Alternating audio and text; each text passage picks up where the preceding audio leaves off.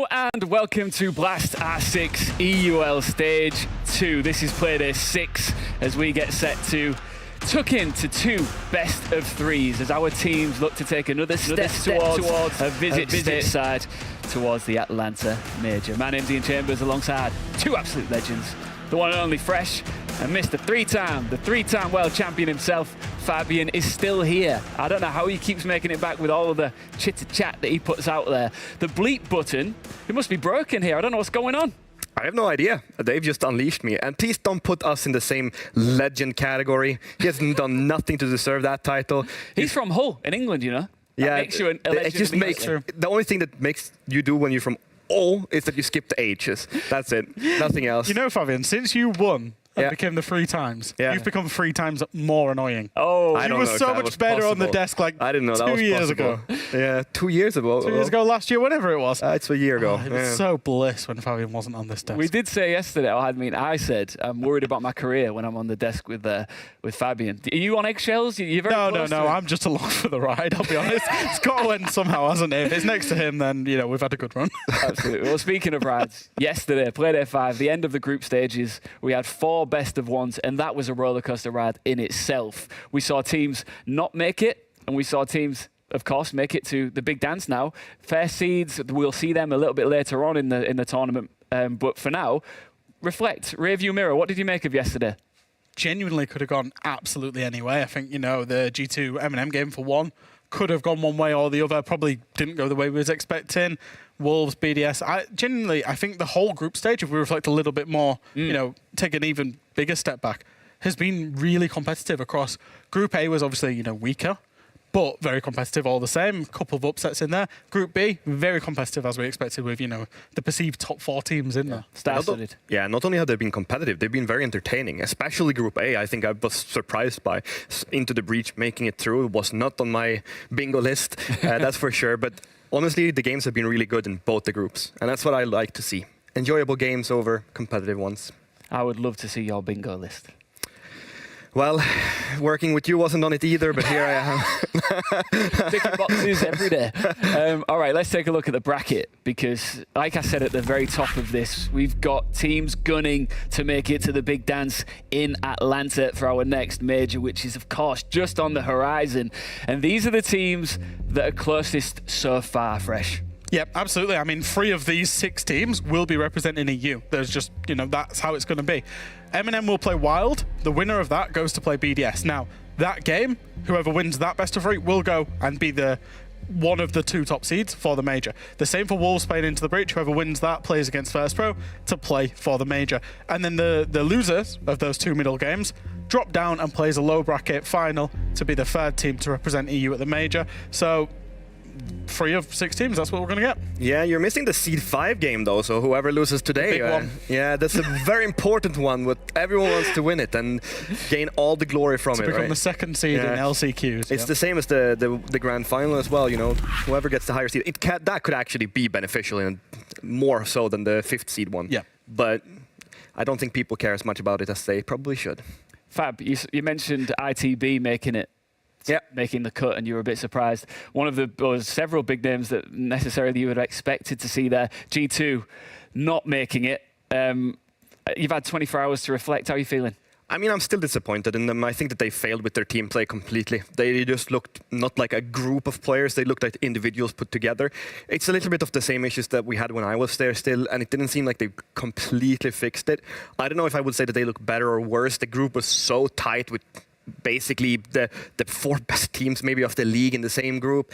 It's very hard to call. I think, and I think that most supporters of G2 believe so with me, they should never not qualify. They should always go through.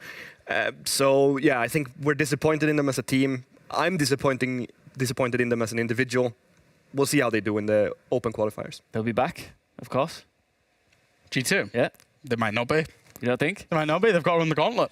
The gauntlet. They've got to run the gauntlet. It's dangerous down there in the Crocodile Swamp. You never know how the mentals will be. I mean, either. I don't know. I'm hearing from the G2 camp. They're obviously excited to play against some tier 3, tier 4 opposition. We'll see. All right, if you're watching at home right now, do not like a spoiler, then you might want to... I was going to say turn off. Don't do that. We want you here. We want to sort of look at potential brackets and how it could all unfold from these two's perspectives. So Fab, Yeah. do you think you can predict the future? I know I can. I am the God Emperor. I can predict anything, and I can make it happen too. All right, let's take a look at Fabian's 3. So this is how he thinks this bracket will unfold, and he thinks he knows exactly which 3 teams are going to make it. Yeah, I mean, my prediction here is that Wild would beat M&M, and that solely comes from I was thinking that Wild were very arrogant with their playstyle against ITB going on to Bank, and also going against Virtus Pro on Consulate.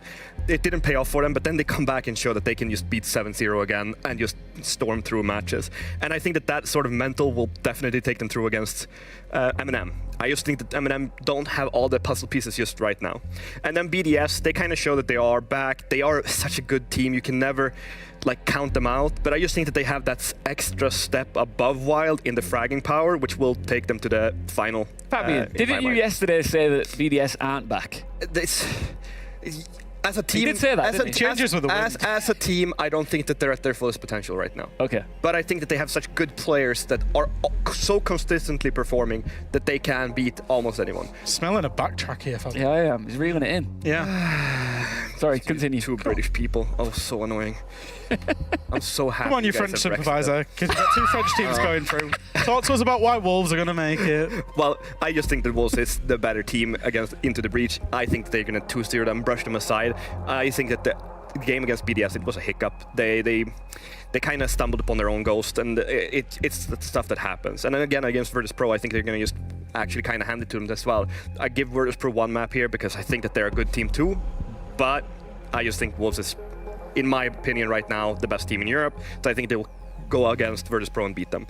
However, against BDS, the ghost is still there. Can't deny it. I don't think they can beat them in the best of 3, solely because of their own mentals, but who knows? Maybe they can.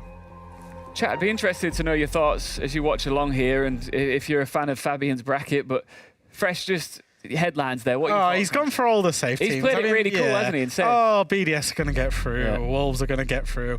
I've gone a little bit differently in my bracket. Let's go, baby. Do you know why? Because M&M, and I'm going to start up at the top. This is who I think is going to go through. M&M have been playing 3 out of 10 Siege. I think they've been playing at 30% of their potential, which means they've got 70% to go. When they activate today, they're going to beat Wild. When they activate next week, they're going to beat BDS. And then they're going to win the final and be EU's #1 seed. That is a little bit of copium, hopium, whatever. And also, I've got to back the UK boys. Now, Wolves, I think, will be into the breach today. I do think that's going to happen. And then potentially go up against the Russian Cyborgs and then lose it out. I think VP are way too good. Too good on the defense, too good at round recovery. All the stats are lining up that VP are pretty much the best team in the league, to be honest. Then M&M will play VP, that's whatever, it's a seeded match. So M&M VP going through, and then we're going to get a BDS Wolves rematch, where BDS are going to beat Wolves because of that mental block that we keep talking about. So you both agree on BDS? Yeah, BDS should make it through. They should, and they have all the chances to do so. It's a quality team. It's just that they need to start showing that, not just the individuals. What do you make of Fresh's theory before we move on? UK sympathizer. That's what it is. You're a French sympathizer. That's potentially worse. Yeah, but we're in Paris. Like, I'm looking out for my own safety here, right? I'm looking out for my own safety. Or I can predict the future, and all the games will go exactly like I put them. And when they don't, if they don't, you know that maybe I lied.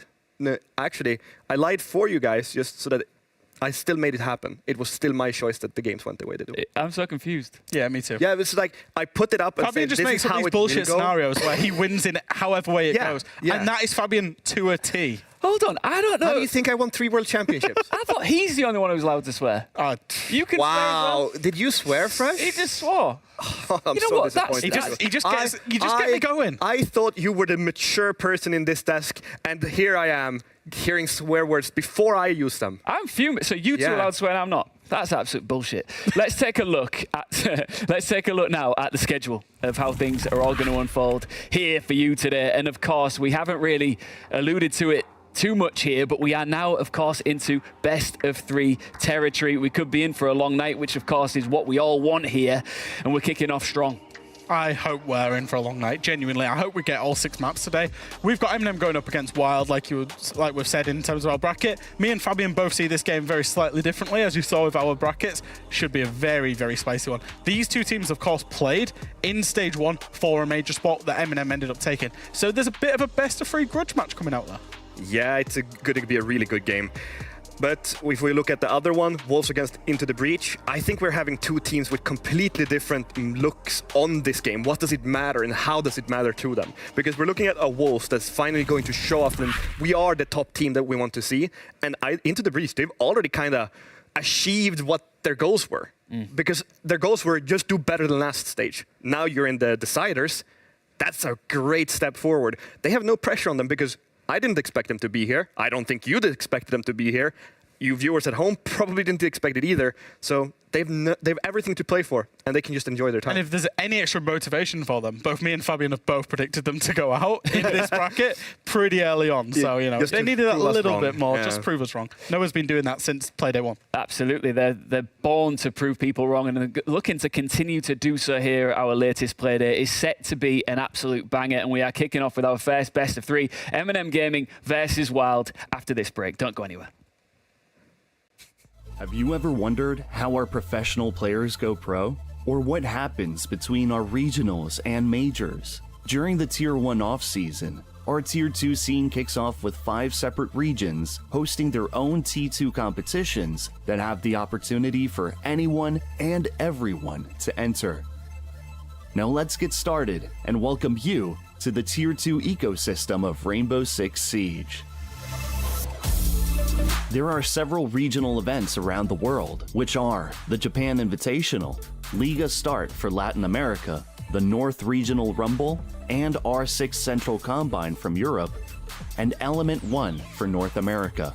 Let's start with the Central Combine. 2 Tier 1 qualifying teams are sent straight to the playoffs, whilst there are 4 national spots composed of teams from the Legacy national competitions and 2 EU squads made from teams that are at least 3/5 from Central Europe. These 6 teams go straight to Phase 2. There are then 18 more spaces to be filled by open qualifiers, which means this is your chance to get involved. During Phase 2, our 4 national teams, 2 Central European teams, and 18 qualifying teams will be divided into divisions to play against each other based on a point system, with the lowest 2 teams of each division being eliminated. Our remaining 12 teams will be grouped into 3 conferences, competing for their spot in the playoffs. Each team will play every team in the other 2 conferences for points, with the highest scoring 6 teams moving forward to Phase 4. Phase 4 is our playoff bracket, where our top 6 teams from qualifiers and our 2 Tier 1 teams face off in a best of 3 bracket. At this stage, everyone gets a share of the €40,000 prize pool, where the winning team will take home up to €15,000. These events aren't just about the money though. Our Tier 2 events give you the platform to showcase your talent to the world. The matches are live streamed on our official channels with the best upcoming analysts and casters that BR6 has to offer.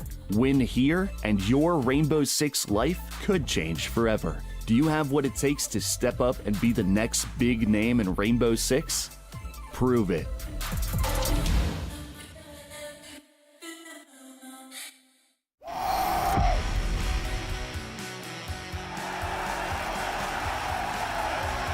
I want M80 to be one of the most successful and dominant esports organizations in the world. When the manager Golden reached out for a coaching position, I thought, why not? What could hurt? You just got to take their soul away. You just got to destroy them. It's definitely better to let the player do the talking, but tend to stay clear of the people that have big egos. Energy carries everything into winning. This is Rainbow Six at its best! Try not to hold on to revenge too much the past. If we were to play them again, it would just be like just that urge of competitiveness to beat them. We know our potential, we know what we are capable of. The opponents could definitely take the title from us. The past is the past, but in the moment you have everything you need to do to be better.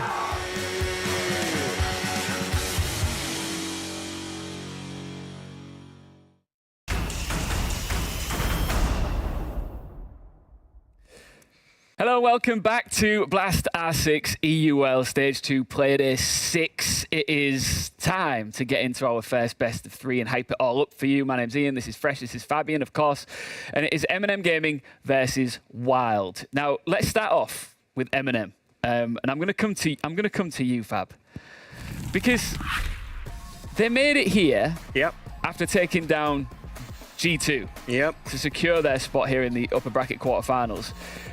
Just briefly from you, they must be feeling super confident after that. I mean, it's a grudge game, every game against G2, because of how good friendships they have. They said it themselves in the interview that they don't really like losing against G2. First of all, who likes losing? But against G2, it stings even more for them because of the friendships.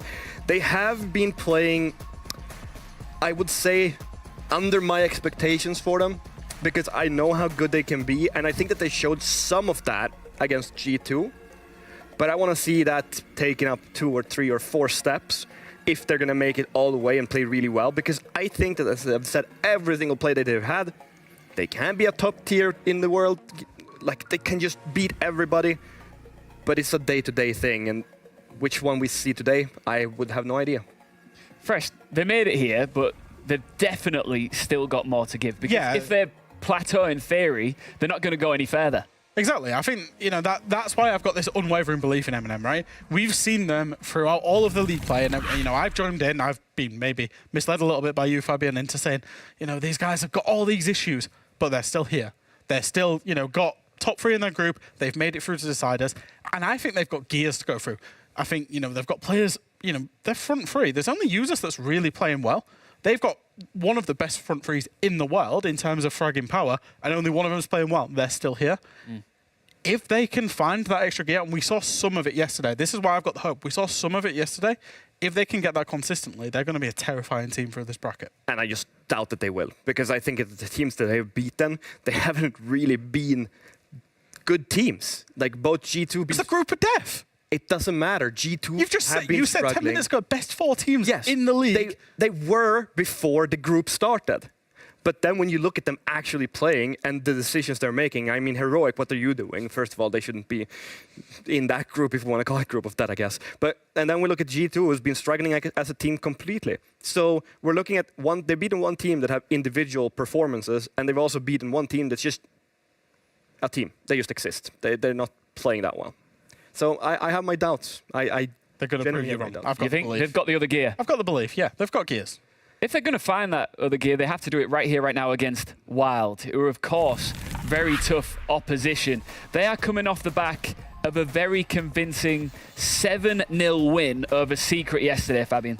Yeah, I mean, this team is so up and down. It's so hard to place them where they're at. But I think that the reason that they're going to come through today is that if you can go 0-7 down, turn that mentally around so much that you can turn it into a 7-0 after that for your own sake, I think that they have everything that they need to do. Like, they have everything that they need to win this game, and you just don't do that if you're not super happy with it. But I think it's also kind of map dependent. I think that they need to be on the map that they are comfortable on and not take too many chances, because that's what I think they did on Bank against Into the Breach, where they lost, and I also think that they did it against Virtus Pro. So you think if they get the right maps, they can make light work of M&M? Yeah, and if they screw up the map bans today, that's where I see them struggling. And where they have struggled, just to add on to this, is best of 3s. We saw them lose best of 3 against VP for Copenhagen, lose best of 3 against M&M for Copenhagen, lose best of 3 against Wolves for Copenhagen, lose a best of 5 against BDS for Games 8. These guys have not struggled, have not done well in terms of when they've hit the bracket. Yeah. So that is one hurdle they get to get over, which they have to get over, which links into the map pool discussion as well.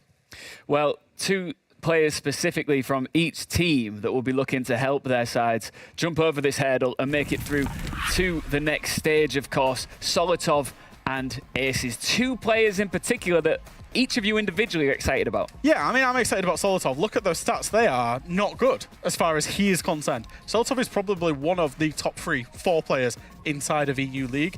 When I say M&M have got gears, one of the big reasons I'm referring to, Solotov himself has got gears. Him being +3 and net 0 on entry isn't Solotov as we know and love. He is one-man army most of the time. He's not been this stage.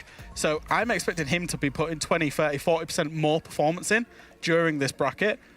And that's what I'm expecting from him in terms of that improvement. And I picked Aces here, a.k.a. Ginger Daddy. aka the Ginger Terror. That's him on the server, and he's going to demolish M&M today. I think we're looking for a Aces masterclass. He's going to completely shut them down. I've been impressed with him. Like, you just remember the clip where he goes into the basement on Chalet and goes 3 kills on Koi. Mind-boggling. He's been amazing this stage, and I think he will keep that up. Yeah, I mean, he's got 1 clip. Solotov's got hundreds across majors and 6 of it. Yeah, whatever. That's fine. Has Solotov ever won? What's Aces ever won? I just trust myself, because I've won everything. Oh, it always comes back to that, Yes, all you've... Center of the world. Do I need anything else? Maybe a 4th. What do you think about that? They'd have to pay me really good salary to take a job like that again. I don't think that's possible. All right, well, here's a 3-time champion. Will we make it to 3 maps? We can find out which maps are up and available going into this. Pick some bans, Freshy boy. So the first 4 bans are very much expected. Both teams taking out very low preference maps for themselves. Here's the big thing. I was expecting Wild to either pick a cafe or a border. Now, they've picked for Cafe because it is by far and away their #1 map preference. However, we saw them achieve a 7-0 victory when they last played border, which, was as recent as yesterday, a couple of days ago. So they've gone with Cafe. The reason I thought they should have gone with border, actually, is they would have been able to leverage Cafe against M&M for a harder decision for the decider later on. If they'd have picked border, they could have banned in the same way that would have left M&M a decision between Cafe or Sky, which is a harder decision. M&M, conversely, have picked Chalet, which while did get that 7-0 on, but M&M love the map. I think it's been really smart, actually, by Wild. Because if you look at, they have information on both the maps. So first of all, if Wild picked border on themselves, they would have given away their own information by playing it themselves. But now they have information on both Cafe and on Skyscraper for M&M. So I think it's Chalet, right? They've played it. Yeah. So they have really good information. It's going to be a really good game. I'm looking forward to it. The way the maps line up in terms of performance as well is Wild generally have got the better performance. M&M have really struggled the last few times they played Cafe. Don't think they've won it in the last 5. Wow. Well, here's the votes that have come through as well. M&M Gaming at 54%, which is a lot of belief from our viewers. Must have a lot of UK viewers because everybody else who actually knows the game. People just know you talk about yourself and I talk logic about the game, Fabian. That's why. That's so? Yeah, that's exactly why. Yeah. All right, I think the game is ready, but before I throw, last second prediction. Oh, no, I think Wild is going to win it 2-1. It might be a 2-0 if they're turning up for the day. I think M&M win it, but this map might be a bit of a struggle. All right, well, your ears are in for a treat. The Siege Symphony that is Des and Ace, 2 of my favourite people in the world, are casting this one. They're back in action for some EUL. Enjoy. Thank you very much, Ian. Feels weird to say that name, doesn't it? Welcome back, matey. I tell you what, Tim, I can't help but call Fresh out for a second here, because all day long we've been talking about this game. That makes a change. Right. Straight back on the mic and I'm calling out Fresh. It's been all about Wild, and now here he is saying R2 on M&M. What's happened there? Turncoat, Tim. Turncoat. Well, it just depends which way the wind blows, doesn't it, with these analysts? But I'm sticking by what I said this morning. I think I like Wild coming into this. I think it's going to be a tough game for M&M. Wild made it to this point last time and struggled. They've got a point to prove. They want to come in here and show that they can go that step further, that they've developed. The only thing I will say, looking at those maps, I think you've got Cafe, which is really good for Wild. You've got Skyscraper bookending at the other side that's really pretty good for M&M, and then you've got this battleground of Chalet in the middle. And I think the winner of Chalet could be the winner of the day. So I'd expect 2-0 Wild or maybe 2-1 M&M. But who knows? We're in for a cracker. Look, someone's got to back the boys, and I was M&M from moment 1 as well. I think seeing this draft, I was saying yesterday, surely they don't get Sky. The 2 maps that they've won 7-4 against Heroic and G2, surely not. But it's made it to a decider, so I really hope we get all the way through to 3. Anyway, Cafe underway. Let's have a quick talk about these bands, Tim. Sledge coming out, Nades from below. Love seeing that. And the Ying and the Clash following through as our next 2 bands. Yeah, Clash is an interesting one coming in there from M&M, but I mean, Clash is a difficult operator to deal with sometimes. She can really hold things up.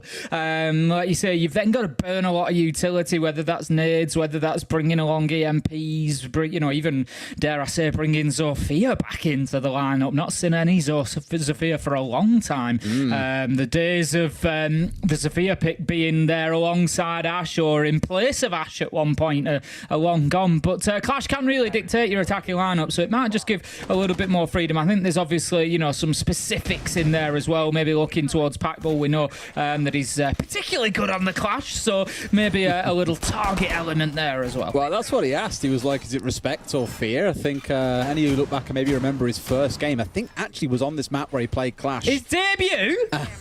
And back in the day, I remember actually he played back when Dead Body stayed in the game, and he was on the ground as a Clash and just domed someone as they came in through double doors. It awful. Was disgusting. And so he earned his name and has been that player ever since. Anyway, it's off the board, it's taken away. In we go here, while starting on the defensive side, M&M on the attack with a late switch over towards Grim for Nello.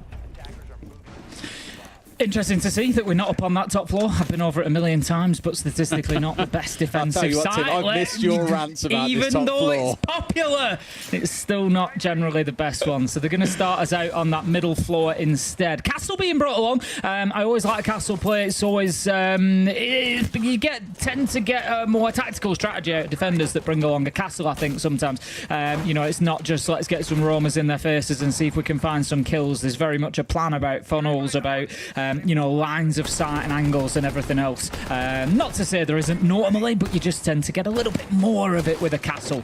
Solotov, though, kicking us off straight up there to the roof, gets a couple of hatches open. M&M are underway with this top floor clearance. They're going to want top floor control here because they want to use all those lovely, lovely soft floors to open things up and get some verticals down onto that site. Yep, with this window being opened up here where they had the Castle barricade on for a second on the white stairs, that more gives you the angle straight down white corridor. So straight away you can see for M&M it's about trying to restrict the movement of these defenders here, really constrain them in a little bit, give themselves some map control to play with, and I imagine ideally it's trying to free up Piano a little bit so they can get bodies inside the building and start working their way over. Without that sledge, as we've mentioned, you'd be turning towards things like those breaching charges in User's back pocket. However, only a couple of those left on side as we can see.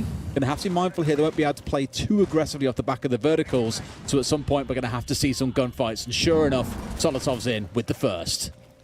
Yeah, that's exactly what they need. Like you said, they're going to need man advantage if they can't get those verticals. But I tell you what, Jegs, he knows that. He's having absolutely none of it. He's put him on ice from the freezer, Des. Absolutely slams Tyrant and Solotov, one on either side. What a response from Jegs. He will not be moved. Patience being shown, though, by Nafe. Wasn't by Nafe, actually. I think it was by Users, but the pair of them clearly had a cross onto News inside freezer and expected that he would move.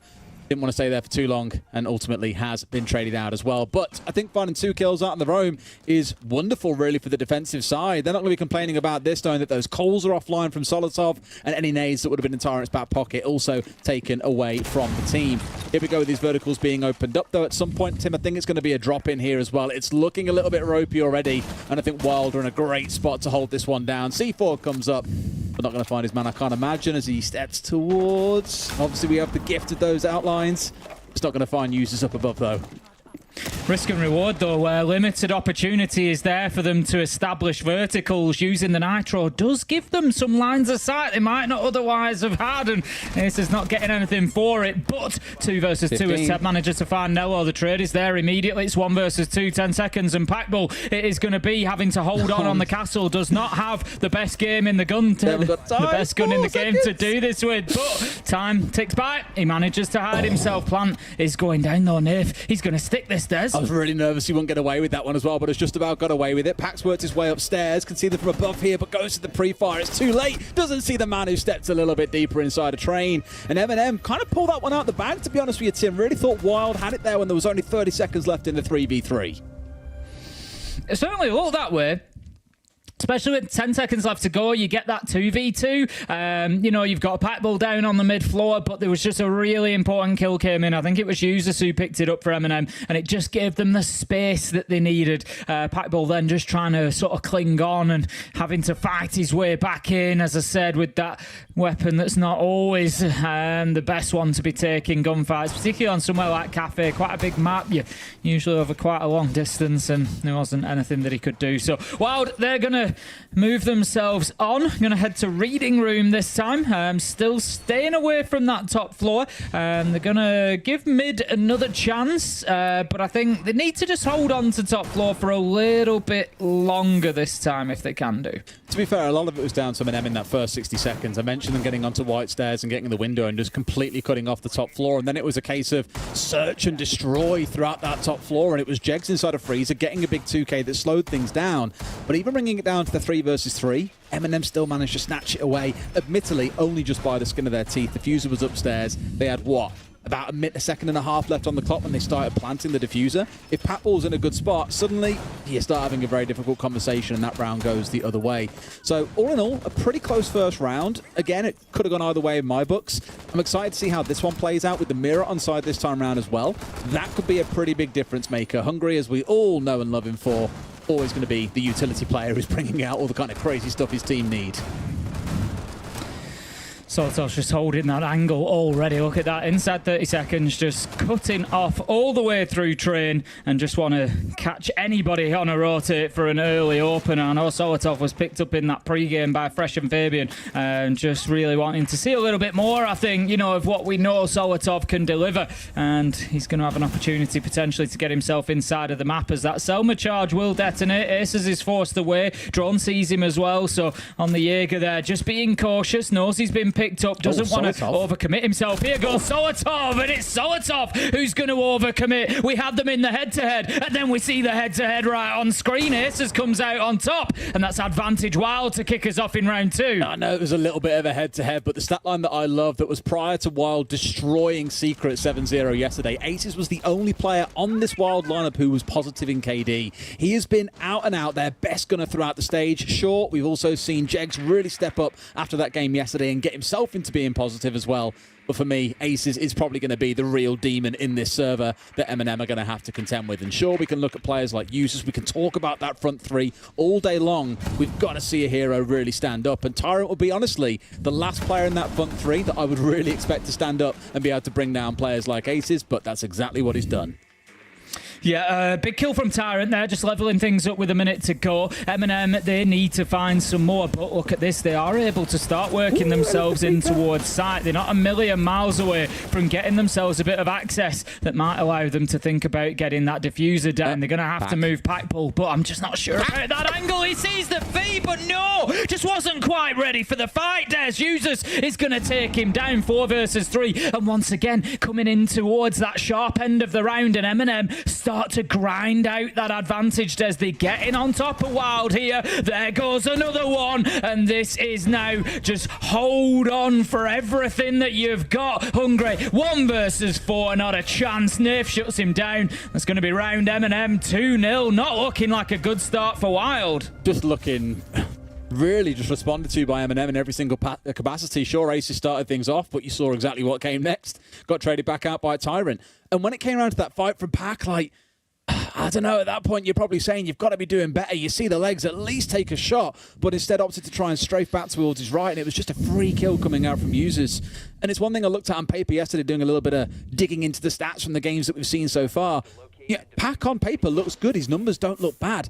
But my thing is, all of his strong stats have come from the 2 7-0 wins they've got. Versus ITB, the massive overtime game they had, and versus VP, where they got absolutely rolled. He crumbled. He was bottom rated. He wasn't really present in either of those games. And I fear now that we're coming into Decider against arguably a team from the group of death, as we've now described it. Is he going to be able to keep up with some of the players in this game? I'm not saying that he's going to be useless, but I do think he's going to struggle against some of the firepower that we've got in this M&M squad. I think anybody would, you know, in reality, like you say. That's for sure.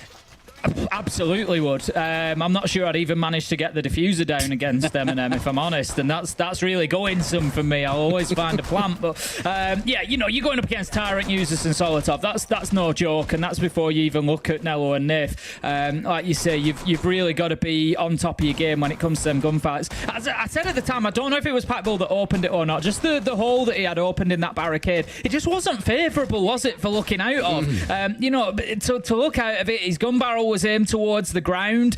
You know, it's not where it wants to be. You want your gun barrel up at head height. It's a one-shot headshot game. You really want to be hitting that, you know, as quickly as you can to end that gunfight and keep yourself with as many hit points as you can. So I just wasn't sure about the whole positioning, the whole angling, just really giving them an advantage. It's something I do with Banshees if I play Malusi. I always put Banshees on the ground. I never put them on the wall, because to shoot them out, players have to aim down then, and that's what you want. It gives you that half a second advantage, and it just he was kind of giving it away there. So I think, yeah, while they need to, you know, avoid those little mistakes, because M&M, they'll punish you for them. They may well do, and M&M are bringing out something real spicy in round 3. They're hunting down Aces. I don't think he has a clue here as to what's going on. This should be a freebie as long as Solotov sees him, but at this point, they have no idea. Now they know. Ace is sprayed down low. May still find his man. No, it's Solotov to strike first. But Tim, we can't ignore the comp they've got here. 6 frag grenades in back pocket. You've got the Capitao and the Glads together. They have come loaded for the execute this round. Yeah, they certainly have. And now, with that kill onto Aces, they've also got control of underneath. You can already see it there. We just had that flick onto Solotov as he was just launching that grenade up at the ceiling above him. He's got another one in pocket. He'll go again. He's just waiting for some information. You can see them on the drones. They're trying to spot him out in Cocktail. That's directly above Solotov's position in reading. And if they get that ping, you better believe Solotov will hit his mark with that vertical nade. He may well do, but you can see him just fishing all around here, from above, from below, just really looking to pick them to pieces here. Another nade in hand, one on the stairs, trying to find his man, but backs away. Hungry now aware there is pressure coming up white stairs, but I'd be more mindful about the pressure that's on the window. It's Tyrant not too far away from him here. If he gets the right angle, he could do some serious damage. They called support across from inside a fireplace, nothing to come off it, and Solotov, what a shot he lands onto Hungry. Deletes him. Jegs down to about 10 HP inside a freezer once again. Plant's going down. They've got the Overwatch coming in from the glass, and Nate's going to get this one stuck out. This one's done and dusted. M&M with another plant and looking to secure an early 3-0. Yeah, M&M playing really well as a team here. Just like you say, able to play that objective, create the space that they need, and find the kills as well. They're sort of looking like a complete package at the minute. I'm sure there's a lot more Siege to be played. Beautiful angle there from Teb. Just can't find his man on that East rappel, but it's looking a little bit rough for him here. 1 versus 4. They know exactly where he is, trying to work his way back up white. I think he's just trying to threaten him with a potential jump out. It's not going to happen though, as Nerf manages to find that final kill. We just had a player drop part way through after death, I believe. Just a little bit of a HUD bug that was identified in the chat. So we'll have them back in ASAP. And, well, they're already in. They've beat me to it. And I think once we have this timeout from Wild, no surprise at 3-0 down, Des. Yep. Look at that from Nath. 5-0, 2 plants. He's going well. Absolutely flying at the minute. He is. He's going incredibly well right now. Nath actually topped the scoreboard against both Wolves and G2. He's been having a wonderful group stage so far. You could say that about a few of the players really on the side of M&M, and looking really across like users, looking at Nath here as well. Solotov, although he's had a couple of stinkers, had 2 massive games versus BDS and Wolves. You could call him almost a big game player in the same way that Nate is, and this is one of the biggest games you'll come into. You lose here, you're knocked out, you aren't in contention to get yourself to the major. Instead, you're going to have to go and battle your way in through those open quals. So, to have big performances like this from Nate, from users, even to have Solotov getting in the mix, yes, he's on 3 deaths, but he's been in the mix every single round. Just shows here that M&M have woken up on the right side of the bed. Wild still yet to get out of first gear, though. Just to give you a bit of context as to you know, where this game fits in and why it's so important, of course, for anybody who's maybe just missed our wonderful pre-game with Fresh and Fabian and Ian, of course, on the desk. We are in the EUL deciders, so we've been through those group phases, and these are the quarterfinals. So we've got 2nd and 3rd places playing off against each other. So this is 2nd place from Group A playing against 3rd place M&M from Group B, and the winner will go through to face BDS in the semi-finals. I don't fancy that. don't think anybody will, but I tell you what, I fancy that more than losing and going out into that, that last chance qualifier, which is what will happen to the team that loses this. They drop straight out. The one who wins, albeit against BDS, have a chance to continue and get that direct qualification into the major at the earliest possible opportunity. So this is the stakes here are absolutely huge. Make no two ways about it. And I find these games fascinating because, your form, your performances from throughout the group stage sometimes just go out of the window because there's so much more on the line, it feels. Rather than thinking, you've got another game next week, you've got another game tomorrow, this is it. This is the full stop. This is all or nothing now.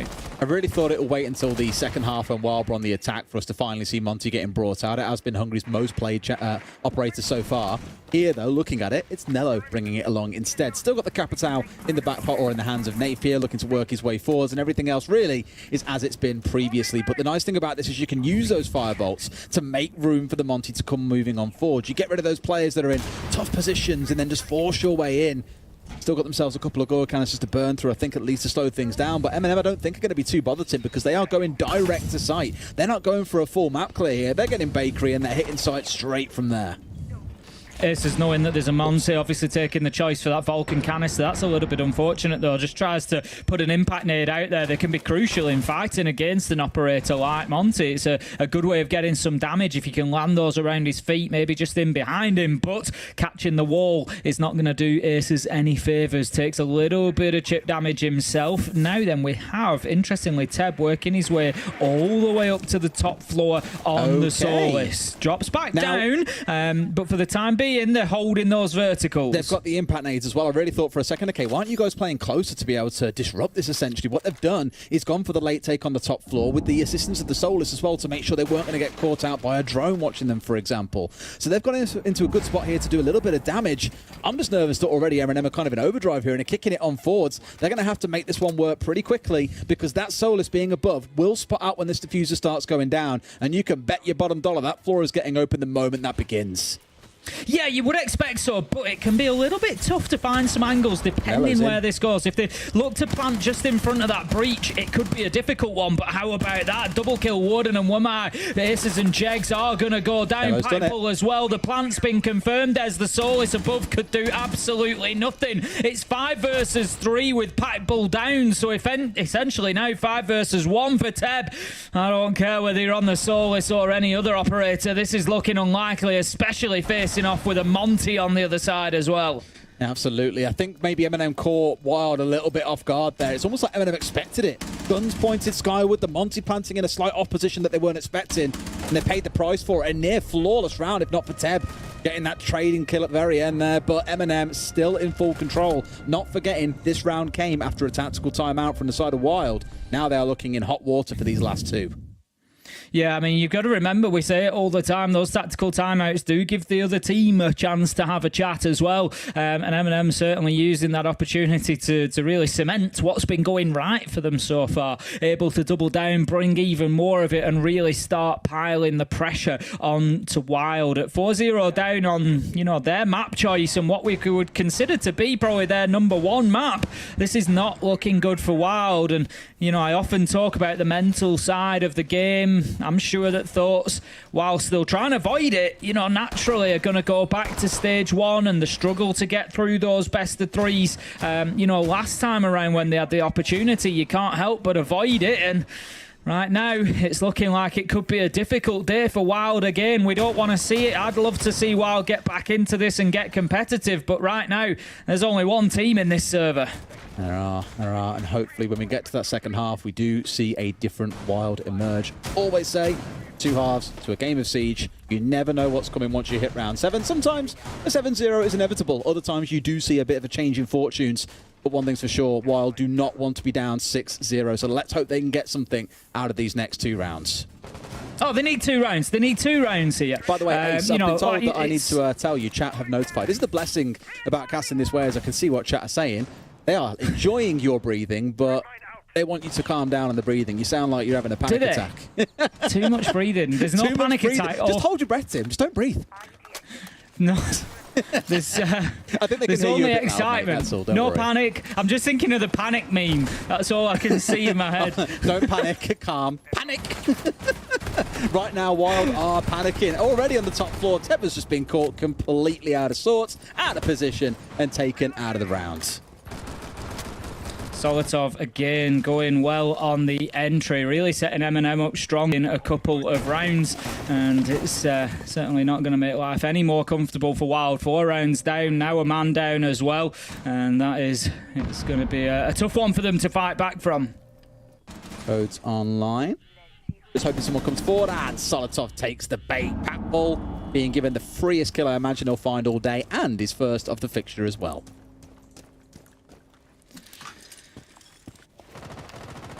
Right now, I think Wild just looking to try and hold on. They need to burn as much time as they can here. M&M, apart from that first round, I've never really felt like they've been under a lot of time pressure.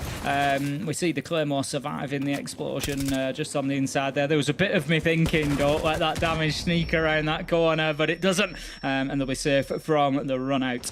Gonna have Jegs on very little health here. He's got his gadgets activated, but it's going to be very difficult for him to move away from White Stairs because he's going to take an absolute clip of a bullet as he tries to move away from there to end his life. So having to be very careful. Users picks up aces, and it's not looking good for Wild Des. They just keep on picking their way forwards, and dare I say Wild look a little bit disjointed here. Going back to Teb at round start, aces just then. There's no real team play coming out of it. They're trying to slow them down and sure, having a little bit of success, but again, it just feels a little bit fractured, like they're leaving themselves isolated to be hunted down by M&M like a pack of wolves, and really not much more can be said than that. Here we come though with 4v3, only 30 seconds to play. The clock now going to start working in M&M's favour. However, they find one another on very low HP. It's Jegs just to the right. Tyrant, go to the right, buddy. You played so well. Just one more. That's all you need, my man. One more kill's all he needs. It's an easy closeout. M&M with the close. 5-0, Tim. Wild, where are you, my friends? They really need to get them. So right now, it's easy. You know, I'm going to say, I know that this sounds like the simplest thing in the world. They need to get around. But I say that because of how crucial it is just for them mentally, because right now it's like they haven't started playing this game yet. You get one round and you think, right, we've got something, we've broken the momentum, we can start to get ourselves back into this a little bit. You know, it's 6-0 half. There's a bit of me that thinks, you know, if it was me, I'm thinking I'm already looking towards the next map at that point. You know, these players will believe, of course, that they can turn it around, that they can, you know, do the flip reverse and hit them for 6 in return and go to overtime. But it's just going to be such a big ask. And mainly because of how M&M are playing. You know, look at Tyrant 5-1, Users 7-1, Nath 6-0. How do you fight back against that for 6 rounds in a row? That's why it's so crucial for Wild to get this last defensive round. Well, Tim, you give him a better gun, maybe Wild come out on top, and that's what I'm half expecting to see in the second half, at least for a couple of rounds. But I can see this being 7-1, 7-2 quite comfortably for the side of M&M. The big thing for me that I've seen on this side of the map so far has been, or this side where M&M are on the attacking side, sorry, is just that togetherness, right? They know what they want to do at round start. They know the angles they need to expose. They know who they need to have on what windows, at what time, and how they're going to force players to move. And they're just making Wild look a little bit sillier, a little bit amateur, dare I say, by forcing them to come running into difficult spots. I look back again at Teb in the previous round, Ace being picked up for free by Yuzus. Just little things like that, all the things that Wild want to do, which is be disruptive and get up in front of M&M.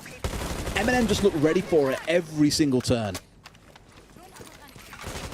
Nath sending in the drones. Again, like you say, being ready for everything is something that M&M are doing well, and they're using the drones well. They're getting that information game played. They know everything that they're coming up against. They've got the IQ, so they're playing well against the Valkyrie, for example, in this round, and they just seem to be a step ahead at the minute. Users just having a look to see if he could reach the Valkyrie Black Eye, but could not find the angle through the hatch. So the cam will survive for the time being, at least, but at the first given opportunity, I'm sure that will get taken out, along with any other utility that the IQ picks up. We've seen this scrum a few times as well, alongside the Decabi, and I think it's just really oppressive, right? It's like a new version of Lion, whereby you're being called out, you're being scanned here, okay, you're being hit by bees at the same time. you know, you are going to be screwed no matter what happens is the way to look at it. And you can hear now, in comes those launchers, all the bees being dropped in. And immediately Teb's like, yep, get me out of dodge. I am not staying around here anymore while those things are swarming around. Hungry's going to drop away as well, so that's top floor control now gained by M&M. They've got 1 minute and 20, so plenty of time to work with. They've got 3 soft breach chargers in the hands of users that can be used to start opening that floor up a little bit. They only really need to open up the angles into reading room, to be honest, and that's going to allow them to get in from reading door and maybe get a plant down. So I'm sure that's something that they're going to be looking for. User scores on the rappel, probably going to get himself in, I would imagine, and start that process. Aces does manage to pick up Solotov elsewhere, though, in a little bit of a reversal of fortunes. The entry kills have so far largely gone against Wild, but especially where Solotov's been concerned. But no, Aces manages to get one back. I think that makes it 2 each for them onto each other. Certainly been battling against each other this game. Just feels inevitable even with the 5 versus 4. The things still can go horribly wrong. Aces rounding himself off, just about narrowly getting away from the footholds as well. That would have seen him, Nate, a few seconds too late. But Tim here with 15 seconds to go, maybe it's not so inevitable, but actually they can still do this. Teb gets one more as well. They're on the upstairs here. Hungry hits the deck. Tyrant down to about half HP and shot in the back as well. They didn't know this was coming. This time around, it feels like Wild will finally get that little bit of padding they were looking for. One more hits the deck. Surely they can't get away with this one. In and trying to plant, but uses the last one left standing. Pat will finish him off, and Wild do finally get themselves on the board. That's exactly what we wanted to see at the end of the half there. Best possible outcome of round 6 for Wild. They get themselves one on the board, but also at the perfect time. If you're going to take a 5-1 half, you're better off picking up round 6 than round 2, for example, because at least you're breaking that momentum. Mentally, you're saying, coming into that second half, right, we've got our round, we've started things, we're rolling, we just need to keep going now. It's one round at a time for Wild. They just need to focus on the one in front of them. Round 7, first attack, it's going to be on to Kitchen. Again, they haven't brought too much in the way of soft destruction by the looks of things. There's time for that attacker lineup to change. Of course, throughout the prep phase, the attackers can choose their operators. You see that happening now. The Iana switching to the Jackal. We get the Brook brought along. That is screaming to me. Top floor take. The Ram as well. Open everything up on the mid floor. So, roamers, beware. Absolutely. I'm keen to see what Wild brings to the party as well. I've mentioned, okay, get him on some bigger guns on the attacking side, and maybe you'll see some changes coming into the fortunes of how these rounds have been playing out. But now, though, it looks like we are going to see a couple of spicy things coming out. Patbull on the Ossa being number 1. I thought we might see the Monty coming out given it was available, but clearly Hungry's saying, nah, not for me. Wants to get across on that Ram. And with the sledge band away, it feels like the perfect time to bring that operator out. Here we go then, into action phase. The question for me is how quickly can Wild get this done?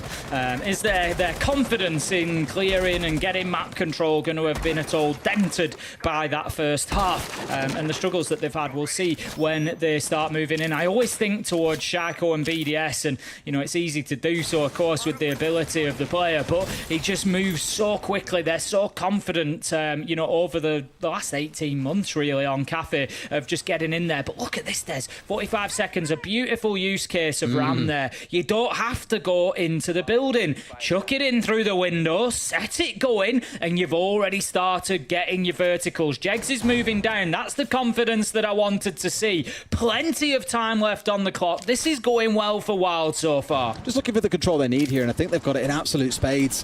I mean, looking at the lineup, you've got the ITR and the Jackal, you've got the Buck Skeleton Key, you've also got the Ram. They can open up every single bit of soft flooring on this map if they so choose. Not forgetting, of course, like you touched on with the Ram earlier on, that you can also curve it from outside the building to go through the rest of the map. But here, you get this wonderful cut all the way across. And I remember when everyone first saw the teaser, they were just like, God, it feels like death from above. And I can only imagine it sounds just like it as well.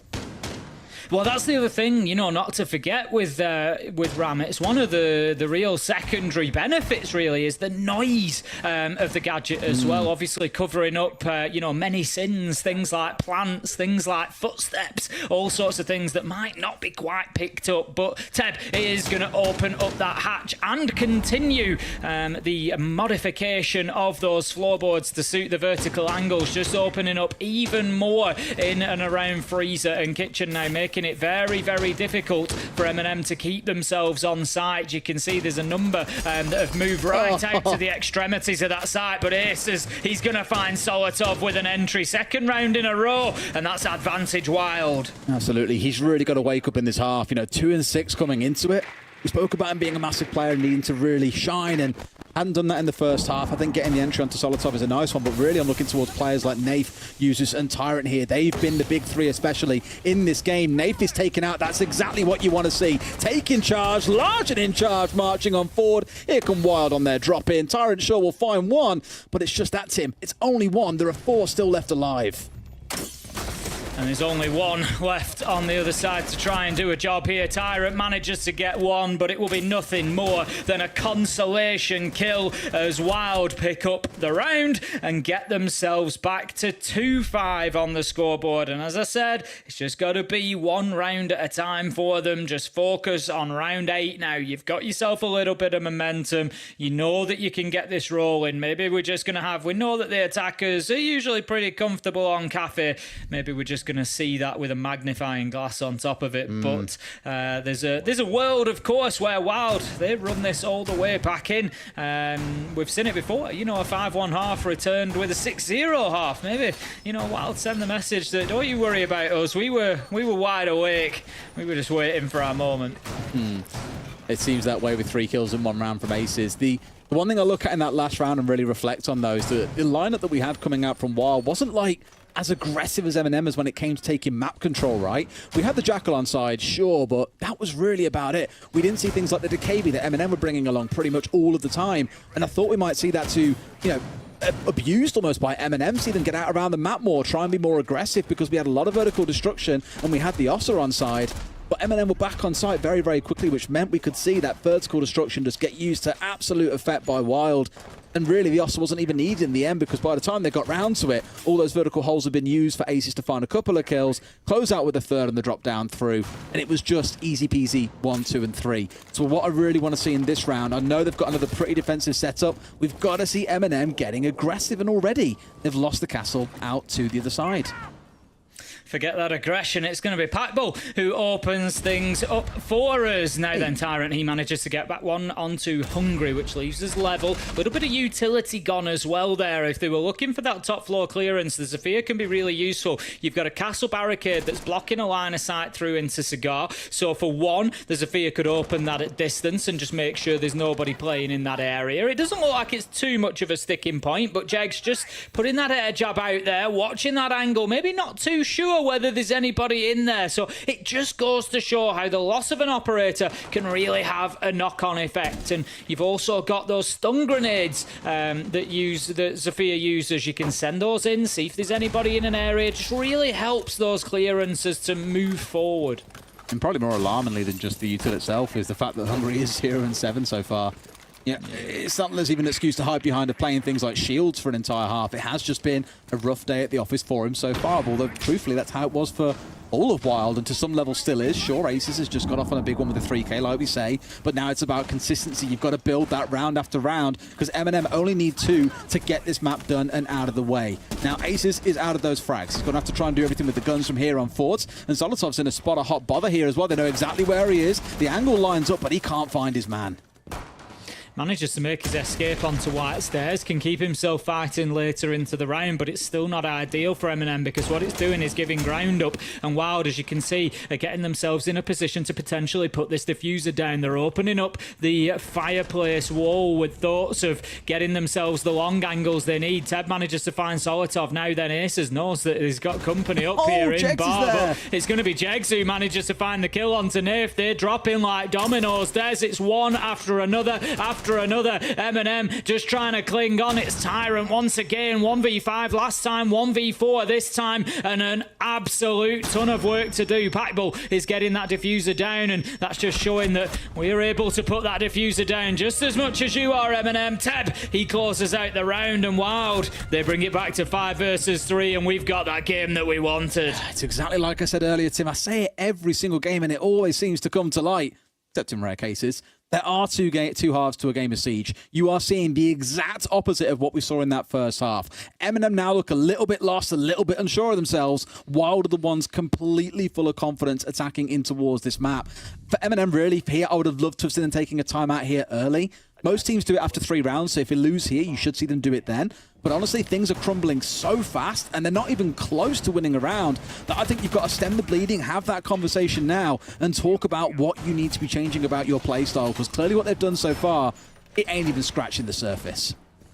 No, that's it. It's not even really been close for M&M trying to hold on in those first 2 defensive rounds. So heading into round 9, then we'll see whether they can make a better job of kitchen. I feel like they need to learn from what happened last time. We've got a slightly different lineup coming out of Wild, though, and that's what I like. I was almost expecting to see that Ram again, almost expecting to see those similar ideas, but absolutely none of it. Hungry's going to go across to the Blitz, and it just suggests with that Dorkaby in as well that maybe there's not going to be as big a focus, and M&M have shifted. They've got themselves around the map. They've got that presence to stop the mid-floor control coming in from Wild, but maybe they're not going to be looking for it. They need to be careful they don't get hit on side quickly. They're going to. The fact you've got a Blitz, that you've got a DKB, that you've got a Jackal. Yep. The only thing you're really missing from this is a Lion to make this the worst comp to get run over by in the world. Ace is, of course, sticking on the Ana as well. They've got those nades. We know how good he is with the gun, so why take him away from where he clearly is most proficient? But I just think M&M, give it 30 seconds, they are going to get run over. The question is, have they got any response? Are they going to blink, or are they just going to stand tall? And, you know, sometimes it's an option to just actually run over the rush and catch them out on their way in. We hear the phone calls coming along. There's still no sign of movement yet from Wild towards site. We're waiting on Hungry, really. He's going to be the tip of the spear, you would imagine, going in on the Blitz. We've got the canister coming out from Grim, but it's not really going to force Tyrant out of position. Still able to hold on to that shield in VIP. They want Nath out of here first, so they've got more freedom to basically run in where they want to be running in, right? They want to burst in from multiple directions. Don't all charge in the same spot, but to do that, they've got to really unsettle the fortresses of where these defenders are playing. And Nath is proving to be a little bit of a headache. He needs to be gone first, then they can make their play happen. But it feels also like M&M are kind of aware of what be coming here and are adapting. Yeah, they've heard the DKB, they know that there's a Grim on side, they know there's a Jackal. They know something is up and they're getting ready to deal with it. Hungry tries to push in, but he's just going to have to dip back, comes across a goo mine, and it's just going to halt the progress. And right now, Wilder really getting stuck there as they're just not able to start forcing their way in. Nello, he's just going to keep throwing those goo mines out as many and as quickly as he can. Jegs is trying to get an angle onto court check. A minute left to go, and Wild, no real progress yet, no real ingress into the map. They're going to have to find a way. Jegs, he's got himself a nice angle here for any rotate, trying to move back in, but I tell you what, Usus having absolutely none of it. Shuts down Jegs with a beautiful headshot onto the stairs, and here come Wild. Well, you can see, unlucky timing on that one as well. They have burst inside a bakery, but I saw a couple of players working on the other side of the map. Teb's found the kill that he needs. Ace is into another. They're falling like dominoes once again. Tibbet looked for a second like M&M might be able to hold on, but by the looks of it, they have absolutely crumbled when it matters. And Wild, although it took them a good 2 minutes, they run over M&M. Yeah, they've really woken up here of Wild. This is what we wanted to see at 4-0 down. You know, I voice my concerns. We want to see more of a matchup of it. We want to see as many rounds of this as possible. And Wild are really starting to deliver now. They're looking much more that impressive team that we saw through the group stages, looking really dangerous on attack. As you say, M&M just unable to put a halt to anything that they're trying to do, whether that be gain map control, whether that be trying to just rush and run over them. You know, there's nothing that M&M can really say about any of it. I really thought that opener from Usus onto Jegs might just give M&M the wiggle room that they needed. Wild were pushing largely in from Bakery, but nope, absolutely not. Wild finding their kills and going fantastically well. You can just see now, you know, you've got those players all starting to step up as a team as well. Hungry, of course, struggling a little bit, but Packbull, Jegs, Teb, Ace has only 2 kills to split between the whole 4 of them. It just really shouts of a team effort. I love that they'll use the, I know it's a little game, but the sandbox background as well, the player card. The cats. Everybody loves the cats. Exactly, mate. That's what it's all about. At least they're unified in it as well. Defenders, protect your bombs from being defused. Love to see it. A little bit of team synergy. Here we go, though. Top floor, Tim. That's Skinnergy. Skinnergy. That's the one. You've got it. But you got me beat, Tim. 1-0 to you. Here we go. Top floor. Mirror I can't claim it. Parker came up with that one, I think, back in Charlotte, I think it was. Lord, really throwing us back there, huh? Top floor it is. Mirror on side for Yuzus. Couple of C4s, 3 of them actually in back pocket alongside the Valk. Now, when we saw Valkyrie coming along for Wild in the first half, especially up towards the top floor sides, the middle floor or top floor, sorry, we saw IQ being brought along by the attackers pretty much every single time. Wild here so far, not respecting that, going towards the Thatcher, going in towards the Twitch, to may get stabbed in the back a little bit by those Valk cams, assuming they're in good spots and aren't found out by other means. Never an easy one to hold on to. Mirror position inside of bathroom looking outward will be an interesting one. It can be used to hold on to the spot under new hatch, the default plant spot coming in through cigar door. But the reason that I pick up on it is bathroom, of course, can be attacked from that south-sided window on the white corridor. So you can get up there. Just looking across the attacker lineup, they've got 4 nades on side. There's nothing on the side of M&M to stop those nades. So potentially there's just going to be explosives flying in there for whoever's trying to hold on to that mirror. That's potentially going to be a very tough spot. Absolutely. Well, Twitch drones are in and getting to work. Trying to find out whatever they may to get rid of some of those mirror windows is the idea, but one shot drone already gone, not super ideal. The EMP's on the roof, by the way. I want to say it was Meep who spoke about this back when he used to be on Rogue, was being able to use this with the IQ on top and just get rid of things like that. On Club, it's really effective for getting rid of ADSs, and you can toss some brilliant nades. But here, it's about the plant going down. They're inside, they're in bar. There's no one to deny as they've been forced away by the entirety of Wild. Really well played and super well executed. No chance of a deny coming in from M&M.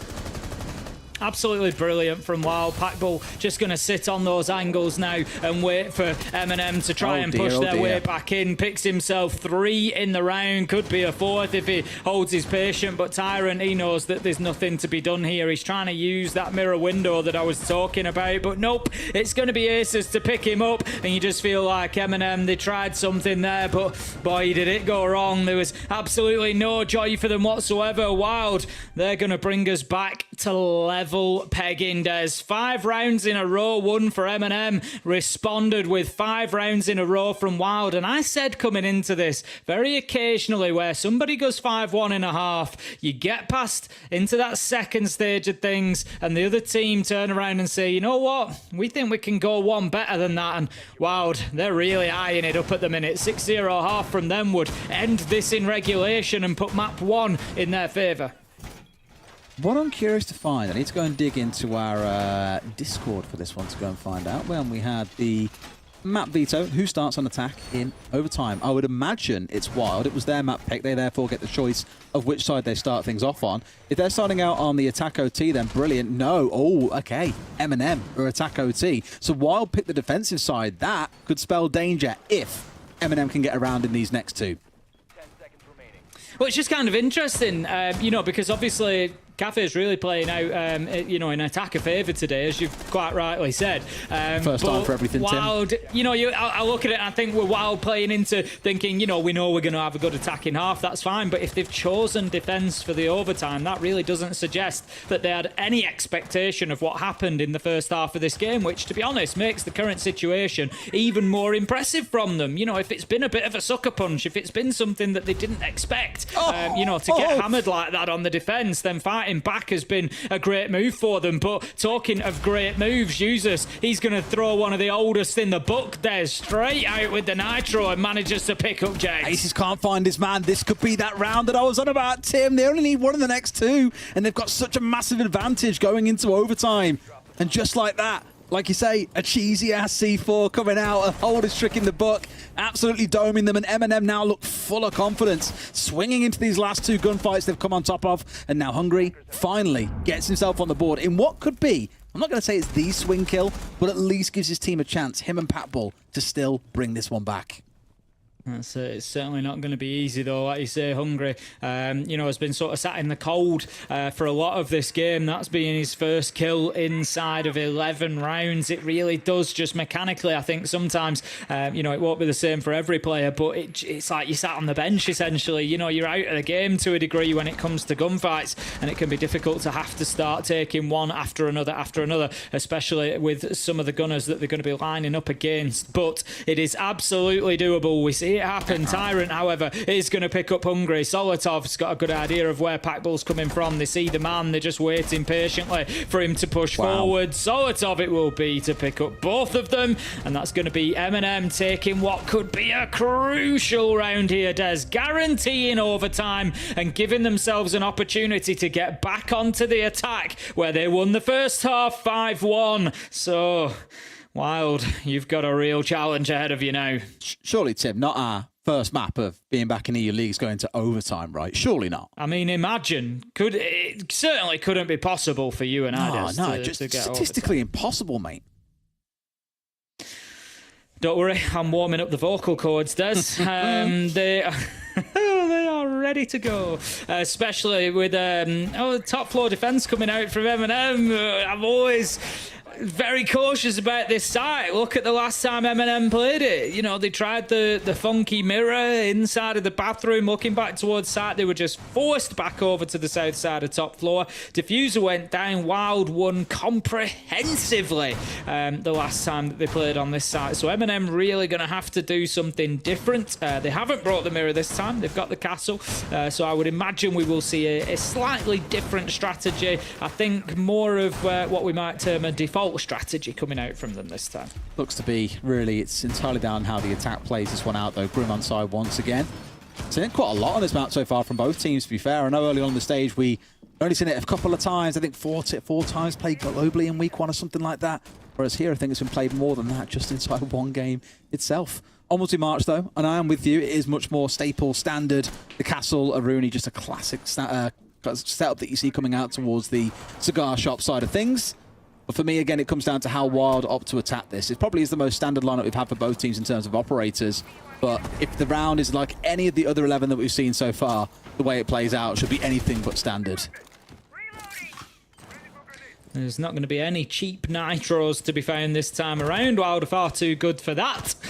They won't fall foul of that again. They are just watching that white door. Users is toying with them a little bit. I don't know if there's maybe a bit of information, a little drone down there or anything to tell them to keep an eye on things, but certainly aware of Users' presence. They're going to find it if Jegs continues with that drone going through for the time being, just looking around that mid-floor, and they need to be careful because they've got boots on the ground in there as well, and there you go. There is a world where Users is able to push forward and make a nuisance of himself. He's got utility there. Certainly planning to play this position rather than up at the top of White Stairs, and I like it. He's got Nitro in hand, so the threat of him being able to rotate underneath could well be a big sticking point. And there you go. Solotov, Nath managed to pick up 2, Des. This could be it for Cafe for Wild. They just look completely locked in as well. Still stuck in behind this setup inside a cigar and having to crawl their way forwards ever so slowly.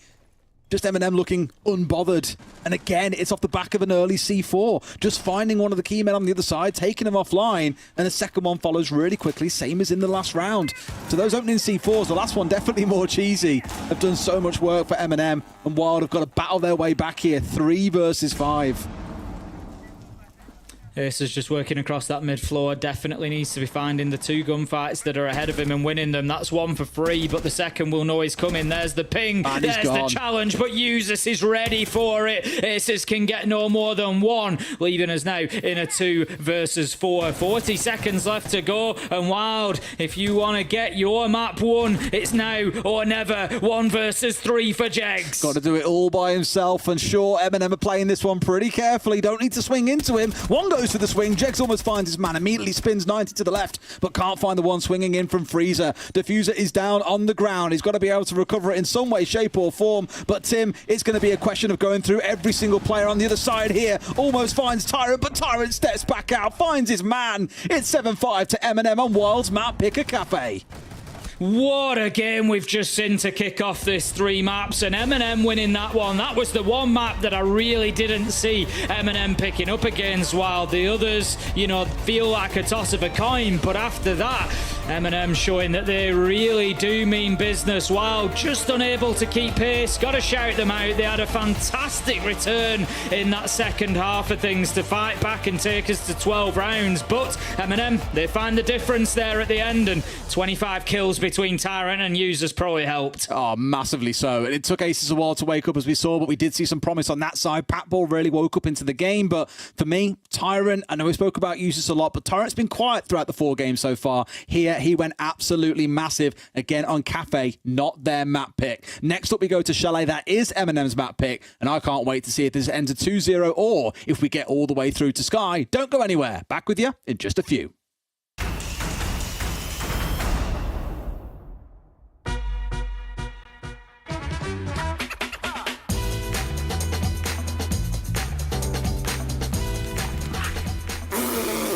It should be easy. Have you put yourself in there? No, of course, bloody not. Oh, guys, you're actually on point. Yeah, I think Dougie has most first engagements. Yeah, might not win them all, but... I just found pick on defense, so I was just rushing it with no chance of attack. Classic Savage. Yeah, of course, he blows himself. That's right. In defense, I think 80% of the round done making an open frag.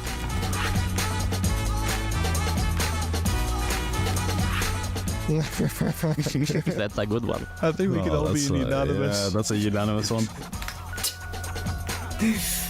It's his birthday, don't bully.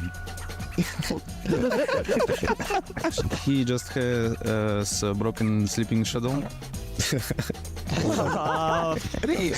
Kind of surprising because me and Mirko are Brazilian. Like Brazilian is used to get late for stuff. So I was tired. Okay. I've got the answer for this one. this is a hard one, I think. I think they will be the same player. I have a good one here. I've lost the Discord. There you go. That's your answer.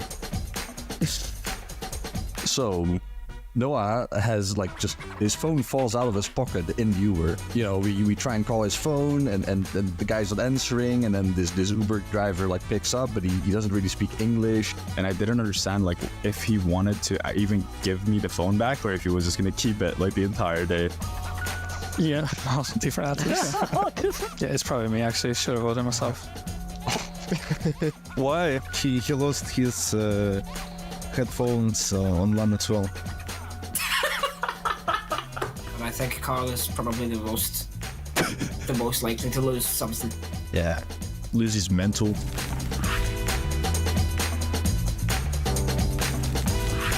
Oh wow. I think we can do this in a few seconds, guys. Stop. I think they're right. I can't argue with that. So he's just very eager to not learn the calls or just like change to what he knows. No, why me, guys? Yeah. Why me? I mean, I think he's trying his best. I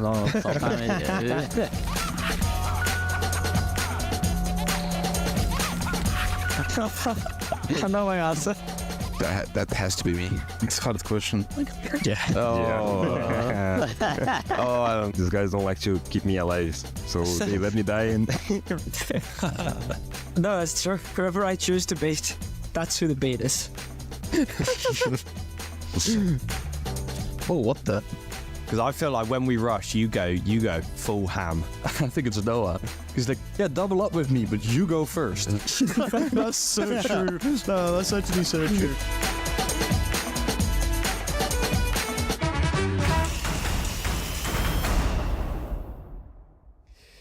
The decider bracket is well and truly underway as we kick off our first best of three, and M&M take Cafe from Wild, and they show that they're all business. I mean, Wild did show a little bit of fire, but Fresh, it wasn't enough. No, wasn't enough.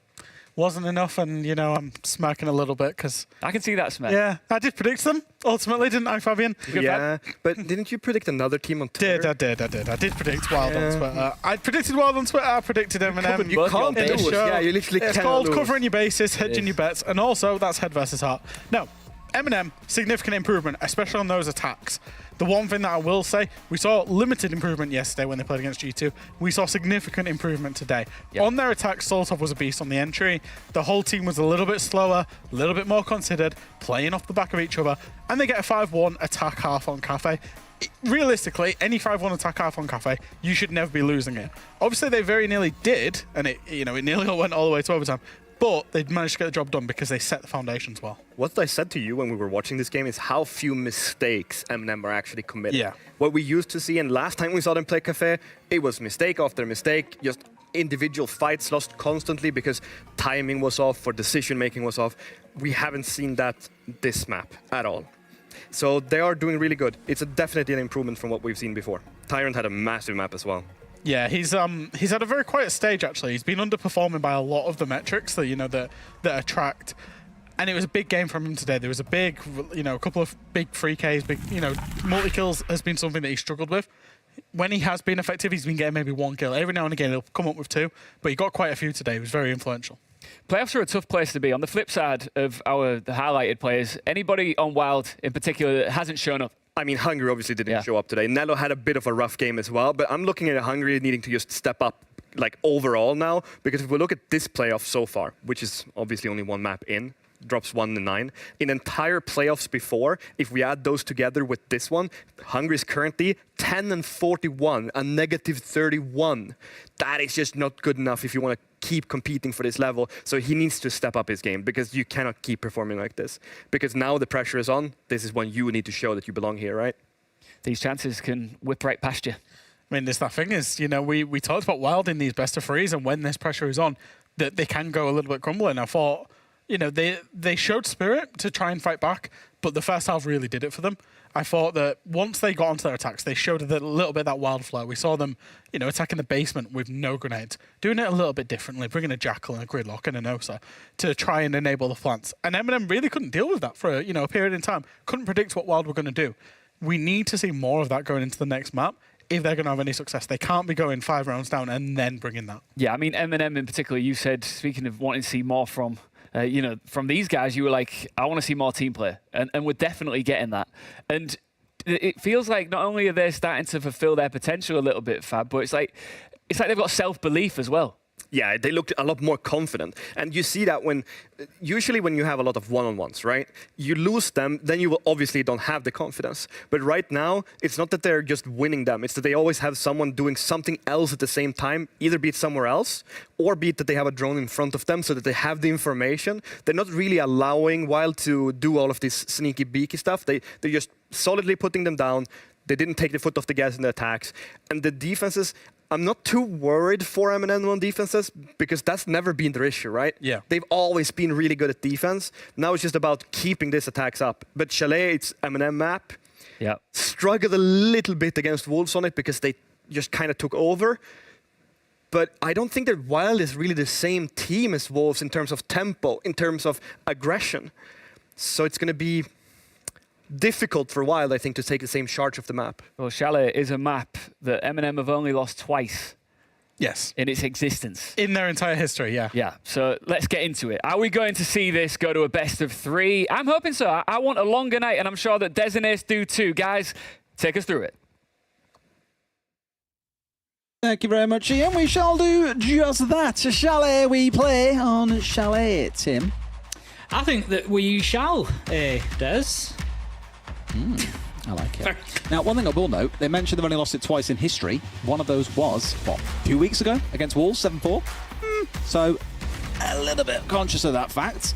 But we'll see if they can do the business here, get it 2-0, and be all wrapped up and home in time for summer. Home in time for summer. It's a bit late for that, Des. We're in September. Summer's long gone here in the UK, mate. We had our heat wave last week, and now we're basically into the winter season, and it's only September. Yeah, it was absolutely smashing down rain this morning. So, yeah. To be fair though, it's really satisfying being inside when your windows are just getting slammed by rain. I do like the noise. I'm one of these people that I'll use the, like the rain noise to fall asleep sometimes and stuff. Wow. I learn new things about you every single day. Love it. Absolutely love it. Yeah. Right, let's get into the game, shall we? There's still some Siege to play. We are, of course, in our EUL deciders. This is our first of 2 quarterfinals coming your way tonight. And M&M have given us a little bit of a surprise on Cafe. They've taken Wild's map pick, Wild's #1 map, away from them with a super strong start. They went 5-0 to kick things off. Wild put in a great effort to fight their way back into it, but M&M close it out and bring us here to Chalet. We're going to have Glaz, Sledge, Azami, Solis as the bans. Glaz and Sledge a little bit unorthodox as a pair, I would say, for bans. I won't. Can I commit to it? I tell you what, I'll make a very good guess that that's the first time at Pro Play this stage we've seen those 2 banned together. If not in the history of forever, quite possibly. I'll go for it. Yeah, stick your neck out on the line, mate. I'm sure someone out there somewhere will be digging to try and find out whether you're wrong or not. There'll be a screenshot on my timeline in a matter of minutes. Well, actually, Tim, 6 years ago, someone did ban this. And literally, that'll be fresh as well. He sounds like that. It will be fresh. Well, actually. The thing is, it's 100% a target ban as well. We know that Yuzus is arguably one of the, well, not even arguably, he is one of the best Sledge players in the world. Take the nades away from him, get him off that operator, and just try and make him feel a little bit uncomfortable on the attacking side. Not that it stopped him on Cafe from finishing with, I believe it was 12 kills, Tyrant just above him on 13. So you are struggling to contain the beast that is Yuzus at this point. In we go though. Wild on the attacking side and Hungry going back onto good old faithful. It's going to be Yin coming out in this first round of the attack. Let's get things cracking then. It's going to be down in the basement. Wild do have a little bit of an advantage. We would consider starting the attack on Chalet. It's where you want to be. If anything, they will need to clear the entire map out here. Gone are the days of just trying to turtle up on basement. It now becomes a full map defence. For a number of reasons. It used to be the fight around the dining hatch and the ease with which attackers could just plant by the wine shelves. But that's not really the whole picture anymore, because with the introduction of Ram, we've got even more of a reason. Oh dear, Aces gets it on the second attempt. We've got even more of a reason for the attackers to clear that map out, but also for the defenders to try and hold on to it, because if Ram gets into main lobby near the fireplace and starts getting those gadgets ripping up the floor, it's an absolute nightmare for defenders inside. Look at that from Nello though, taking down Hungry. 2 quiet players on Cafe finding each other to begin with, but Pipeball goes straight in the same route, predicts that Nello won't be watching, finds his man, and in a blink of an eye, Des, we're 3 versus 3. I really thought for a second when I saw Tyrant kill Jegs, I thought it was Jegs coming in through the window and that it just saved Nello's backside, but it wasn't. It was Pac getting in and getting that second kill. Would have been a beautiful bit of team play, but also a massive slip up on Wild's side to let that happen. Really thought we'd see someone coming in through the double window inside of gaming there at the same time to make it this 2v1. At least you're guaranteed to get a trade. They make it work in the end, but damage for me team's already been done. They've lost the Ying. That's your big execute operator that you want for the site. Now no longer online. Sure, you've got smokes to play behind and no Warden on the other side, but it's a bit of a crushing blow for this team comp. Yeah, I'd agree. I think M&M have certainly come away the better, not only in terms of operators, but let's not forget they've got that map control that I was speaking about. If you can keep hold of the map as defenders here, if you can have that flank, that vertical pressure, that question mark in the mind of the attackers, it makes it very difficult for them to hold on and for them to get the job done. So by having Solotov and by having Tyrant out in the map, it becomes very, very difficult to start pushing directly into side. Tep has got himself established here. He has to stop to take the goo mine out or he's going to lose his life. He knows the challenge is there, but Naif manages to win it out in blue. Pipeball, he's going to have to stick this. 30 seconds to go. And he gets away with it as well. Now the question is, where does he go? We saw one of the 2 players scatter skywards, which means he gets isolated for a second to a 1v1. Pat could get a 4K here and diffuser down. Literally saying, well, I got more than my one here, guys. It's exactly what he's looking for. Solotov was rounding off towards his left, though, had that shield to play behind and gets away with it. Somehow Solotov got dangerously close. How did he not see him in behind the cabinet either? Well, one way or another, he did see him just in the nick of time. I think Pat Bull breathes a sigh of relief on that one, but what a finish from him. 1 versus 2, sticks the diffuser, has the nerve to see it through, and then turns around and gets the 2 kills that he needs as well. What an opening round from Wild. It looked, for all my money, like M&M were going to be taking that one. They got themselves a good advantage. They had map control. They just, for me, found themselves on the wrong end of trying to get themselves back into sight down blue. They maybe just overcommitted to that top floor. When you've got 3 left, 1 on site, 2 top floor, it's a little bit risky. If they could have got somebody back down sooner to support Nerf, to stop that plant being able to go down, I think it's probably a little bit better for them of an outcome. But Wild, they get the job done, and hats off to them. What a round. They do. Really clutching victory from the jaws of defeat there at Feld as well, but a round win is a round win. Now let's see how things shape up as we step over towards a different site here, up and towards, I believe, it's Bar and Gaming. Now, we saw the early scrap around this part of the map kicking off in the previous round. It was Nello dug in inside a split in a spot to contest on towards the window at the top of lobby stairs and also out towards double window inside of Gaming itself, but was never really challenged properly by the other side. It led to a 2-2 exchange overall across the map, though. And as we saw, Pack really did clutch things out pretty big. So you'll see more scrapping around this part of the map here.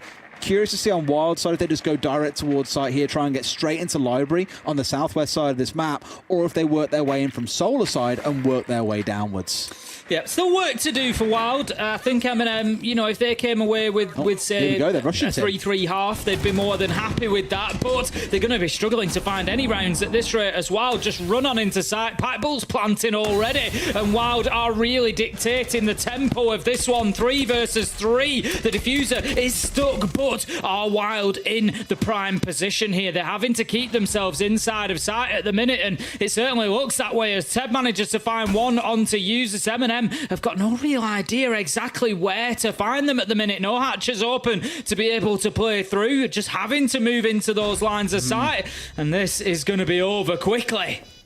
He really had to win that fight on the upstairs. Finds one, but has to reload, and Batball's there ready and waiting. The one on the upstairs from Teb, maybe if they brought him down, that could have been a different outcome. But well read by Wild. What I love there was the Yin Candela going in towards Library just causes that little bit of confusion and makes you a little bit nervous to drop because you don't really know what's going on downstairs. Is someone holding the angle? Are they rushing us because of these Candelas coming in?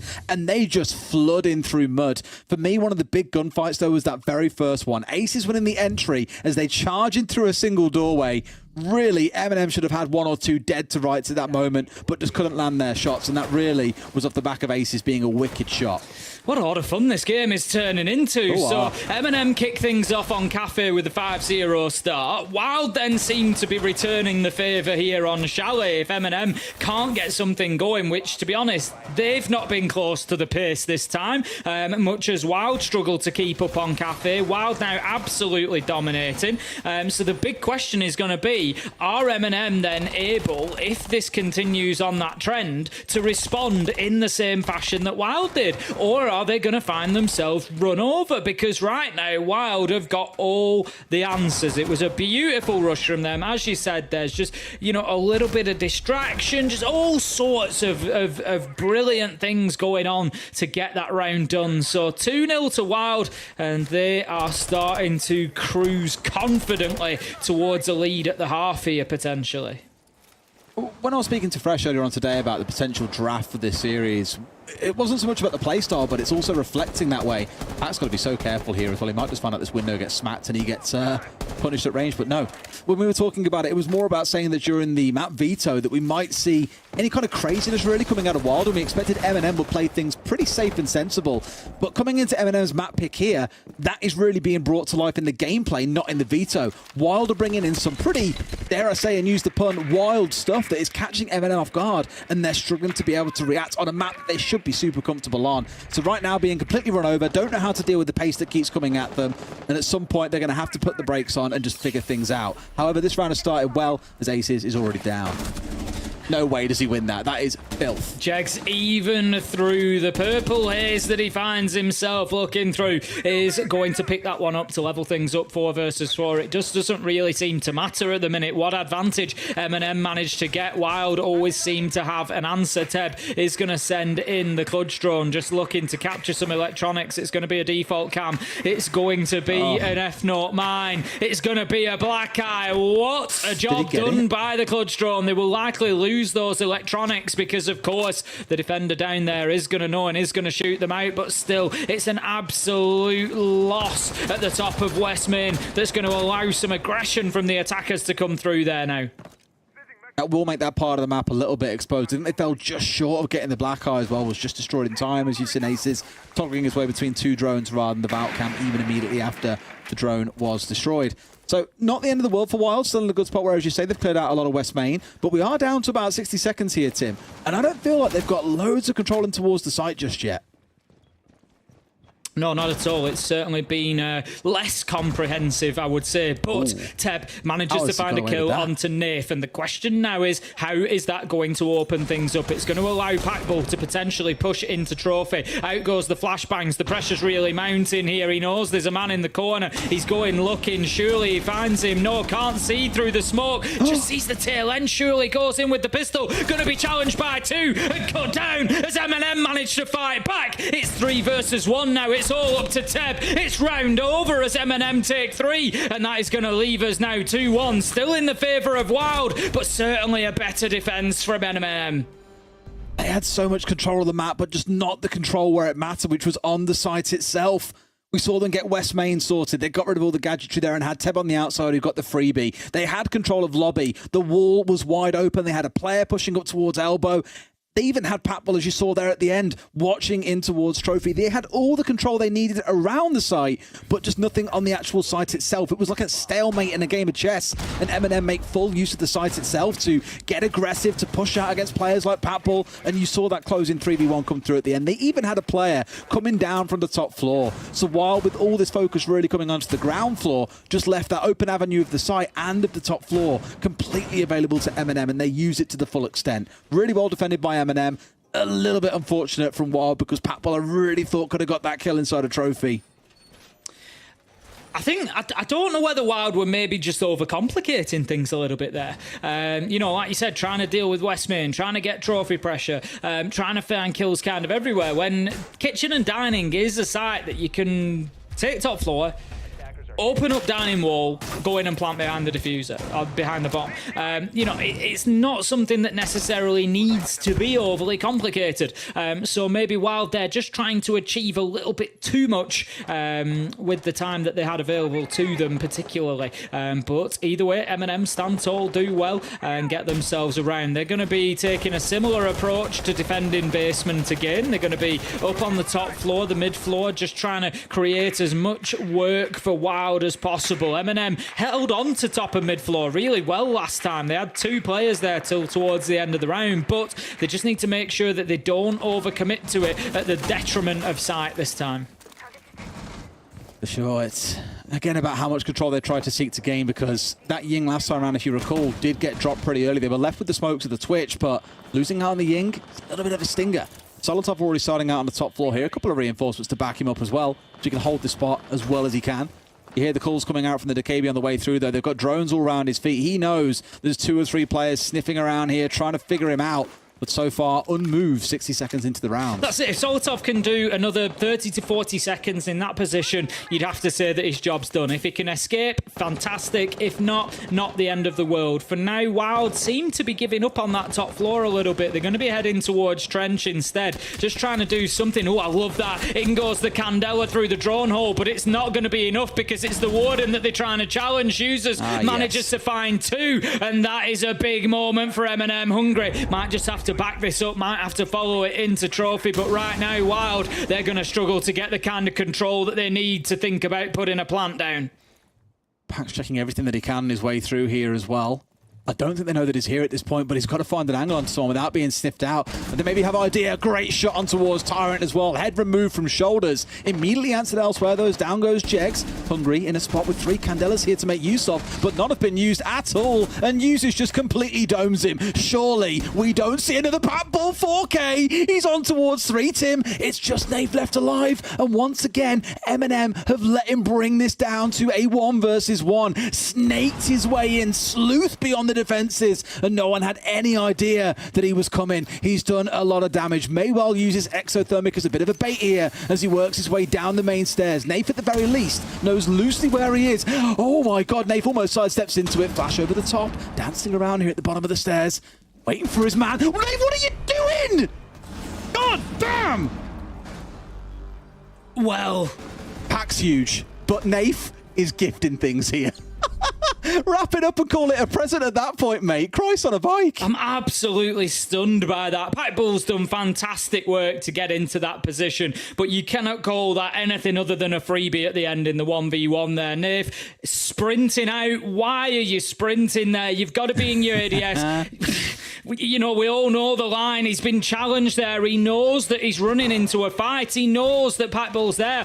He obviously assumes Pat Bull's gone upstairs and maybe he's trying to just catch him from behind and get himself a freebie, but you can't take that risk. It's 50-50 that Pat Bull turns around and says, you know what, I'm going to keep pushing that angle. And oh, dearie me. Pat Bull did great work to get himself into that position, let's be honest. You know, 1v3 down to 1v1. You know, fantastic play from Pat Bull once again. Deserves the credit for it, but gets absolutely handed that on a plate. Absolutely handed it on a plate. The first 2 gunfights that he won, the one into Dining on towards Tyrant and the one that we just saw back into Kitchen, hitting shots like that, I think he deserved the freebie. Yeah. Like, I know in the moment, it was all like, why on earth are you sprinting? What are you doing? But really, it was all off the back of Pat Bull having another massive 4K. You just saw his name going up in lights once he hit that 2K. The 3K was soon to follow. And my God, M&M will be kicking themselves. This could have been 3-1 to M&M, but off the back of Pat Bull's efforts alone, it's 3-1 to Wild. Make no mistake, a moment like that where Pat Bull gets that sort of finish and takes a round there, and it's 3-1 rather than 2-2. That's going to suck the energy out of the team, because you've got a few players involved in that situation that have, you know, essentially thrown that round away. You know, we've all been there. We've all been in those rounds that you've lost like that. And everybody's just thinking about the part they played in it and the impact that it has. And it's not good. It's not good for the team. So M&M, they need to bounce back quickly from that. They can't let it eat them up. They just need to get on with things here. But Wild, there's an opportunity for them to really come and start to bully M&M. Whew, I don't know about Wild, but Pat Bull for sure. It feels at this point that this is just his world and we are all living in it. Let's see if M&M can get anything back here. It's been rough. They opted not to take the timeout after the 3rd round because they did manage to win it and thought, you know what, first 2 are rough, but we've got this. We're back on track. They've cheesed our pants off with the first 2 rounds. We can sort things out now. And then Pack only goes and does it again. In we go. Hungry, down, yet again. Really struggling to get any kind of impact in these games, it feels like.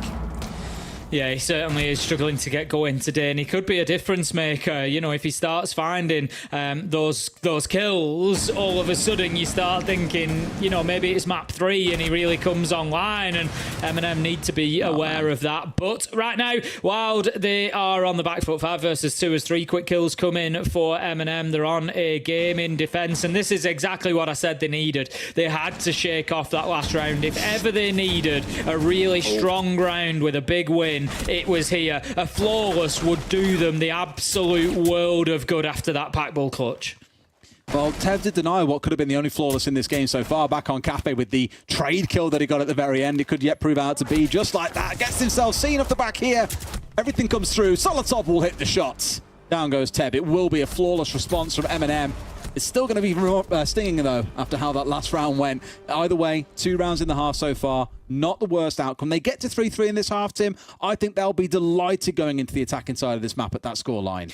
This is what I said, if you remember, I think it was back in round 1. When Wild were 1-0 up, I said that M&M would likely be happy with the 3-3. If they can come away with a 3-3, maybe even a 2-4 half on the defence of Chalet, they'll probably be pretty happy with that. And they'll be expecting to come in and win attacking rounds. So like you say, a 3-3 half, especially with the way that Wild have played on the whole, is I think a little bit of a steal for M&M. And if you'd have offered it them, then I don't think they'd have said it would be a bad outcome for the first half and get themselves onto the attack at level pegging. I think they'd back themselves to go 4-2 on their attacking half. Oh yeah, absolutely. But that's of course assuming the Wild can't do the business here and makes that a little bit harder to at least get towards overtime. Then we step once more, Hungry Green on the DKB. I said in that last round we haven't seen too much impact from him. I think it was the Soul. The only kill that he got in the last game was the one that we saw him pick up in a bit of a freebie when the diffuser was going down, I want to say. Here, yet to get himself on the board and get an assist on the board. At least he had that in the previous map. And the thing is, when you get towards this kind of stage of the competition, all 5 players have got to be coming online and making a difference. And I know last map we also saw Nello didn't necessarily have the brightest game, but we saw him doing a lot on the supportive side of things. He still had a few kills to his name. He was still being involved. I don't want to say Hungry's going to be the difference maker here, but his absence and his non-contribution towards the kills is starting to be felt, in my opinion. I'd agree. Like I said, if we do get to a map 3, if Wild win here on Chalet, Hungry, like you say, could be essentially a difference maker. If he can come on and just get, 6 or 7 kills through the game, that could well elevate Wild to be taking that final map. It could be the difference, but it may well be ifs and buts. We will have to see how Chalet finishes to begin with, and if M&M win here, then yes, it may be something that we're looking at, at the end of the game and asking how much of an impact that it had. For the time being, Packball just holding his angle there through game. He knows that Nello is playing in there in the connector, but he's not going to overcommit to this, isn't Nello? Because look at what's happening at the minute. He's burnt nearly half of the round. He doesn't really need to get too aggressive through the smoke because he's got the F-Not man just on the inside of the window. So if anybody comes in through the window, he's going to get notified. It's really not the end of his world. So Nello doing really well here. Just dancing around and dealing with the pressure, wants to get out of dodge and does just that, yeah. Down to 50 HP and has the teammates to support his way out. Tyrant there playing the good teammate so they can get back towards playing above. Now, remember last time round, they played everything very laterally here. Everything was a ground floor here. They never bothered with the top floor and they paid the price for it towards the end of the round with the rotates that came on through. It's got to be different here. I say that. They've flooded the site. They've got everyone else is down towards south. Let's just go straight in. And they've done just that, Tim. They've got down to just 2 being left standing. It's Nath and Nello. They should be able to save Solotov here, but this plant is most definitely going down. And Wild look to secure themselves that 4-2 half. Yeah, that's what Wild have done best so far here on Chalet, is recognise those opportunities, strike quickly and take them. Impressive stuff from them. Aces is going to shut down Nath. It's a mistake that M&M need to learn from. They've fallen foul of it a couple of times. We could have a flawless response here. M&M, of course, getting round 5 flawlessly, and they might just be one in response. And Solotov's looking to see if he can find anything to stop that happening, but at this point in time I don't think it'll be the case. He's being hunted down by Jegs here, who comes around the corner. There you go, Solotov gets his one, but that's going to be all he can do. Time has gone too far, and that's going to be the round to Wild. 4-2 half, and we move on to M&M's attacks. And that really is all we've got to say. I got my one, but a strong end I think for Wild, who really in that first half, we'll come back to it, a lot of it came down to those 2 massive rounds coming out of Packball, both with questionable endings. Definitely the bait coming in onto Nath on the downstairs in that previous round. The one a bit earlier on when Solotov was basically crouched right in front of him against barrels. Not too sure what was going on there. But either way, this could have been a 4-2 to M&M if only those 1v1s had gone the tiniest bit different. If we'd been a second or so earlier, if it had been a second or so after, it could have been a very, very different outcome. Still, Wild come out on top. Now they're going to have to defend, though, and do it against M&M on their map pick. As we saw back on Cafe, it was the attacker's story. It could well prove to be the same here. It certainly could, but at the minute, I just feel like there's too many mistakes creeping in for M&M, and I've got a fancy Wild here to take us to a third map, if I'm honest, at this point in time. As I said, there was at least 2 separate occasions there where M&M just left the site light, simple as that, and both times Packball went in and got that diffuser down. One was in the basement, one was in kitchen, and they didn't learn from it the first time, and they committed the same sin a second time, and that is problematic. And right now, it's those little things that will be eating away at M&M. I think the mistake from Naif was another one, you know, and it is a mistake. He's, at the end of the day, if he knows that Packball is on those stairs, he's in control of sight from the angle that he is in. You know, there's no way that Packball can kill him through the bookcase or anything. And if he thinks Packball's gone back upstairs, that should be fine for him, because he's just trying to burn time and hold on to sight. He doesn't have to chase that kill. So those sorts of mistakes are going to be eating away potentially, and we'll see just how M&M can overcome them now and how they can move forward.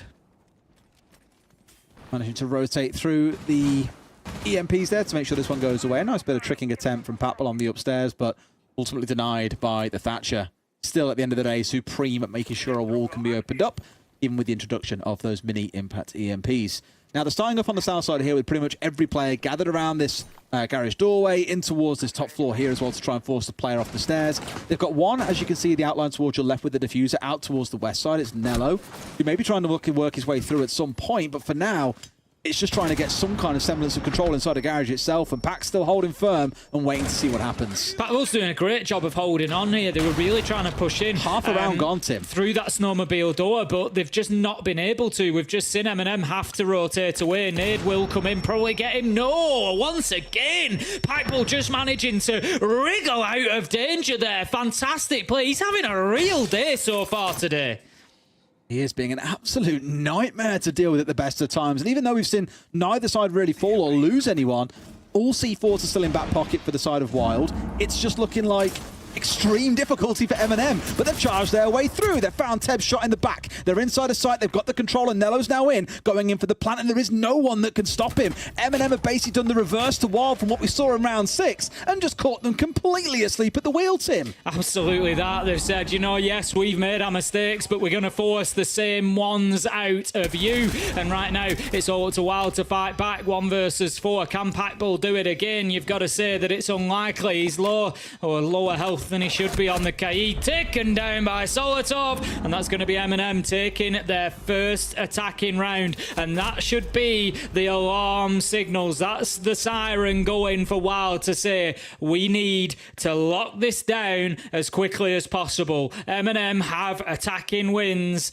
in their locker, and we cannot let them win this map. It's a best of 3. If M&M win here, that's it. It is done for Wild. They head to last chance quals. M&M move on to play BDS in the semi-finals. So Wild, it's essential that you start locking down some defences as soon as possible. Oh boy, oh boy, oh boy. They are in a sticky situation, but the real narrative, I think, of this series so far, Tim, has been that it's an attacker's world. Both teams really seeing more success on the attacking side. We saw the 5-1s back on Cafe for the attackers. Here, we've seen Wild obviously have a brilliant first attacking half with 4 of their own, but now M&M are the ones who are in that driving seat and really get to win the lion's share of rounds, it feels, if past performance is anything to be believed. We'll see how things play out here. Big presence coming up on the top floor from Wild, as you come to expect on this kitchen and dining site. All 4 players up on the top floor here, looking to really lock things down and keep M&M at bay. Not too much in the way of vertical destruction coming along for M&M, mind you. Really looking in towards things like the Flores there to help out, maybe in towards the breaching charges coming out from Solotov. For the most part, this does very much feel like a drone-heavy, get in there, get rid of the yokais, get rid of the gadgets coming out of the Fenrir, anything they can do to really restrict the options and the defensive capabilities of Wild when it comes around to hitting the site.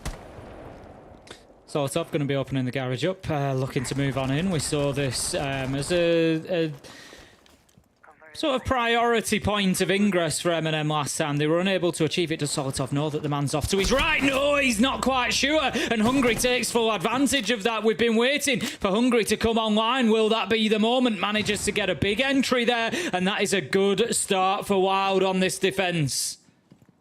It is. Really good start to shut down Solotov, who's been having a brilliant game so far as well at 8 and 4. Definitely wasn't the man in the spotlight on the previous map. We spoke about Yuzus and Tyrant having a big game. It was the time for that third spoke of the triangle to really get pointy in this game, and it was Solly, but he's been taken offline by a player who, again, has been pretty quiet, but that kind of kill can be enough to set up a round win. Packball just going to be using the Echo drone, as we see quite often, to feed information, much like an attacker drone would be used, just to, you know, help Hungry, give him the information he may need. If anybody's pushing him, your angles are clear, and just, again, assisting him to stay in that position. But as I suggested, wasn't done by Wild on their attack. M&M take the opportunity to just get in. This can be a very simple attack. Users manages to get one. Nello sticks the plant and gets away as well, is able to hold a tight angle now, and this could be another attacking win for M&M. Des Tyrant gets taken down though, 4 versus 3 to Wild.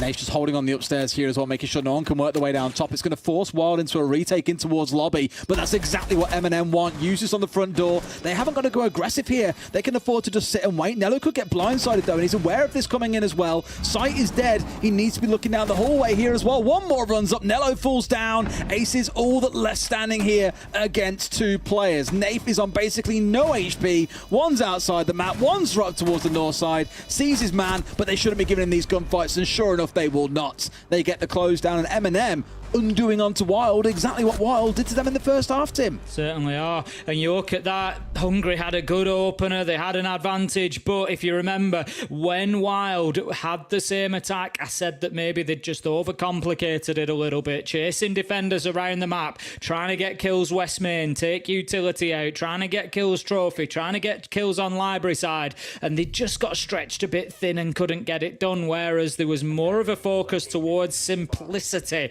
towards the site from M&M. You know what? We've got Library and Mezzanine. All we need to do is open the wall, get some smoke canisters in, and that diffuser goes down. And it worked a treat for them. Gets them another round, levels things up, 4-4. Wild, they're on the back foot now, Des. They're a map down, and if M&M continue on this trajectory, it could be over in 2. They've got some real work to do to keep this one coming back. Yeah, I think it's just going to be stabilizing a little bit here. I mean, you've seen the smoke plants coming off a couple of times, and smokes have been used fairly regularly, but no Warden being brought along by Wild. We just didn't see it in that last round. Instead, turning towards things like the Yokais to try and help them out. And there's a reason why Warden is so popular, not just in Pro, but also in Ranked as well, is he's just so damn valuable. More about the 1.5x, but that gadget at this level, it's just so beneficial. And instead, not opting to bring it along could be what cost them part of this game. Definitely, it could be. We're going to have the Floras just sending in those Roteros. Are we clearing utility or are we ripping floor up? I think we're doing a bit of everything at the minute. Solotov's just going to have a look around with the drones. Ultimately, he's going to take the barricade out. I don't think that was the primary target, I'll be honest. That could have been done with bullets. But he was just checking around the dining corridor there, make sure that there was nobody playing in that position. Aces sees his man but can't find his shots. He was only a glimmer of hope for him there, and he could have had a very different outcome on a different day, but still 5 versus 5. Minute wasted so far by Wild. Slowly working their way through, exactly. But for M&M, as you've seen before, it's not always about being fast. They've just been very happy on Cafe, for example, to put 2 players on windows or doorways and just wait for Wild to get a little bit impatient, to be forced away by other members of the team, and then they capitalise at the back of it. So pace for me, never really been a big focus for M&Ms. I know we've seen Wild rush in a couple of times and make magic happen with that style of play, but it's not the kind of thing that I associate M&M with.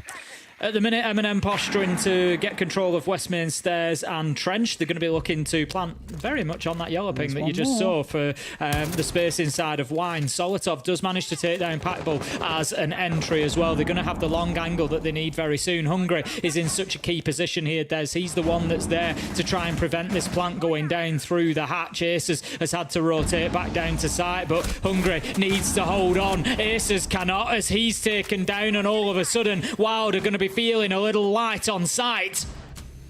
Solotov unleashed 2 kills in the round to start things off. A third from Users as well. Only Jegs and Hungry left standing. One on the hatch, admittedly. The sort of place that you'd imagine to see the attackers getting some kind of control. At this point, don't think fully aware that he's up there. Might just try and walk into sight here, and that could be a freebie or 2 coming in. Jegs really risking his life for the gunfight here, and now Hungry peels away.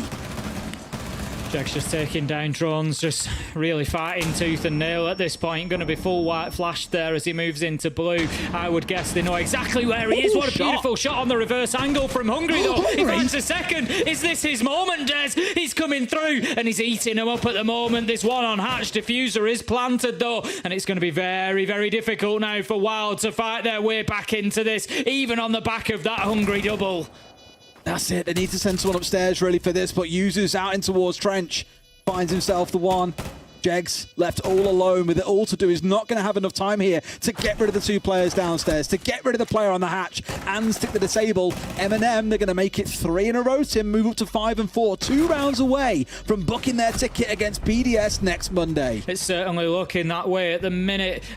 Wild just really struggling to get themselves into this. I'm sort of wondering in my head, are we going to see a tactical timeout coming in from them? Surely, you know, now is the time. That's it. And there you go. 3 rounds in a row. If you lose them, normally we do see teams doing that. If you're wondering why 3 specifically, it's because you've had a chance of playing 3 different sites and, well, you've lost every single one. Good chance you are going to rotate back through those same 3 sites. So it is the best time for a coach to get stuck in and intervene. Generally, if it's any sooner than that, it points to more major issues like communication or tilt or something along those lines. But here it just feels like, again, it's an attacker's world today. M&M 3 on the bounce. They did enough in that first half just to upset the apple cart of Wild every now and then, just to get those 2 rounds on the board. Could have been 4, as we said, if not for Patbull's incredible 4Ks that he pulled off. But outside of those moments, it's looking a little bit ropey for Wild. It certainly is looking very, very difficult for them now that M&M have got their noses in front here on Chalet. Interestingly, it's the first time that M&M have actually been in front in this matchup. Of course, not forgetting, you know, basically since they had that start on Cafe, they got themselves the 5 rounds, and then ever since Wild caught up, Wild have kept themselves in front, and M&M have been the ones with the backs to the wall having to sort of fight their way back in to this matchup. But now they are on the verge of getting this locked out, and as you say, sending themselves into the semi-finals of our EUL Stage 2 deciders, which will put them up against BDS. A win in that matchup basically qualifies you to the major, so it puts M&M one huge step closer. But even a loss in those semi-finals sends you down to our lower bracket final, the winner of which will go through to the major. So you end up in this position by winning this game where you've got 2 bites at the cherry then of qualification. You've got to win 1 of 2 matches to get yourself into that November tournament. So it really is big for M&M now, and in honesty, Des, I'm not sure Wild can stop them. I heard you say that for a while, Tim. Back to the cherry. It's been a while, my friend. It has been a while. Plenty more to be heard, I'm sure, as the night goes on. Not forgetting, in case you aren't aware, we do have another series coming up after this game as well. So don't be going anywhere. There is still a whole other best of 3 for us to get into between Wolves and Into the Breach. It's going to be an excellent game as well, and that's not at all to say that this one is a done and dusted, far gone conclusion. Wild have still got the ability to battle back here. We've seen Patbull, we've seen Aces, we've seen Jegs go massive throughout this game. Even Hungry is finally starting to come online, but it might just be that too little, too late curse that gets them. It's starting to feel that way. Holding on to game once again. We saw Patbull have a big impact here. They actually lost the round still, but Patbull was able to hold on from main stairs for an awful lot of time now. I think he's been forced away at this point, so that's good progress from M&M. Patbull indeed is back inside of sight. I'm going to take the drone down. They will now be aware of that, so we might just see M&M taking advantage of that bit of space that they've created where they can maybe just move into main lobby. Now then, did the drone... We saw Aces. Did the drone pick up on Aces underneath, and did he see the drone, more importantly? I don't think he saw the drone, but the drone definitely must have seen him. Like, obviously, again, we have that gift of the outlines, but I'm 95% sure it would have seen them from below. They know that he's hanging around here. Sat in his spot just watching through these 2 layers of flooring. I love that about this map. I love when we used to see Bucks get inside Big Car Garage and just open up all the way through towards the very, very top of Solar. However, 2 quick kills have come flying on through for the side of Wild. This is the kind of start they needed, Tim. This is the fight back that we wanted to see from them. Keep themselves in the matchup here. And they've got an opportunity to level things out 5-5 on the scoreboard. And what a position they've put themselves in to do it. I was so wrapped up in that position of Aces being stood underneath the hatch there. I just thought there's a number of places that you could drop a nade on his head through that hatch there, and I was wondering eagerly whether we were going to see it or not, but we didn't. And Aces on the Frost manages to get the kill onto Tyrant as well. It never rains, but it pours for M&M as they lose player after player here. There goes another. Could be a flawless round for Wild on the way. Absolutely horrific there. Going to find at least a freebie to deny the flawless round, but at this point in a 1 versus 4, unless the supports really can pop off today and keep on doing it, Nello is not much longer for this world. Looking up towards Kitchen for the 1v1, but knowing that behind him there are 2 players lurking inside a site that could very well come for his scalp at any second. Just manages to find the one, but puts him on low health. 7 seconds left to go. There's going to be absolutely no opportunity to put this diffuser down, which he's more than aware of. The castle barricade just preventing his movement to challenge from an alternative angle, and instead I think just taking that micro break there to give M&M a few seconds for a little bit of a chat towards the end of the round, just to maybe finish a conversation which could have been ongoing at that point. So 5-5, we see ourselves with a guaranteed 12 rounds once again. A close, hard-fought matchup between these two teams so far. Wild just breaking the momentum of M&M there at the perfect time, really. Bringing it back then to 5-5 and winning the first round in return after that tactical timeout as well. So maybe it was just what they needed. Here we go then. We're back where we were on Cafe, Tim, with all things being brought square. We don't need to play the first 10 rounds, really. We could just play 2. Just fast forward to 5-5. We could just play 2 between these two because they are just, it seems, dead set on having things come down to the absolute wire, which is what we love to see. Very neck and neck, which is the way that it really should be when, again, that decider spot is on the line. You lose here, you're out, you win, you still have to go and play against another team. BDS await the winner of this game on Monday next week. Yep, for the next 2 weeks, everything is best of 3, so lots to look forward to. Lots of exciting series and good previews of the sort of matchups that we could get at the major should any of these teams face off against each other again. Got a lot of top floor presence, unsurprisingly from Wild. Just looking at the attackers, not too much in the way of vertical destruction, so I don't think we're going to see too much concern over that top floor from M&M. Last time they attacked onto Kitchen, let's not forget, they just got mezzanine, they got themselves library, they opened up that wall when they planted. I don't know if they're going to try and double down on that and go for it again. Still no Warden on the side of Wild, maybe relying this time on the echo of Packbull, but will it be enough? 2 of the default cams being hacked out there immediately by users as well. Good spot to be in, and Patbull's just like, I don't want these being hacked. Outside he goes once again, though. We've seen this used. It was actually Deepek who first, I wouldn't say pioneered it, but used to use really aggressive yokai drones coming out to do some damage. More and more teams we've seen since their win at the Berlin Major last year have made use of it more and more, trying to be aggressive on the information seeking outside to see who's on rappel, who's holding windows, for example. Where is the push coming in from? Here they will find absolutely nothing. It's only Hungary who's been found out. 4 and 10 on this map. A good start for M&M then. They will continue, no doubt, their clearance. They'll be looking to get that wall open. They've got users down there on the main door, same position as we saw him in last time. Solotov opens up office wall. That prevents anybody pushing in there and applying pressure from this side. So the next step is going to be Nello to get in underneath and open up that dining wall. Thank you very much. And that will give them then the opportunity. We can see Packbull's here waiting, ready. One impact nade goes out, not going to get himself an exothermic yet because one hadn't been placed. Instead, Nello is going to be working there now. Will he find it? He's placed it down low. Packbull will make the attempt to throw, I think. He's ready. He's waiting. Out it goes, but too late. And the hole is opened, and there's an opportunity now for M&M to get themselves inside a site. And once again, I'll come back to that point that there is no Warden to look through that smoke. And it's always the battle that seems to have stung them instead of relying so heavily on the yokais. But a DKB call can see to that. Great shot by Solotov on the top floor. And look at the difference, Tim. You think back to when Wild were attacking this site. You said they were maybe trying to do a little bit too much. M&M are keeping it nice and simple. Everyone south side. Let's just push in and make this one work. They've got top floor control. They've got downstairs control. And that really should be enough. it should be.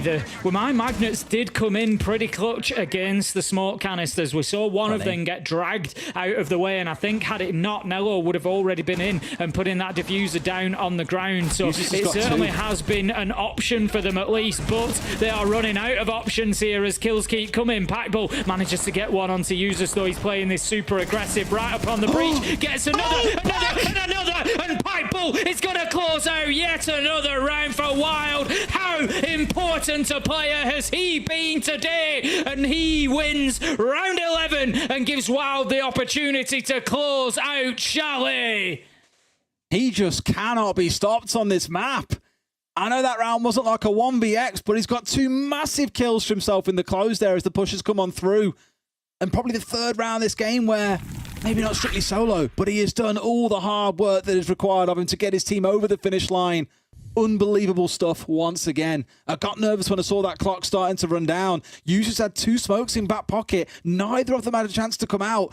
And they'll probably be kicking themselves there about the coordination of not being able to get in the right position to make use of that gadgetry to pull things off.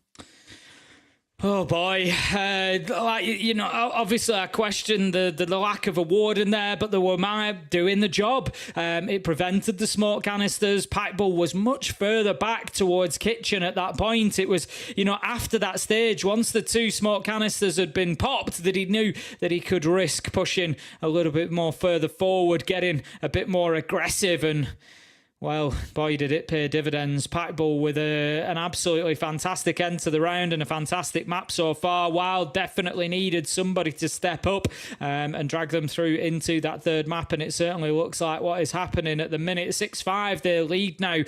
We've just had a little bit of a technical issue, so we will get everybody back into the lobby as soon as we can do. I don't know who this pose suits more. Obviously, it's just one of those things. We work with computers. These things are going to happen from time to time. But what a time between round 11 and 12, Des. Just unbelievable. Honestly, this is the time for everyone to kind of pause and breathe because they know exactly how much this next round can mean.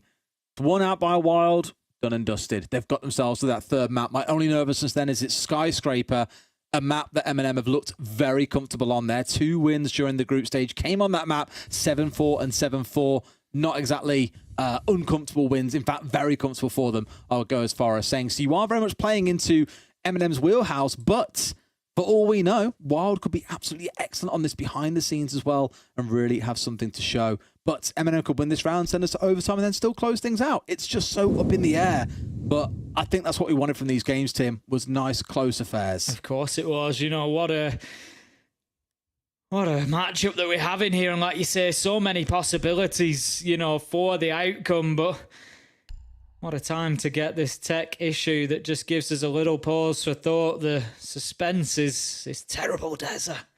Is it killing you? Is it killing you? I hope it lasts. May well be. We will be back into things in just a couple of minutes, I'm very, very sure. We'll give you guys updates as we get them on. Feels good to be back in casting again, Tim. I know we did the Japanese League a few weeks ago, but it's good to be back doing EU and doing teams that we covered for all of earlier this year and most of last year as well. And a year or so before that. And the year before that, those years just rack up and roll on by, don't they? And I tell you, if one thing knows it, it's my back, Des, because I'm really starting to suffer.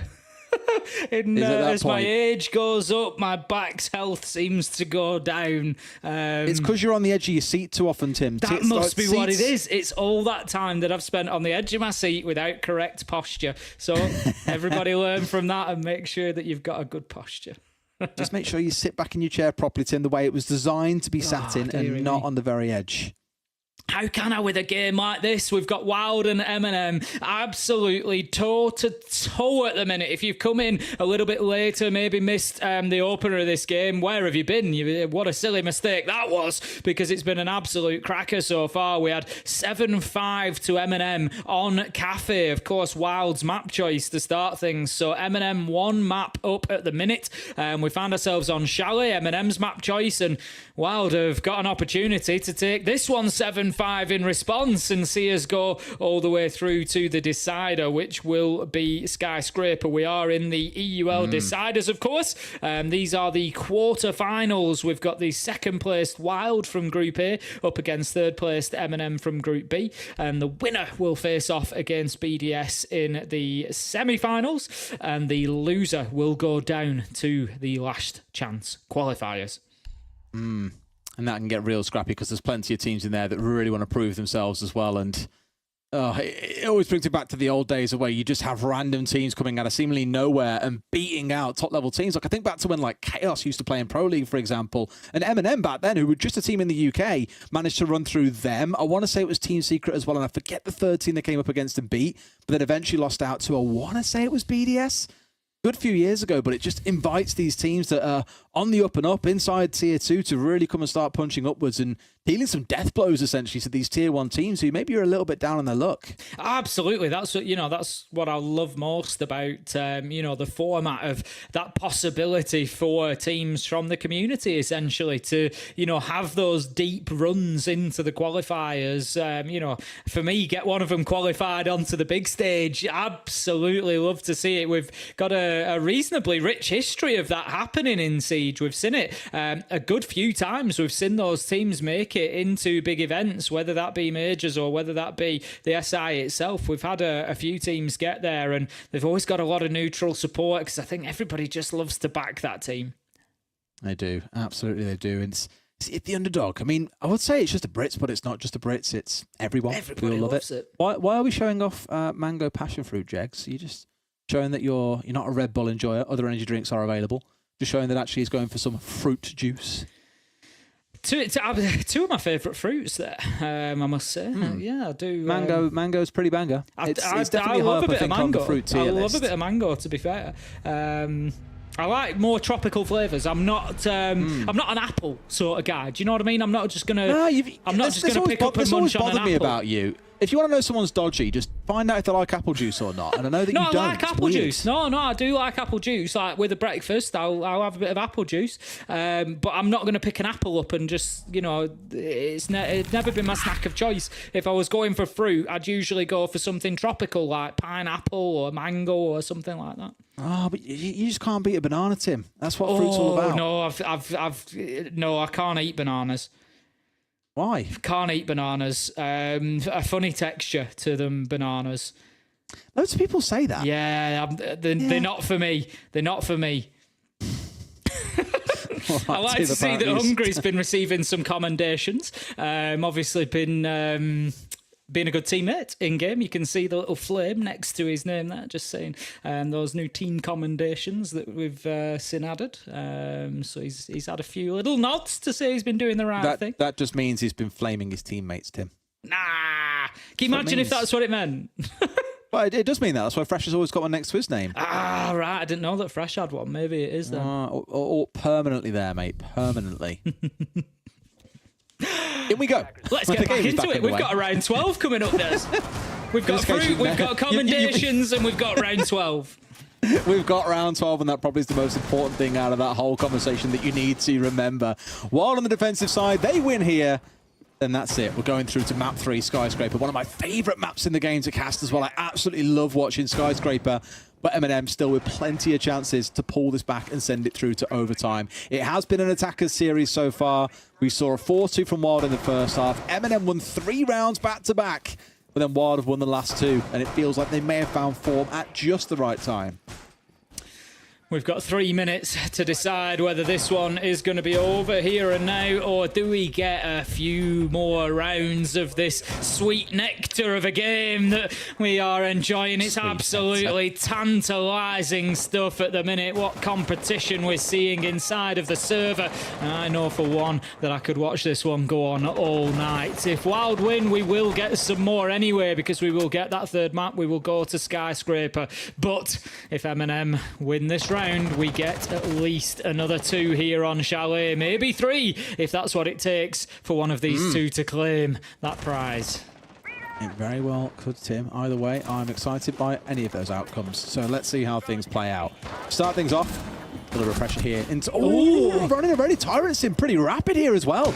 Caught Jeg snoozing asleep at the wheel and has paid the price for it. Now Aces looking after a little bit of retribution here, trying to see what he can chase down. Got the right sort of ideas. There's one out towards Piano, but yet they have not come head-to-head. Close, though. Aces tries to make the challenge there, but just sees Tyrant dipping away from the double door. He's got his damage done and he's going to move on to other duties within the round. They definitely need to deal with Aces here, M&M. They can't really just completely ignore him.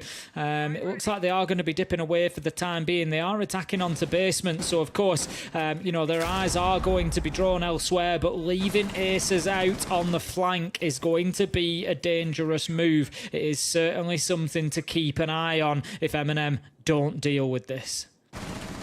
Absolutely, but already we're halfway through the round, and sure, we had that starting fight come out, but for now, M&M have looked a little bit scattered. I did always say that pace wasn't really the aim of their game. They've always tended to play things quite team-based, quite, you know, not risky. It's probably the way I'd summarize it. Very rarely will you see someone charging in without assistance from another player nearby, and that seems to be continuing here. Got to be mindful of the potential impact tricks that come out here on towards these X-Caras going down, but it looks like they will complete, and they can march their way forwards. Already bearing down on the site here as well.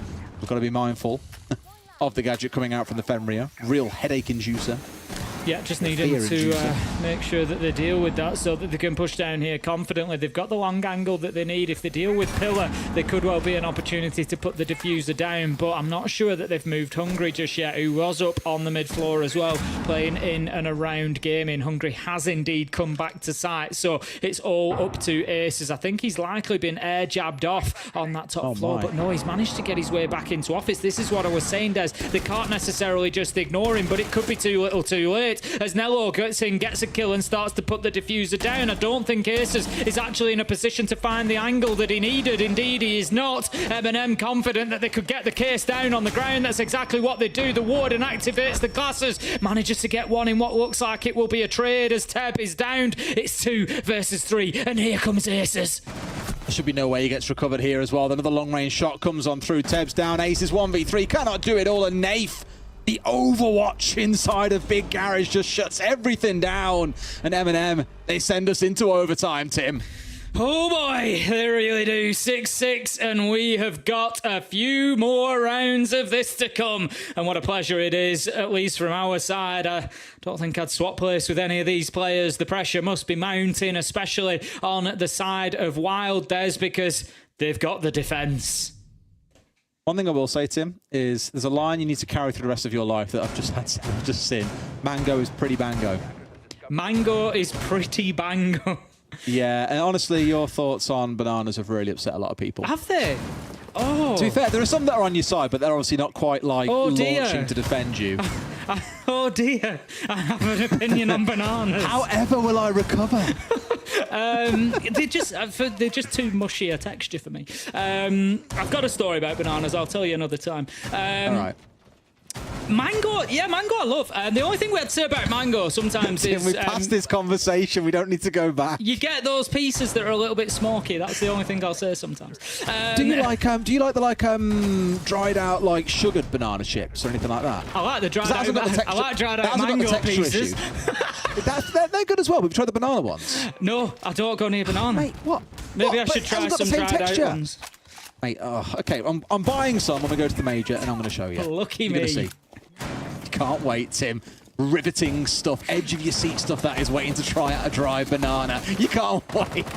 Onwards we go then. Baron Gaming, M&M on the attacking side. As we said, the attack has been the ruler of these games so far. We've seen the attacking teams come out on top more often than not. And here M&M have come in loaded up with the Ying on side, ready to smash this site to pieces. They really have. Library is going to be important for them to begin with. Nello's just going to be getting onto the window to look and start clearing this out. There's nobody actively playing inside of there. We've got 4. Actually, they've given Library up here to a degree of Wild. They've got a couple of Nitros, 3 on side.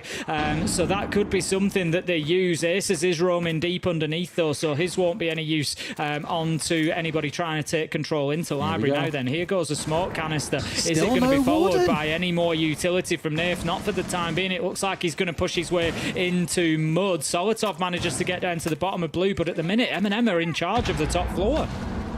And that's what they really want here, is just to get themselves set up and primed. Did a great drone on the bomb as well. They had the ping come through, trying to find the man, but he stepped away, almost losing his life there, Solotov at the same time. But now stays standing. There's the man right down at the bottom of basement, but they have forced everyone away from the bar site. Everyone's across towards gaming or just off-site altogether.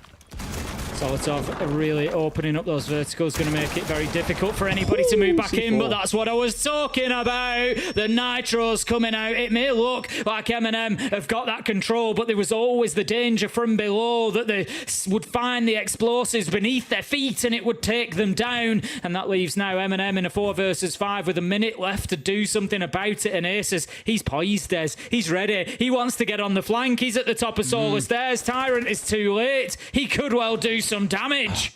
Tyrant could do a lot here is the problem, because they've got him on a yellow ping. They know exactly where Hungry is for a start. They get the freebie. They missed Aces, who ran upstairs, but he's currently away from sight, Tim. They could smash this one now and go in with all the gadgetry they've got, but they've already lost Yuzus. That is the stinger. Tyrant, Nafe, charging their way forward, trying to see what they can find. They spot the head of a man. One on the downstairs, weren't suspecting him to be there. Teb gets what they need, and Tyrant simply cannot do it. Wild, once again, should be moving their way up towards match point on a 7 and 6, and M&M have got to work some magic in this next defensive round. Certainly looking that way in what has been a chaotic round, to say the least.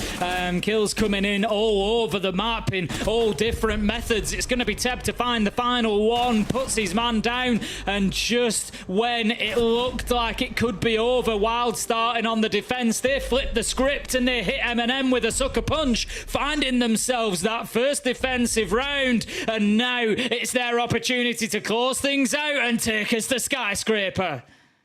Oh boy, oh boy. One more round, Tim. Just that one more. I mean, the game has been a bit of a mental one. We've had the 7-5 first map. We're potentially seeing a full max OT here if M&M can win this round, and then we still have all of Skyscraper to go. I tell this story often, but the very first best of 3 you and I ever cast together went all the way to 45 rounds across all 3 maps. It was an absolute screamer. This one, not quite there because of map number 1, but they do have a tendency to follow us around these long series, Tim. Oh, they do, without question. I mean, it's no surprise that we hold the record for the longest, I'll at least say, Tier 1 competitive match that's been seen. Of course, the Berlin final between FaZe and Rogue at the time, now Koi. 68 out of a possible 75 rounds, 5.5 hours. If you wonder how casters, if you sit there thinking, how do casters' voices hold up over that length of time? Well, of course, we're professionals. This is what we do. But it's also worth having a little look at the after event video for Berlin, because you will hear, however, it's weird, your voice kind of stays intact till the end of the match because you're just casting, you just keep going, but then when you have 20 minutes afterwards, your voice changes in that 20 minutes afterwards of it resting, and we did a video after that, and it was the after event video. It's worth a watch if you wonder what it sounds like. You could have put some AI, Tim, over it, put us with grey hair, made us look really old, and it would have probably fit just fine. He sounded terrible. All right, C4 on the window, could be a big double. There's several C4s going towards that window, but Tyrant, he got there first and found his man. Solotov into a second as well. M&M starting to get the ball rolling here. Suddenly in overtime, Chalet has become very, very defender-sided. It really has, and very, very competitive. I'm absolutely loving this. It's just blow for blow at the minute. They're just wailing on each other, and we're just here to see it and enjoy it. Teb is going to get himself inside a mud there, just looking to see if he can find himself an angle. Packball just spraying through the purple, trying to find anything that he can. Not going to pick anything up, of course. Teb just trying to wait patiently, see if he can pick somebody up. The thing is, they've got time here of Wild. They don't need to get carried away. They've got more than half of the round. They can always wait, see if they pick up a rotate. Somebody like Nafe moving around the map. You get yourself a cheap kill, and all of a sudden, rather than a 3v5, it's a 3v4, and it's a different ball game. So just using a little bit of that time. It's almost like looking at time as a currency, and Wild just looking to see if they can buy themselves an opportunity. I thought Nate would himself away there. I was going to say, the thing is, I can't write them off until Patbull's dead. Not after how this map has gone so far. He's saved 3 rounds, wants one more, but he's got to do it against 5 players on M&M's side and can't get a single one. M&M make it flawless. Oh boy, Tim. Say the line. We're going all the way to 15, Des. Who would have thought it? Starting with M&M on the attacking side, you really thought that they would have the advantage. Wow, come out and just slip in a little counter blow there and manage to get that first defence done. But M&M come back and say, you know what? We can play those games too. And we've just got to wonder now, are we going to see overtime going in that way that it sometimes does, where the momentum switches and where maybe it's been an attacker map, all of a sudden the defenders have the joy in overtime? Or will we see M&M with that final opportunity now? No surprise to see Kitchen and Dining coming along. M&M won it convincingly the first time they attacked it, but the second time they were unable to get the job done. Wild locked it down. Packbull had a big moment in behind that bomb chassis, using the bearing to bear down on M&M and take them out one after another, and there was nothing that they could do. But I just get a feeling that M&M, they're going to have a counter plan worked out. Last time they couldn't get the smoke canisters into the right place because of the Wamai magnets. This time I don't think that they'll be fooled by that one quite so easily. Oh, you'd hope not, Tim, but one thing's for sure, this series has been absolutely bananas so far. No idea how this one can conclude. It can still go all the way to that third map, as we said. Skyscraper may yet still await, where M&M have beat other teams twice in the group stage. Haven't lost on it, 7-4 and 7-4, which makes me a bit nervous for a while, but if they can do it on Chalet, it makes you think there's a very good chance they could do it on Sky as well. Niff. By the way, someone has said at the major we need to do a fruit review, or I need to get you to do a fruit review. You know what we should do? We should do a fruit tier list. We should get little, like... I'll do it if you like. Get little, like, stickers with Velcro on the back, and we'll get, like, a Velcro, like, tier list board with, like, S, A, B, C, D, and E, and then we'll just, like, rate fruit. We'll see how we stand. We could do that. I can't put grapes in there. That's all I'll say. Why not? My wife thinks I mean, it's for hilarious. a start, are we talking about green grapes Any or grapes. red grapes? I don't like the skin on them. It comes off and it... What? I can't What is wrong deal with you? No, I can't do it. Anyway, we're in round 15. It's 5 versus 5. We don't have an entry yet. M&M are getting themselves inside of the building, but they've not managed to find themselves any progress as of yet. Nath, he's going down into the basement. He's hunting Teb, and I think he knows that he's there. The drone picks him up. Teb, you got to be careful here. They're pushing in. They're pressuring from multiple sides. He's going to be trying to hold on for as long as possible, but Nath, he's just doing his due diligence, seeing if he can find him on the drone. He knows that he's safe to peek from Blue Door at least, but who is going to win this head-to-head? Oh, it's cat and mouse, isn't it? Chasing each other around this bottom floor. Not quite sure where the other has moved to yet. Both a little bit too scared to move, just hoping the other will make that angle retreat off towards the stairway of some kind back in towards sight. Here an impact should come over the top. In fact, it's a C4. Nello almost backs into it here. It is jammed away, though. They're going to have to get rid of that first before they can get this open. Maybe relying on the Clutch drone that Users is currently circling around, gets the job done. That could be an important moment there. Here comes the battle. Teb, he's trying to counter peek. He's looking to pick up Nath. Nath just feels like maybe there's a bit of danger from his other side. He's going to move around, but Teb's aware. Teb is just causing a real problem. But how about that for a headshot from Nath through the wall? 40 seconds, Des. This one's going down to the wire.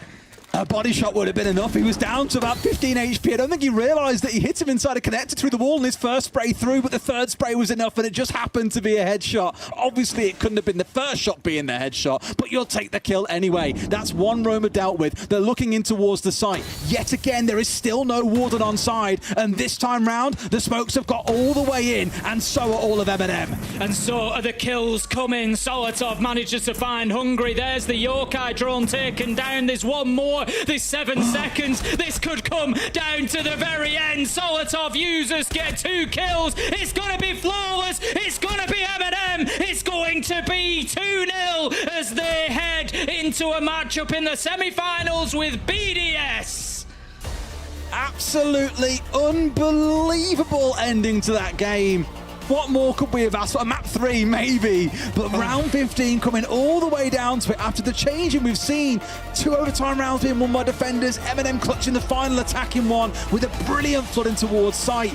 Yet again, Wild are punished by a lack of Warden despite seeing smokes throughout the entirety of that map. beautiful series overall. Hats off to M&M in my opinion. They've played this ridiculously well today, Tim. Yeah, the only improvement we could have possibly hoped for from that game, as you say, Des, would have been more of it. You know, a map 3, a best of 5, a best of 7. Just play it all night, please, because it was an absolute beauty to watch, a treat, and all we can hope is that our second matchup of the night is going to be just as good, Des. Absolutely mental. And you are right, Tim. We're only halfway through the night. There is still another best of 3 to come. But before that, we're going to go to a break, over to our desk, and then we'll get ready for Wolves versus ITB. Catch you guys in a bit.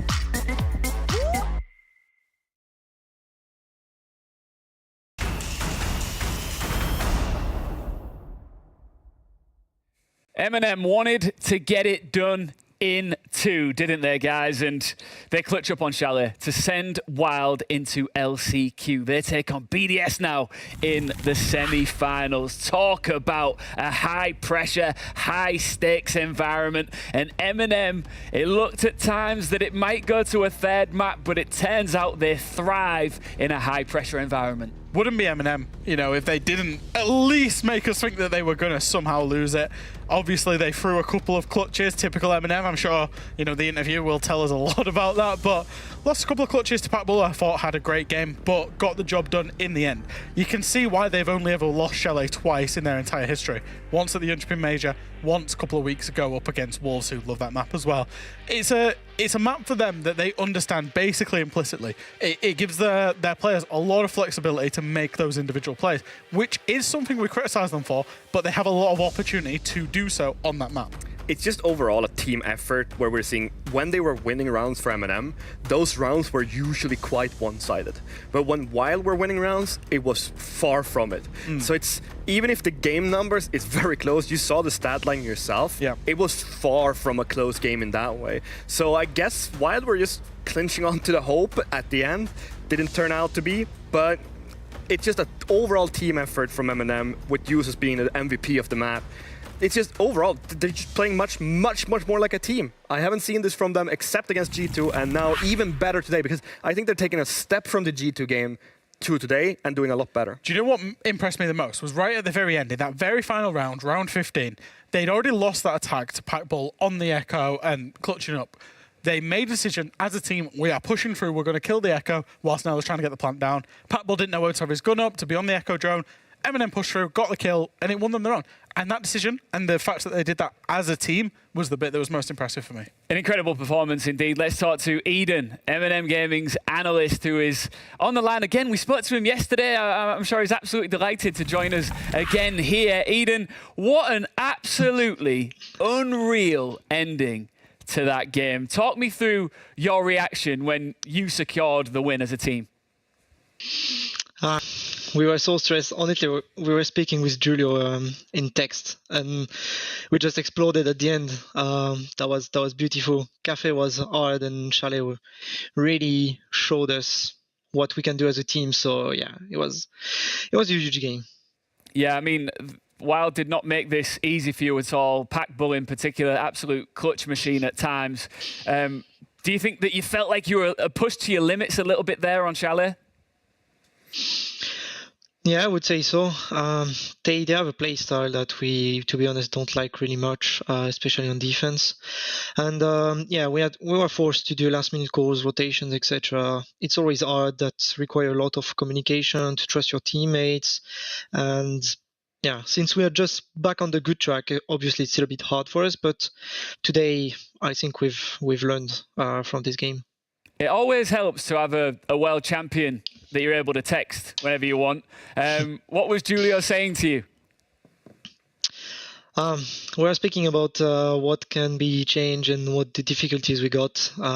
Like we sent just a few words saying like, oh, this wasn't good, etc. And then we can build up together. He's the one speaking, but we can build up together like a kind of direction for the team. Yeah, I think that our analysts, in particular, Fresh and Fabian, have been super impressed with you guys, but they did say at the start of the day that you need to keep leveling up. You need to keep improving if you are to make it to back-to-back majors, if you are to make it on a flight out to Atlanta. Are you feeling that improvement? And as a team, do you think the sky's the limit right now? No, I don't think we have a limit, to be honest. But I heard what Fabian and Fresh said before and after the game, and they're absolutely right. We stepped up as a team. We play really much more together now. Honestly, if we play like this, I'm confident we can make it to Atlanta. And in Atlanta, we need to find this little something on land that make you win all the games and go to the final, like W7M did in previous major. Yeah, that land magic is what you'd be looking for. Now, you face BDS next in the semis. If you do manage, well, the fact that you're booked in to face off against BDS, you now have a minimum of 2 best of 3s to make it to Atlanta. How do you feel about your chances against BDS? It's always tough to face BDS. That's a team we know very much. And we're used to scrim against them. So it's not going to be an easy game. I think it can go 3 maps, 3 OT, in my opinion. And could go all the way, their way or our way. But yeah, we're going to prep. We're going to finish to expand our map pool, and that will do the job. So you think it's going to go all the way? Can we get you to say, we're going all the way, Des? We're going all the way, Des. You're going to cast for 3 hours at least. That's what I like to hear. Eden, thank you very much, and congratulations on a tremendous win. Thank you. Have a good day. You too. Thank you. And we will have a good day because we're just getting started. We've still got another best of 3 coming your way. But, man, I mean, we talk about the pressure on those guys to level up, Fabian. That's exactly what you wanted to see, and they're delivering for you. M&M did step up. I want to talk over to Wild a little bit, though, yeah, because I do think that they crumbled. I pointed out Hungry before this game, or between the 2 maps, and said he needs to step up. We didn't really see that. I think Jegs had a rough time as well, a youngster that I think can do a lot better than that. So I think that the Wild still struggling a little bit with the pressure.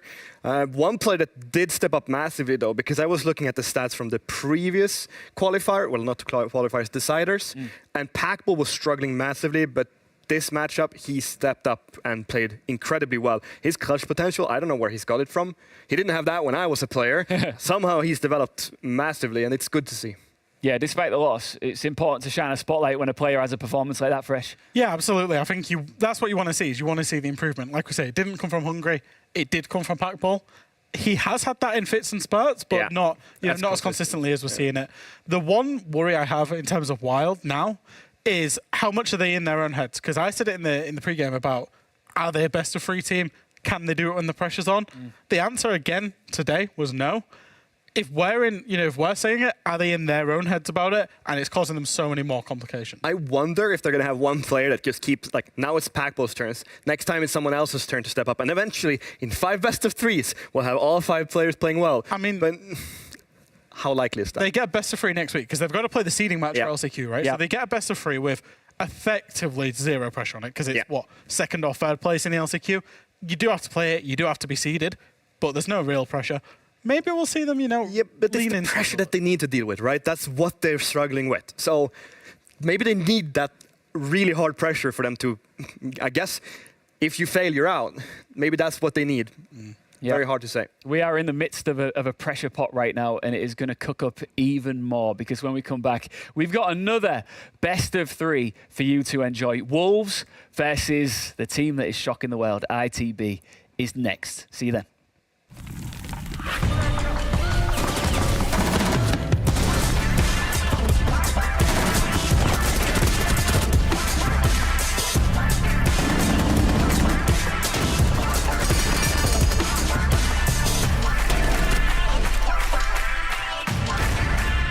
Steps back out, finds his man. It's 7-5 to M&M on World's map. Pick a cover.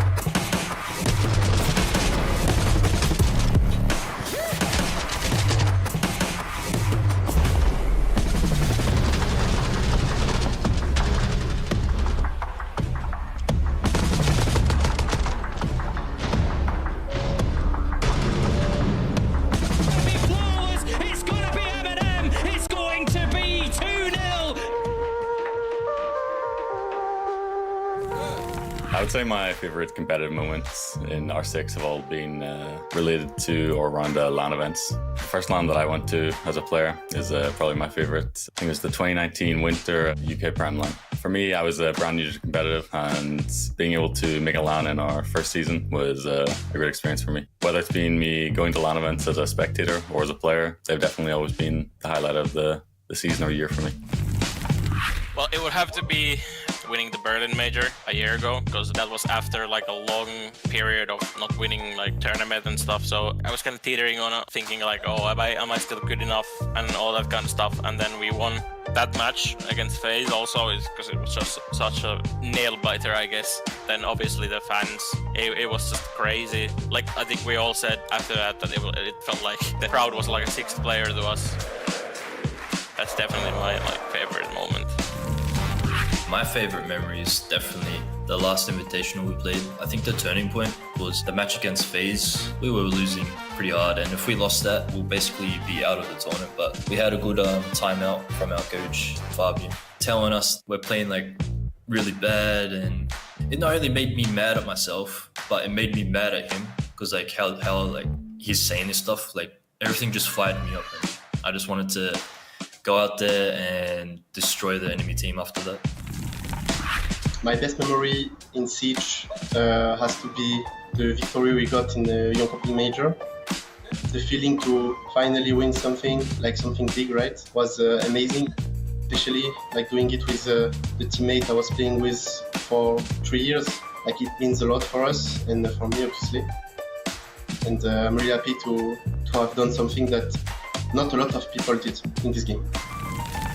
For me, my favorite moment is qualifying for Copenhagen Major when we was playing Wild at the UL playoffs, and it was game for a slot on Copenhagen. But I remember that we were getting on the Chalet, and basically Chalet is not our greatest map, but we tried so hard, and the game was absolutely emotional. Everybody was so emotional, everybody was so screaming. That should be my favorite moment from the recent ones. So I think one of my favorite moments in Siege actually was when I was still in tier 3, basically an on, and I randomly got a message one day from Fabian, one of the greatest players of all time, a legend, and he asked me if I would be interested in a project that he would make, and I ended up joining that project. I mean, I own him a lot. He basically taught me how to play Siege correctly, so that's the reason I'm here. So just thank you for giving me a chance.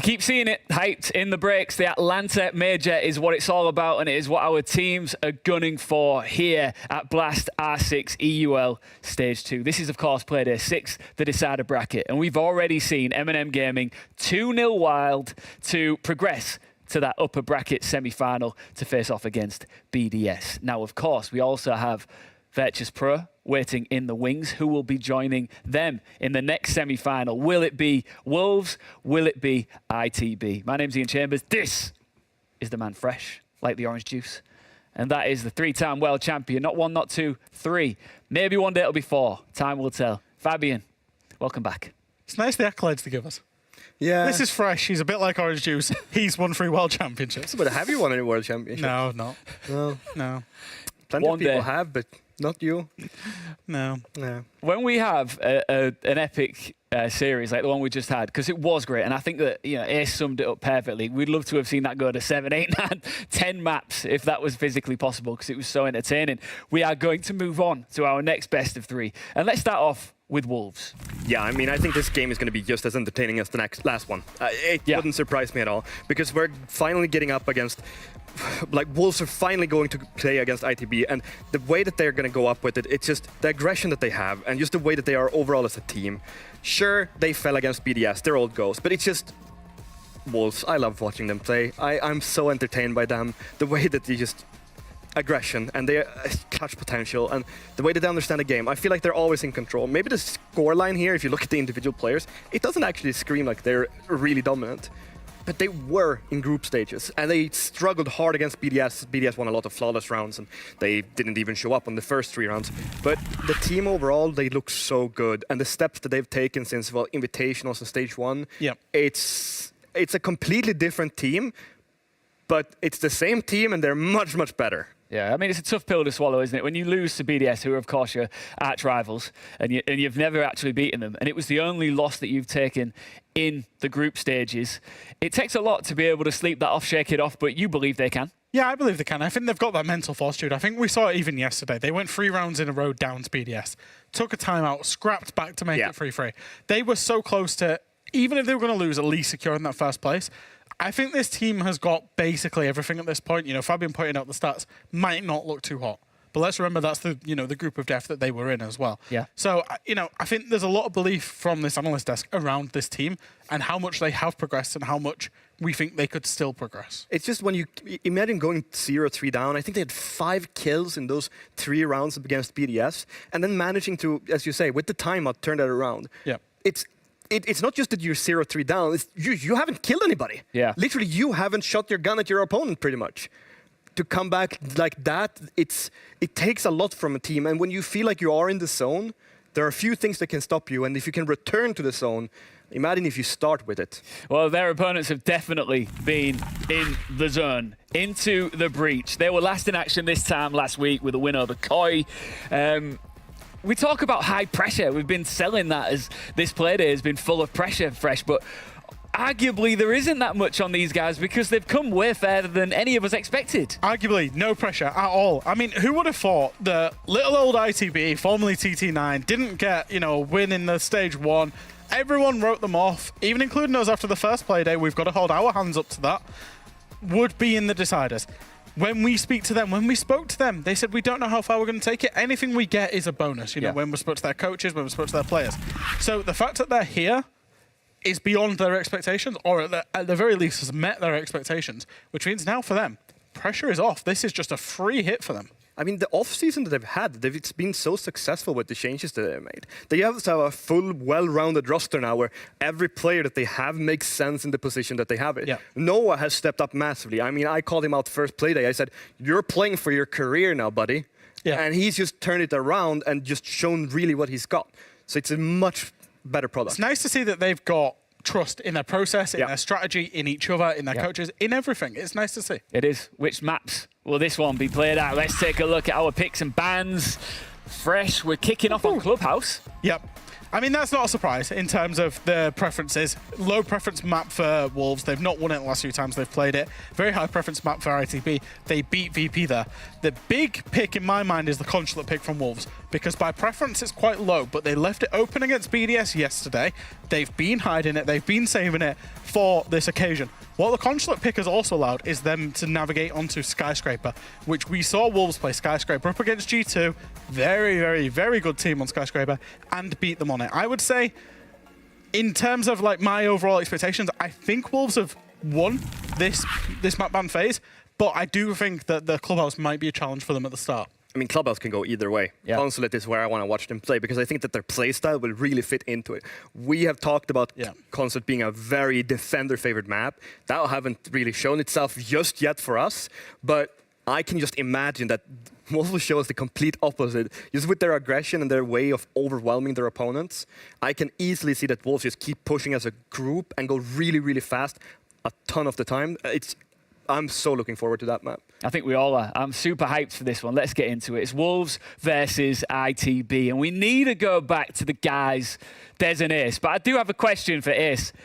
Bro, why do you hate like 98% of fruit? I hate like...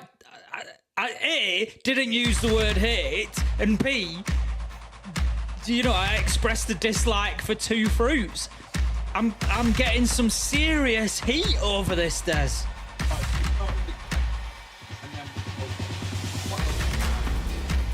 Getting some serious heat over the fruit. The question is, Des, are we going to have some serious heat in this matchup between ITB and Wolves? ITB have been a bit of a surprise package, I think it's fair to say. We know they've got some talent, they've got a lot of experience on that side. I'm not sure we expected exactly what they've delivered us so far through the stage 2. The question is, can they stand up tall to what is going to be their toughest test yet in a best of 3 against Wolves? Sorry I wasn't really there, Tim. I had to go away and get a measuring stick just to try and measure my disappointment in you, and I still couldn't get the right Honestly, you say one thing about against bananas and grapes, my timeline's lighting up, I've got Ian calling me out. It's ridiculous. I expressed the like for many fruits. Passion fruit, mango, pineapple. Oh, honestly. But you also said you wouldn't eat an apple. It's not. I don't dislike them. I just wouldn't choose one. They're just, to me, I think they're just a bit dull. They're just a bit. Wow, now that is a strong opinion in this day and age, What have I Tim. done? Apples are dull, everyone. Have you never tried like a pink lady? You ever tried all the different varieties that you can get? Oh, what have I done? Nothing's ever set my taste buds on fire. What can I say? In the apple world, it's a very good fruit. I enjoy an apple. It's fine, but I'd pick other things first. I'd just have very little to say to you. Just when you think you know a guy. After 4 Pineapple. years. Pineapple I can get behind. That's kind of apple. Is it? It's not, Tim. No. So now you've got strong opinions on fruit you don't even know about. This is disgusting. Oh, anyway, dear. we're into a game, Tim.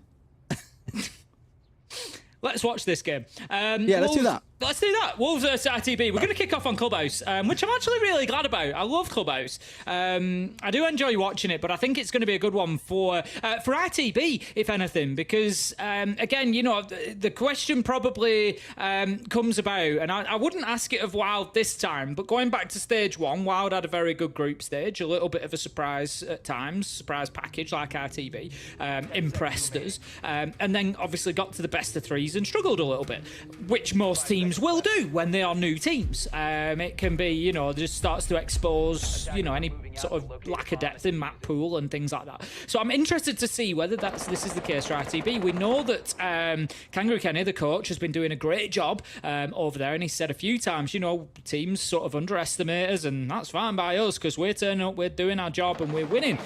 So I'm interested to see. I think they are going to be very well prepared, but Clubhouse, I think, is a good start for them because it's a map that they should know anyway.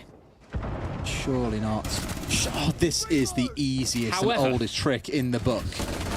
That is not good. That's even not gooder. That's Mowgli mowing them down as well. It has not been the dream start, this best of 3, Tim, that I think maybe ITB were hoping for.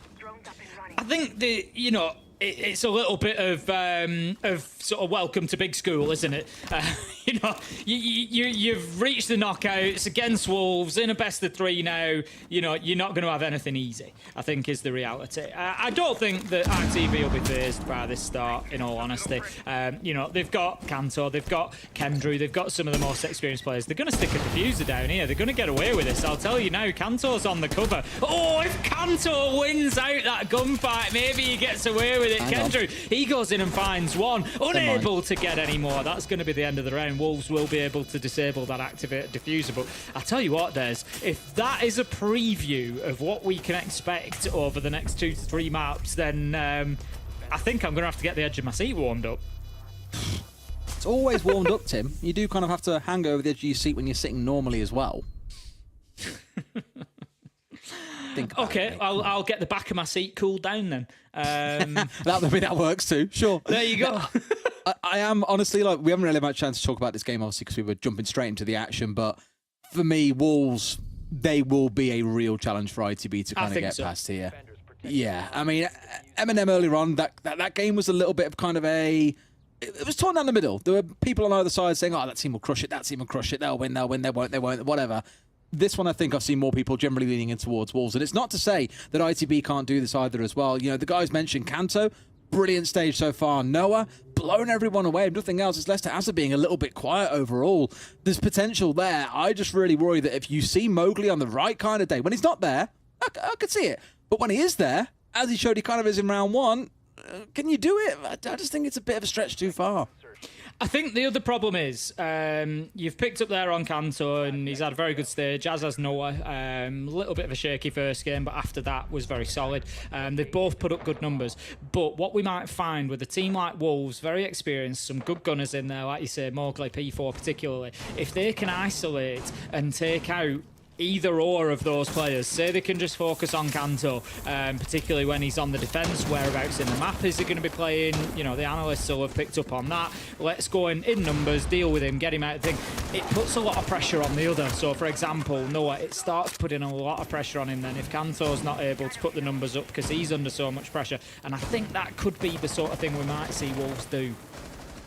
This one is about as standard as it comes. Garage focus, east side focus, get everything opened up, and then just start to look for a big hit in towards site once you've got control of Garage in the full way that you need it. Really here, Yonka looking to still be alive as well.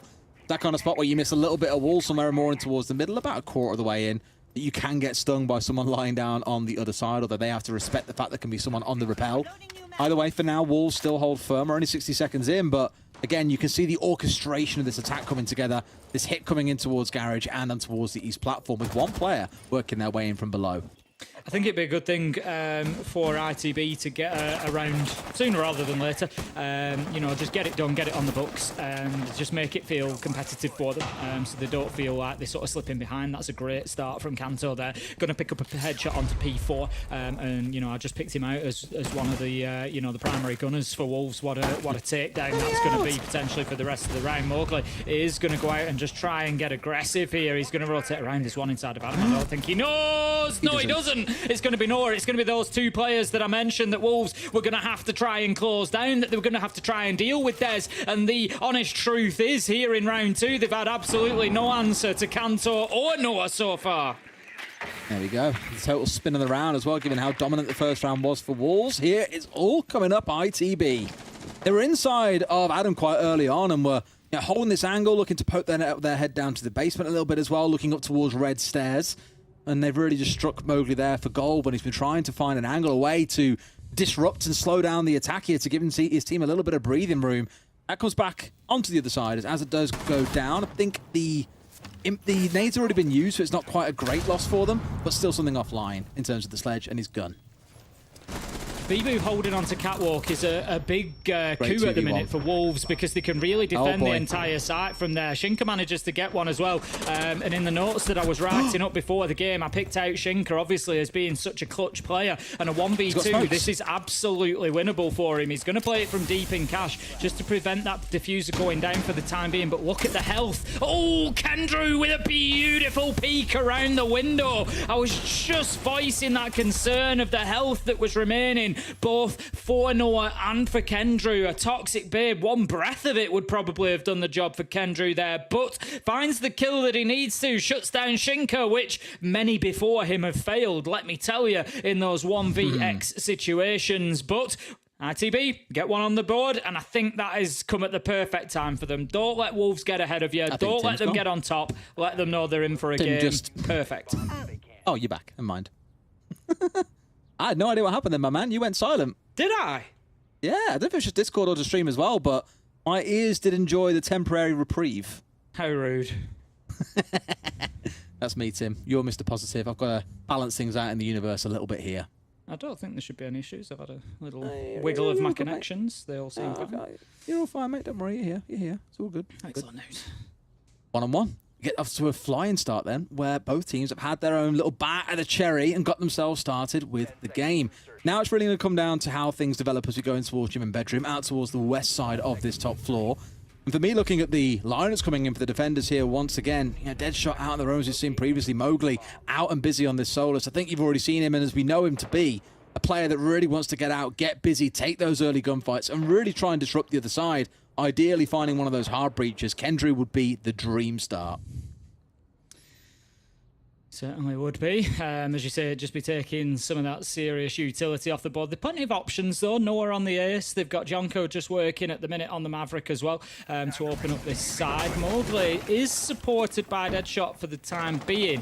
Tell you what, this could be very aggressive here from Mowgli. I'm not sure exactly what the plan is, but if he waits for this wall to drop off and gets very quickly into that breach, and he's not going to get any joy that way, he surely will know that the Maverick is on the opposite side of that. But no, he's going to dip away. I was going to say the opportunity was potentially there. If he knows the Maverick's on the right-hand side of it, as soon as that wall drops, knowing he's heard it be sledged off on the outside, he could literally just run straight out of the breach and shoot to his right. But no, he's not going to get overly aggressive, which I think is a good move. You want you want one on the scoreboard. You don't have a big cushion to fall back on or anything at this point. I think that's solid play from Wolves.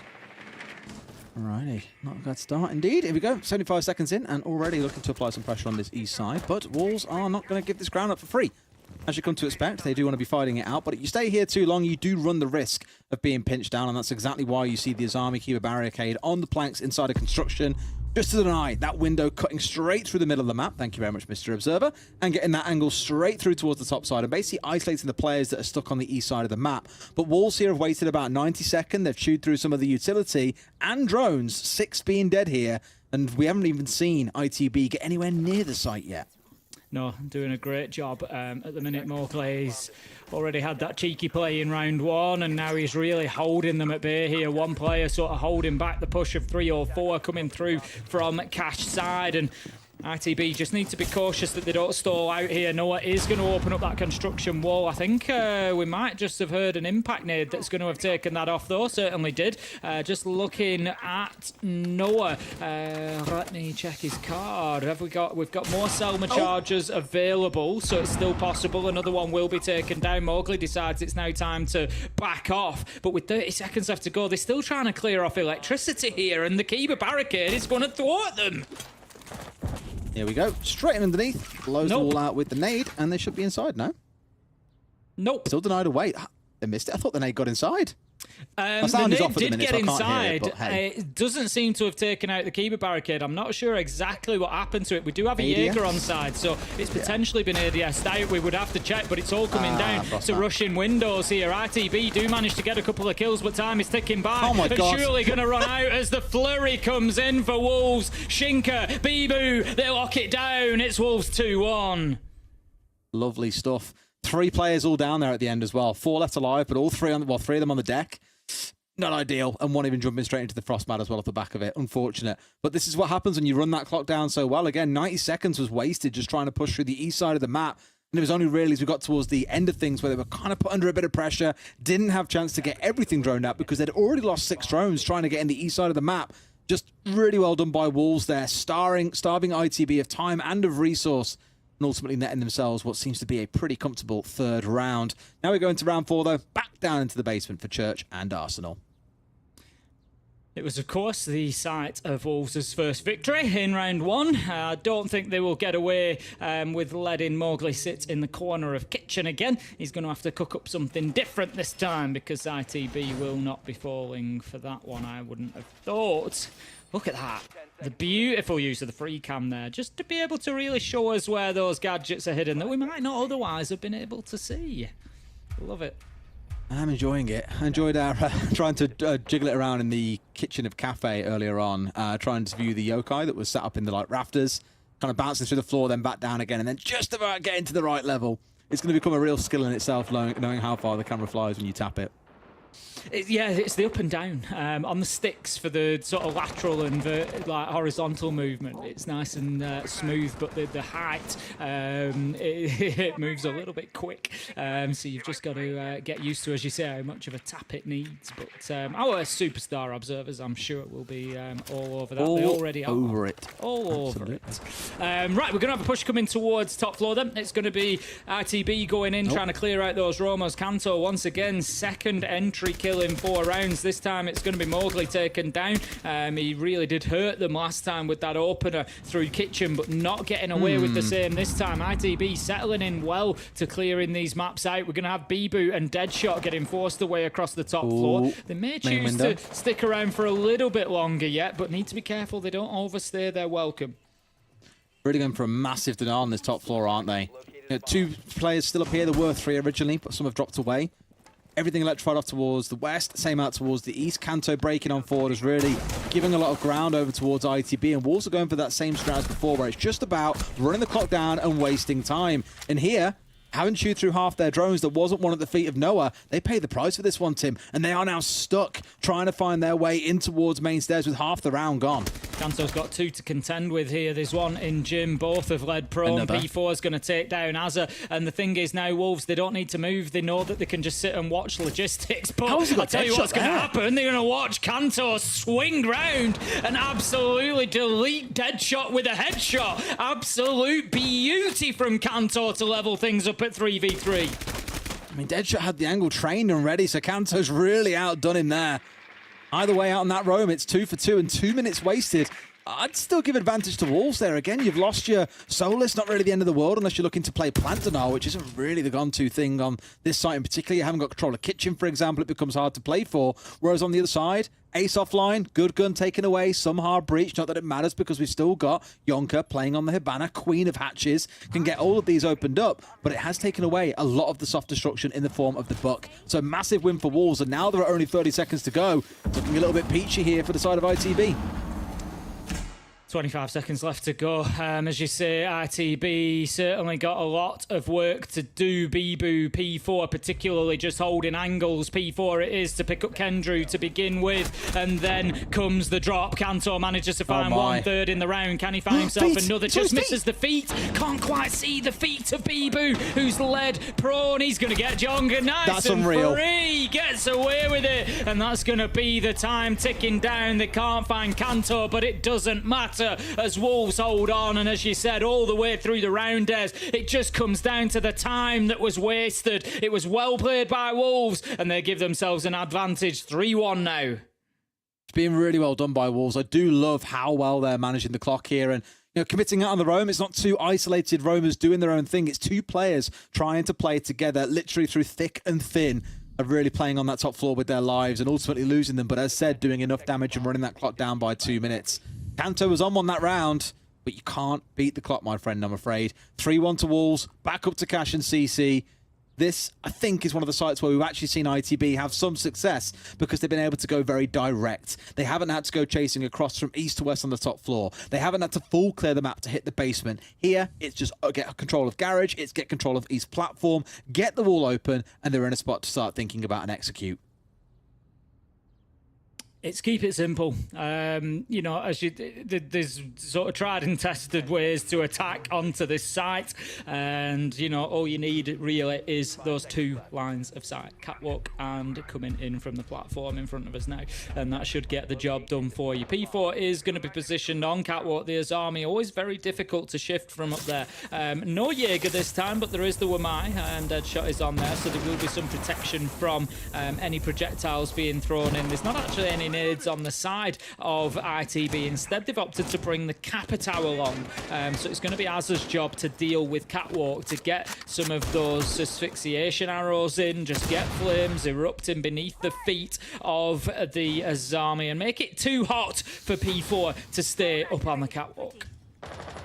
But now, at least, anyway. I think for now he'll be in a spot where he can still dig in. They've got, obviously, as you say, the Capitao to play behind, lots of things to remove him.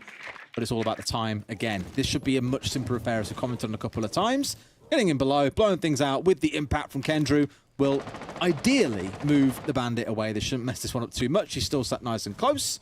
But at least by opening this one up, Yonka should know that it's not safe to play. A couple of times historically I've seen Zophia's get away with a kill from this spot as well, just popping in these doubles.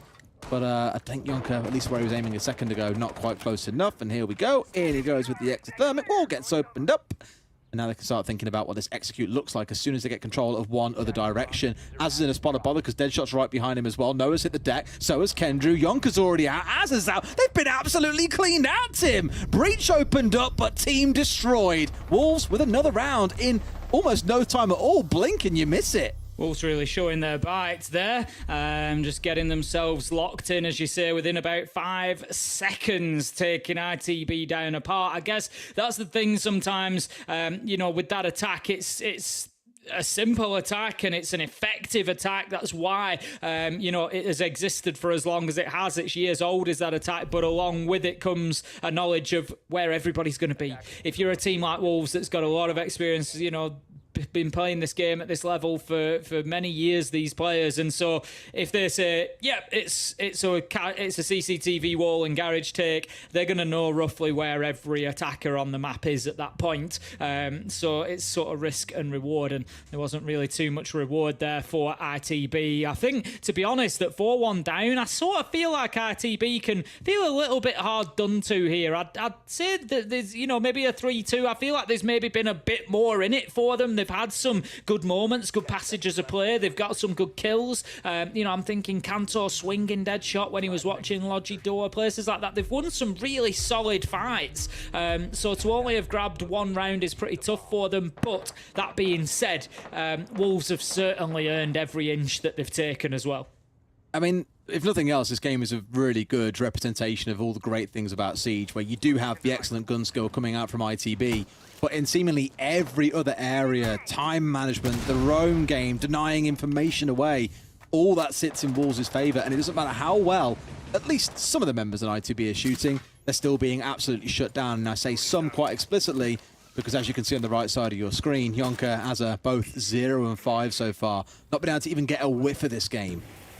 No, that's it. They need to be getting everybody involved here, ITB, and that's what Wolves are going to do particularly well. I know I picked out Noah and Kanto previously, but if Wolves are able to focus and close out even, any two players out of the game in that way, it's going to make it very, very difficult for ITB to get any joy here. And Wolves just showing the real difficulty to get any advantage in gunfights with them. Deadshot is going to be double droned at the top there. One nearly gets away, but that'll be because of the hip fire. He knows that the push might come, so he's just going to adjust his position a little bit, even if just a small amount. There's the first. He's going to be flashed out this time. Just takes he's got the him. shots, and he's managed to down Kendrew. How about that from Deadshot? That was I was going to say he's running a real risk by trying to spray in through the flash, expecting Kendrew to swing, and he was absolutely correct. But Deadshot, who was there for assistance, has now fallen down. We're halfway through the round. They've gone through the 3 of the flashes in the back of Kendrew's pocket. We've chewed through half the drones yet again, but at least here they haven't lost 2 minutes of time. It sounds ridiculous to say. At least they've only lost 90 seconds of a round, Tim. Just the 90, just half the casual 90 of the round. Kanto is going to be opening up logistics hatch. That's going to change things significantly for Wolves, especially when combined with a kill onto Mowgli. It's all falling apart now. Shinka manages to get one, but they're going to need one of those big Shinka moments here. 1 versus 4 becomes 1 versus 3. Cannot become 1 versus 2 as Noah steps in and finds that final kill, and that's going to be ITB taking themselves a 2-4 on the half. Not the end of the world here on Clubhouse as they now move on to the defence, but certainly not an easy hill to climb for them in the second half. It is not, no. It will give a lot more work still to be done, but again, not going to be, I suppose, either side too disappointed with how that first half played out. Wolves taking 4 rounds on the defence on ITB's map. I think as we saw earlier on today, fundamentally on your own map pick, you should be pretty proficient at attacking on it. And ITB have been really choked out by Wolves there, who looked nothing but comfortable across the majority of those sites. Down to the basement we go once again, with ITB flicking over onto the defensive side. Now, imagine given you've got Yonkron the Azami here, you'll see him out and about getting busy in the map. I'm curious to see if we see Kanto doing the same playing on the Wamai, though, as we always speak about. Both of them recharging gadgets, more value as the round goes by. I think Azami runs out of hers a little bit sooner, so it's far from the end of the world as she does go down. Excellent gun, 3 speed, lots to work on there. But these two I would like to see getting busy and be contesting against the side of Wolves. In the same way that Wolves have wasted so much time across the map, I really feel that we've got to see ITB at least try to do the same. Yeah, absolutely. And they've got to take a leaf out of their book and just, try. They can't play it scared, I think. Like, you get out into the map, take those gunfights, get up in the faces of Wolves and let them know that they're going to have to fight for every inch of the map, because otherwise players like Mowgli, P4 are going to sweep across the map quickly. They're going to take a lot of ground, a lot of map control, and it's going to leave ITB with a lot of holding on to do, which won't be easy. So we're going to see Kanto with a little bit of damage to begin with. I'm not sure if that was an attempted peek. If I knew Kanto, I'd have to guess that it probably was, and that he's taking a shot in return. No damage onto the side of Wolves, and now that's a good position for Wolves to be taking up. It's going to make it very difficult for anybody to rotate back through. Mowgli's going to hold that position. Oh, but what about that for a challenge? Kanto getting really aggressive in bar there, right up in the face. That's what we were asking for. Get up in the face of Wolves, but 3 versus 3 as an absolute slurry of kills comes in the mid-round. We've got Mowgli and Deadshot finding 2 of their own before Mowgli loses his life, and P4 goes as well. 3 versus 3 Wolves with a lot of work to do here, and they've lost the Capitao, which could be a big loss. That's the big one, right? Whenever you come down to the end of these fights where all things end up equal, 1, look at how much time has been lost. 2, look at how much utility was invested. And 3, look at what utility they then lost as well as a result of those operators dying. And here I mentioned it, I wanted to see Kanto and Yonka getting out and getting busy. They've done exactly what they needed to. They got rid of the Capitao, who was the lifeline essentially for the attack of Wolves in this round. He was their smoke cover. He was the fire to make defenders move, to deny areas away from them. Without him, they simply can't do that. So now you're going back to a little bit of a Hail Mary, let's drop hatches and hope for the very best here. They're going to have to split up to make it work across 2 or 3 different angles, but it's looking a little bit ropey for Wolves already. The one silver lining they've got is they've still got 75 seconds to play with. That is a lot of time to figure this out. Yeah, that's the main benefit for them at the minute, is the fact that they do not have to rush. Kendrew has got himself wedged in at the back of sight there behind that Kiba barricade. He's going to be very difficult to dislodge. If we have a look, there is still 2 nades on the side of Deadshot, so that is one possibility. Kanto losing his life early means there'll be limited magnet cover on site from the Wamai, so the explosives could really come in clutch if they get the ping, if they get the information, the opportunity to use them. Deadshot does get one out. I think a little bit of information about that double door. It's not going to go far enough though. Sends another one in towards Kendrew, but again, just a little bit weak on the throws, not going to get to where they need to be, and Kendrew is the problem as predicted. Manages to step out and get one, but Shinka is there for the trade. 20 seconds left to go, Des. Shinka's in, and Bibu's got the cross as well if he can hold this spot properly, and Shinka hasn't exposed himself to an angle. This could be a free plant going down. The long angle's there, finds one up close as well, and they get away with it. Diffuser is down, a 2 versus 1. Azza, 1 and 6. Him and Yonker have had it rough, but he finds one, and there's one more to do. The only battle is this vertical angle. Bibu has been here so many times before, all these years of experience. He should be able to play this one out. Sees the leg and kneecaps the poor guy. Azza's out, Wolves take round 7. That was really well played from Bibu in a very difficult situation. So, at first instance, it sort of looks like he's missed his shots on the long angle that he's covering Shinka from down towards boxes, but he doesn't. It's because he hears the Kaid on his right. He knows he's being pushed at the same time. So ITB kind of do everything right there. They know that they've got one man, bottom main stairs, who's holding. So they push out there together, move at the same time, and give him too many things to think about. Bibu makes a split-second decision. He takes the Kaid. He knows that's the immediate danger because he's sprayed at the long angle, who's moved past the doorway. Shinka can look after himself at that point, is basically the thought, because Bibu knows if he wins that fight with the Kaid, he gets back upstairs, and that is where you win that round from once the plant has gone down. Get somebody into kitchen, hold on to it, and the round will be yours. Great decision making from Bibu, well played from Wolves. They made certainly the most out of the seconds that they had available to them. They did, and really, again, it comes down to that time management, right? I spoke about this earlier on. Doesn't matter if ITB are landing some really good shots and a few of their players are on the guns today, but you could say the same about Wolves. Bibu, 9 and 2 currently so far. Shinka, 8 and 4 as well, playing from a much more flex/supportive position. Real work being done by Wolves, and this is the fear that I have for ITB coming into this game, as you are coming up against a very scary Wolves side. Sure, 4 games, best of ones in a group stage will tell you something, but ultimately when it comes down to best of 3s, that's where the difference really gets made. Here we go though in round 8, see if ITB can do anything inside of gym and bedroom, Tim. That's it, you know, the best of 3s, and, you know, even sometimes the odd best of 5 if you get yourself to a grand final. That's where you really make your money. But like you say, Wolves are really looking impressive so far today, as they have throughout the entire stage. Worth pointing out for everybody, of course, we are in the EUL deciders. We've been past the group stages. Wolves finished second in Group B, second only to BDS. They will go through, if they win this quarter final, whoever wins, whether it be Wolves or Into the Breach, they will go to play Virtus Pro in the other semi-final, and that gives you a real good opportunity to get yourself through to that major. Once you win today, you've basically got 2 games that you can qualify from. So you play Virtus Pro. If you don't qualify there, you then drop down to the lower bracket final, and if you win that, you qualify. So plenty more opportunity just by winning this game. It's a big one, and Wolves are taking a big step at the minute. Deadshot just absolutely hammers. Knock, knock. He finds Noah and takes him down. Azza with the assist from below. I thought they might have seen him on a drone, but it makes a lot more sense. It would have been the Solus getting that read in, and they just knew what the angle was. They knew what he was going for and had the answer ready. Brilliant read by Wolves. A 3-man bit of team play going there, as they had the player on the upstairs as well for that extra bit of cover. Just great stuff overall. Yeah, another good start from them, but how about that? Nice. Kanto's absolutely firing today. He's been doing really well on the entry and then hits an absolute beauty of a headshot through onto Mowgli from the tightest of angles just to level things back up. 4 versus 4. Not the biggest loss for Wolves. Of course, Mowgli is a big loss as a player, but the Ash, not the end of the world. Not going to have any essential utility that they need for this push that's gone missing. So Bibu on the Thermite, going to be pushing through into construction. Wolves are getting so aggressive here. They're just just not pausing at all. 30 seconds left to go, and like you said, they need to get moving.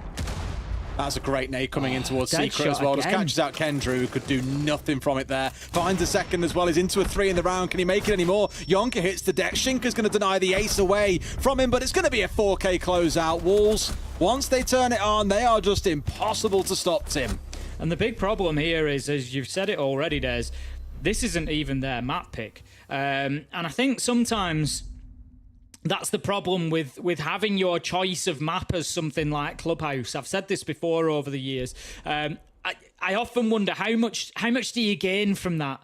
How much do you benefit from your map pick being Clubhouse? You know, I know we've seen teams like W7 and BDS that have been phenomenal on Clubhouse, and nobody wants to play them there. So of course they might choose it. But you know, beyond sort of two of the, you know, probably current top teams in the world there, I just don't know how much value there is in something like Clubhouse. Whereas, you know, maybe something like M&M have their Chalet, or, you know, teams like that, where it's maybe less of a common pick for teams. It's more one of the outlier maps. If you get really good on it and it's your map choice, then yeah, you've got an advantage going in there. Would I expect Wolves to be able to play Clubhouse competently? Of course I would.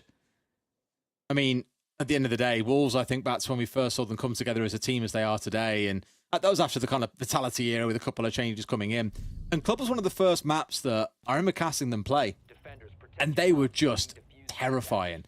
It would be a case like, ironically, I used to think actually it's kind of like a pack of Wolves, where they would kind of circle for a minute and a half, 2 minutes, figure things out, collect the information, make sure nothing was getting in their way. Then at the snap of the fingers, every single player would be inside sight. And again, interestingly, it was this exact site, Gym and Bedroom, where we just saw them completely come in and crush every player that was stood on there. They had no idea what was going on, couldn't tell the left from the right, and Wolves just looked like a terrifying, well-oiled machine.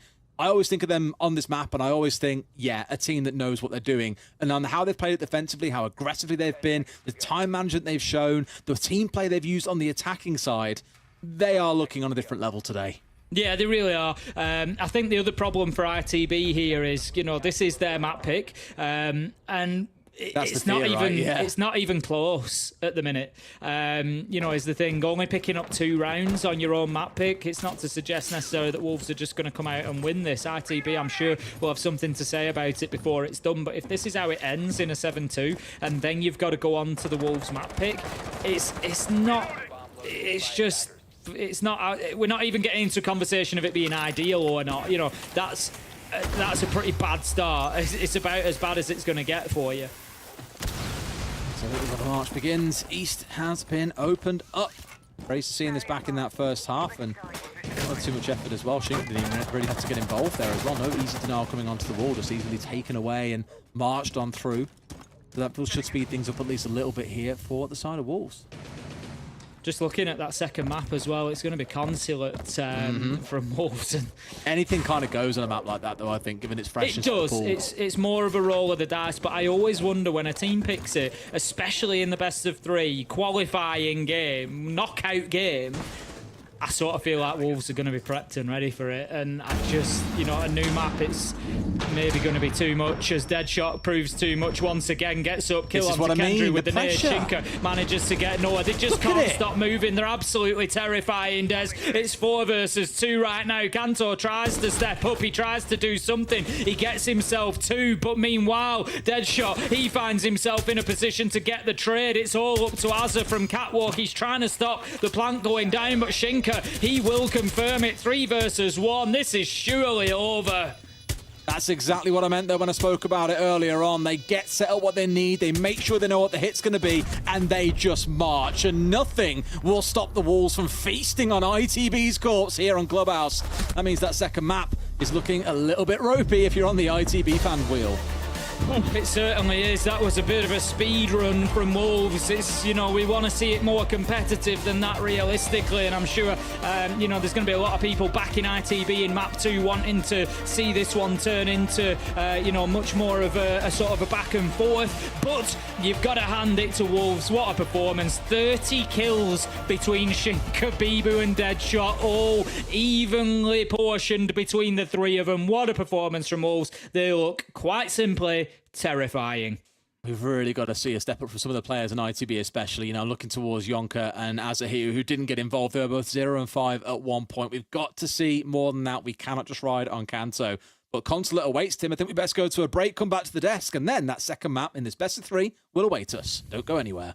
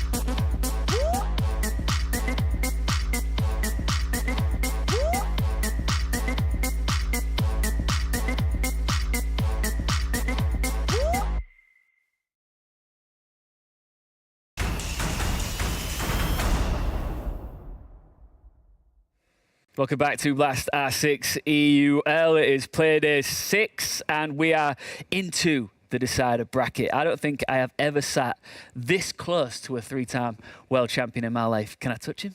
You were sitting in my lap just before That's this. not true. He was literally sitting right here. That is not true. I wasn't. Believe who you want to. Believe me. All right, listen, we've just seen Wolves take down ITB in convincing fashion on Clubhouse. They've still got a long way to go, but what are your instant reactions to that good performance? They're playing really good Siege. My first reaction is, did I underestimate how big of a gap there's been between Group B and Group A? Because the Group B teams are just running over Group A teams right now. And my other thought immediately comes to experience. Yeah. Because we're looking at Wolves, which is a really experienced team that are bringing up less experienced players step by step. Yeah. But now we're looking at Wild struggling with the pressure, and I think ITB are also struggling a little bit with the pressure. Both Acer and Jonko were having really tough times this game, and they are the guys that we look at coming from Tier 3. I mean, Jonko's been in Tier 1 before, but it was a short stint. They're struggling with basic things and just their fragging abilities. I Yeah. wonder why that is. Yeah, I think that's interesting because, of course, you've been and done so much in this game. Sometimes you can overestimate and overlook what a lack of experience can mean for high-pressure situations such as this. Yeah, I guess that just because I have all the experience and I've been around since, I guess, the start of the game, I just don't realize how much you actually get for free from just having been here. So it's going to be fun to see. Can they come back from this? Was this just a hiccup? Maybe they picked the wrong map? Yeah. Will ITB come back in map number 2? Do you think they might? No. I'm direct and easy. I think that it's another map that Wolves is just going to run them over on.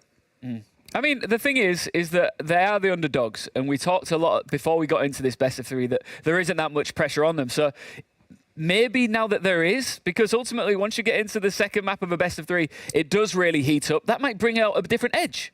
I think the pressure of the result is not there, but they're putting the pressure on themselves because they want to achieve it. They haven't disconnected this part of, we've already made as much as we necessarily need. They just, now they're like, oh yeah, we actually stand a chance. And I think that's where a lot of people just kind of fall over.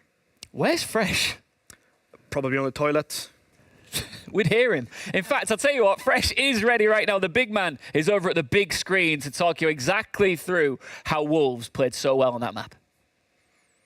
Thank you very much, Ian. Now, I'm going to go through around the ITB talk in terms of a gym attack. It's only round 3, so they're still very much in the game. 1-1 on the scoreboard. Now, it's a gym attack, so it's over on the west side of your screen. And there's a 1-2-3. I've already written it down. What they want to do is they want to breach CCTV and get control of cash. That's number 1. They then want to take control of construction and logistics. That's number 2.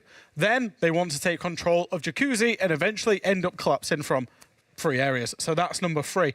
If we just let it roll, we can see we're a minute 30 into the round. We can see that ITB have got control, basically, of only CCTV and cash right now. You can see Kendrew going in. And what I want to highlight to you right now is the utility game that Wolves have got set up. They're basically trying to layer and layer and layer. They want to be in step 2 as ITB are taking step 1. And then in step 3 as ITB are taking step 2. Mowgli has 2 keeper barriers to protect him. And they've reinforced off the construction wall. This isn't normal. Teams usually try and fight for this ground. Wolves are choosing to delay and to play the utility aspect of this. You can see Mowgli is doing some nice flicks with the Solace drone there. He's trying to work out where the utility is coming from and then pounce when it's right in terms of getting the impact trick off. You can see Noah's going to push in here, get the ace charge down, and Mowgli is going to impact trick it away. And this is what, when I talk about Wolves making logical sense, this is what I mean. Because Wolves have got the utility and the people in the right scenario that makes a lot of sense for them to win the round. You can see Mowgli is playing behind a keeper barrier, as I pressed the wrong thing, playing behind a keeper barrier on the left, a keeper barrier on the right, and he's got 2 players supporting him in this impact trick. As soon as this final impact trick goes off, what do those players do? They retreat back into sight. Now, because time is low, ITB are now having to skip steps. They're having to go over to step 3, which is the Jacuzzi breach. What's happening when they're trying to get that? They face a bandit battery, they face a keeper barrier, and they face people playing that and an ADS. So they try to nade through for the bandit battery. Doesn't happen. Thermite gets tricked. So now, basically, ITB have no control of absolutely anywhere. They're going to have to just jump into windows, and they can't execute their plan whatsoever because of Wolves' well-placed utility. They do jump in. They do manage to find a 5v3. But the problem is Wolves can just stay guns up because there aren't breaches they're having to worry about. You see this rotation all the way into the bathroom, back into the gym, and Wolves went out from there. This is the one thing that I like about Wolves. They put utility and people in places that just make so much sense. Thank you very much. Look at the way you just casually come back up with a click of the little fingers. finger click. Yeah. No, I mean, Fabian, it was nice to get a bit of a telestration segment for the first time while I've been here, and evaluating such a strong performance such as Wolves. Timing was right. It was nice to see it, and it's nice to highlight why they are playing so well. Yeah, I mean, it's that basics that Fresh is showing off in combination with aggression, the individuals not making mistakes, because there are rarely times where I look at Wolves and I see them playing like, that was a mistake. Yeah. That doesn't happen too often. And they seem to be really reactive to what their opponent is doing as well. I mean, this is a strat that they practice time and time again. I mean, it's really smart. They know how teams will play. And a lot of these less experienced teams, and I don't want to be rude to ITB, a bit worse teams in comparison to themselves, they will play a lot of these 1, 2, 3 steps. They won't play the new split theory that is coming to Europe where people are spread out all over the map. And when you know that they're going to play that way, you can always set up in this sort of manner and just layer and layer and layer. I call it the onion because of layers after layers after layers. You give up one when you're struggling or you've traded a few frags, fall back one time, and then you have a second layer. You fall back that one too. Just as Fresh showed, that's the easiest way to play against 1 to 3 steps. Gentlemen, thank you very much. Are we about to see Wolves book their spot in our semi-final, or will ITB shock us all one more time and take us to a third map? If they do, Des and Ace, I will go bananas. He's got you, Tim. He mentioned bananas. I'm not biting again. I'm not biting the banana, that's for sure. You don't like them. Any more? Have we got any more? I'll bite Ian's banana.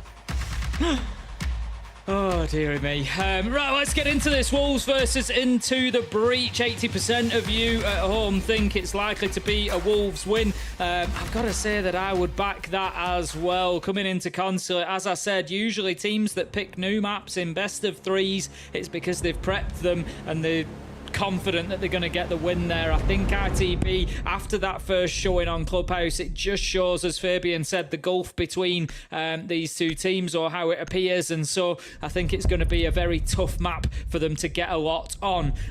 We do see a couple of players, Deadshot just dropping out there. I think it was only Deadshot. Bibu just confirming there's been a crash in the text. So what we'll usually do is we'll finish the banning phase. There's no reason not to, and then we'll get Deadshot back in before things kick off for real. But yeah, I think, did you see any way, Des, that ITB really keep themselves in this on Consulate? The truth is, it's like I said earlier on, it's a new map, and I think even though some teams still have preferences of not wanting to play it, it doesn't necessarily mean that a map has been figured out and teams know the best way to play it.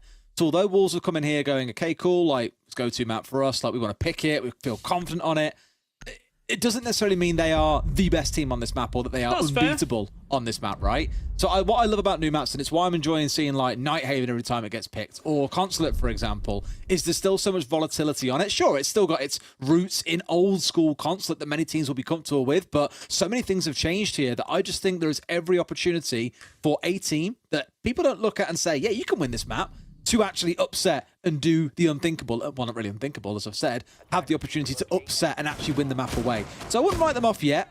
Give them a little bit of time, let them cook, and we'll see how things go on their defensive side of this map. Right then, Wolves are going to kick off on the attack to begin with. They're going to be attacking the top floor. Nothing too wild on the side of their... Ooh, I was just going to say nothing too wild on the side of their picks. We do have the Amaru come in. We don't have a Ying, though. The Ying would always make me then look towards a potential fast window plant coming in from the Amaru. The nades on Bibu or Mowgli you would use to clear out certain positions underneath, behind the desk, for example, in console office. And then you could look at zipping in through the window, although the gridlock is an alternative for the Ying. You get, that's why the floor's been opened up, but it might not be enough if they can get that cleared underneath. You nade out behind the desk, get some of those track stingers in and around where you would swing past half wall. There is an opportunity to potentially Amaru in through that window and get the diffuser down. There is also the other window on the top right of your screen, just down at the bottom near connector, or what used to be connector, and you can get yourself in there and plant behind that screen in meeting as well. So just that one there. Thank you very much. So two options there for the Amaru potentially. It's over there. It's over there. On my dead body. To be fair, we're in such synergy with the observers by this point. They know exactly where we're going. We have got easy for this map. We had Pietro on our last one, Red Like, and now we have Mr. Easy with us. It makes our life so much easier. He certainly does. Certainly does. I love Easy.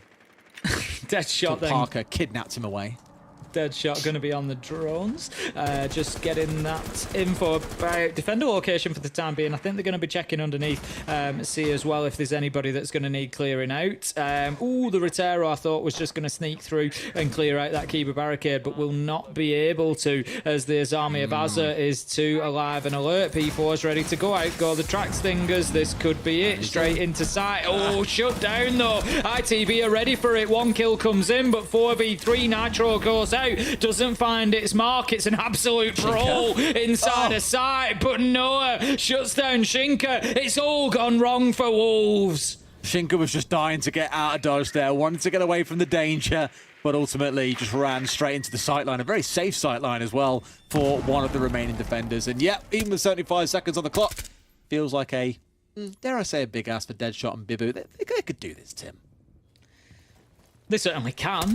They've shown that capability on Clubhouse. Aza's going to take a lot of damage there, but it's going to have to start with a couple of kills. That much is for sure. The couple out towards Spiral is going to be the problem for Deadshot. Certainly not ready to move here. The full flash is going to make it difficult for them to challenge. He gets hit from meeting. There's absolutely nowhere for him to go. Completely surrounded. Bibu gets one onto Yonka, trying to move in towards site, but again, just very locked down here. I like this from ITB. It's very, very well organised. They're not moving, they're not over-peaking, they're not over-aggressing. They're just letting Wolves play into their lines of sight, and that's how they're going to win this round.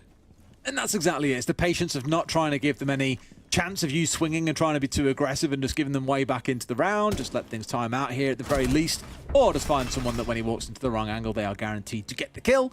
And sure enough, it's a two-way spray there to make sure that one's finished out. So nice intent is what I will say coming out from Wolves there, but ITB dealt with it extremely well.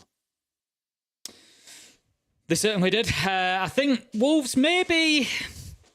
I think they'll maybe take a step back from that. I think the Amaru play sometimes is a little bit of a cheese play, especially so early in the round. They weren't really prepared for it, and I'm not sure what the aim was too much. It was obviously, you know, you can get into meeting there safely. If they get the kill on the guy half wall, then maybe it gives them an opportunity to take control of console. But other than that, you're not really in a position to put a diffuser down or anything. In all honesty, with an Amaru play, I'd prefer the more direct, just clear underneath and get in through the console window and try and plant on the window or something.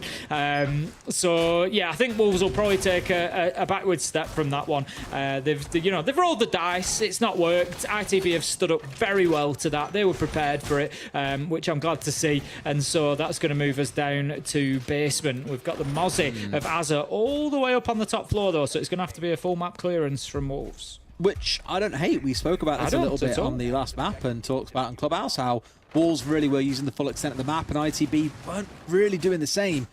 Here at least they're looking to make amendments to past mistakes here and actually get out of the room and keep Wolves busy.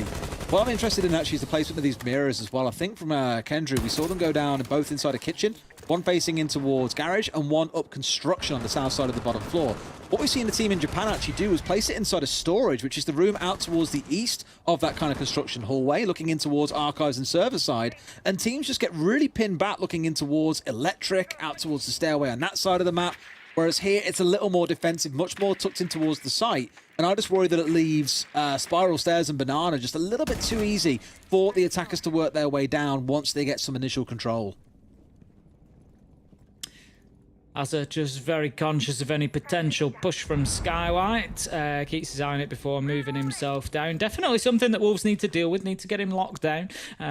Make sure that they're aware of his position. We're going to have Deadshot looking to move down the stairs, just clearing the barbed wire. I don't think there's anybody close enough realistically to hear that. Maybe the man on the left. But the kill is going to come in from P4, so Deadshot's able to move confidently through. That was actually really well played as a team. Deadshot makes noise on the stairs, so the attention goes towards the stairs. P4 sneaks down and gets the kill. Absolutely fantastic start. And this is what I was a little bit worried about, right? That kitchen mirror window, the one on the east, was actually quite defensively placed, like way back. So all of the east side of this bottom floor is given away. You lose control of lockers, really. There's lots of things that can work against you here. So they've got to be super careful on where this pressure starts to come from. Sure enough. Just trying to move around, like you say, just trying to get a grasp on exactly where that pressure is coming from, and it feels at the minute like Wolves are really circling. They managed to find another 5 versus 3 now. They've got the lockdown on the hatch above. They're aware that there's somebody playing up there. Kanto is going to take some damage as well, down to half health, along with Kendrew. But Aza does manage to find one with his Nitro before taking a ton of damage. Kendrew keeps fighting 3v3, and ITB might just be able to do this with P4 down, but that now leaves us in a 3v3 ITB won as Deadshot and BB managed to lock in a couple of quick kills. It's all up to Kantor. There was a second where you thought it might line up for him, but no, ITB, no such joy, and that's going to be Wolves 1-1. This is kind of what I was speaking about, right? I said it twice during that round, is that east side of the map and lockers is just left completely bare. You've really only got control of the kitchen and garage itself, and sure, you deny archive stairs, people can't come marching down there, but everything else is then left to the attackers to take full control of. It's far easier to get your way down main stairs and take control of the east side of that bottom floor than it ever used to be, and that's exactly what we saw the attackers using to full effect there. Really well played by Wolves to spot the gap in the defense, and ITB, I don't want to sit here and say, oh, you know, they've clearly never sat and looked at a strat for Consulate. Maybe they haven't, but the way it looked there, they just lacked that total consideration for locker side and archive side that made it all too easy for Wolves. So some correction needed next time we go downstairs. If we go downstairs. If we go downstairs. We're going to see Piano for the time being, I would imagine. Let's say, for argument's sake, that RTB win this. That's where the choice of going downstairs would potentially come in again. They'd have console office available, so they may go back up to the top floor. They could then choose the split side, which is just round about where Kendra is playing at the minute, and then going to be underneath as well in archives. Very similar to how it used to be. So we might well see. We've seen that played once or twice in pro play so far. It might be something that ITB choose to bring out here. I think it will probably depend on how the next round or two goes. If Wolves start picking up attacks and chaining them together, then I think they'll probably stick with the more default sides. Kendrick, classic, of course. I feel like I've seen him play this so many times over the years. And here he is, rocking it out inside of basement, just feeding that information, as you saw, already spotting out two of the attackers, which should give at least a decent idea of where a hefty part of the attacking team or the attacking force is going to approach the building from, where they're going to try to enter, for example, and more than anything else, providing support to those players that are around him, just so they know where it is they should be looking and getting ready for an entry engagement. Deadshot sending in the clutch drone. Looking for information. He'll take any electronics I still hate that as name, he by the goes. way. Sorry? Clutch. It's just a horrible word. We've had this discussion before. I know, agree every with time you. I hear it, it still bothers me. It's why I don't say it. It's why I say Brava Drone. I It's can like you use and Brava Drone. bananas. It's like If you hadn't have clutch. told me that, I'd have used Brava Drone, but now...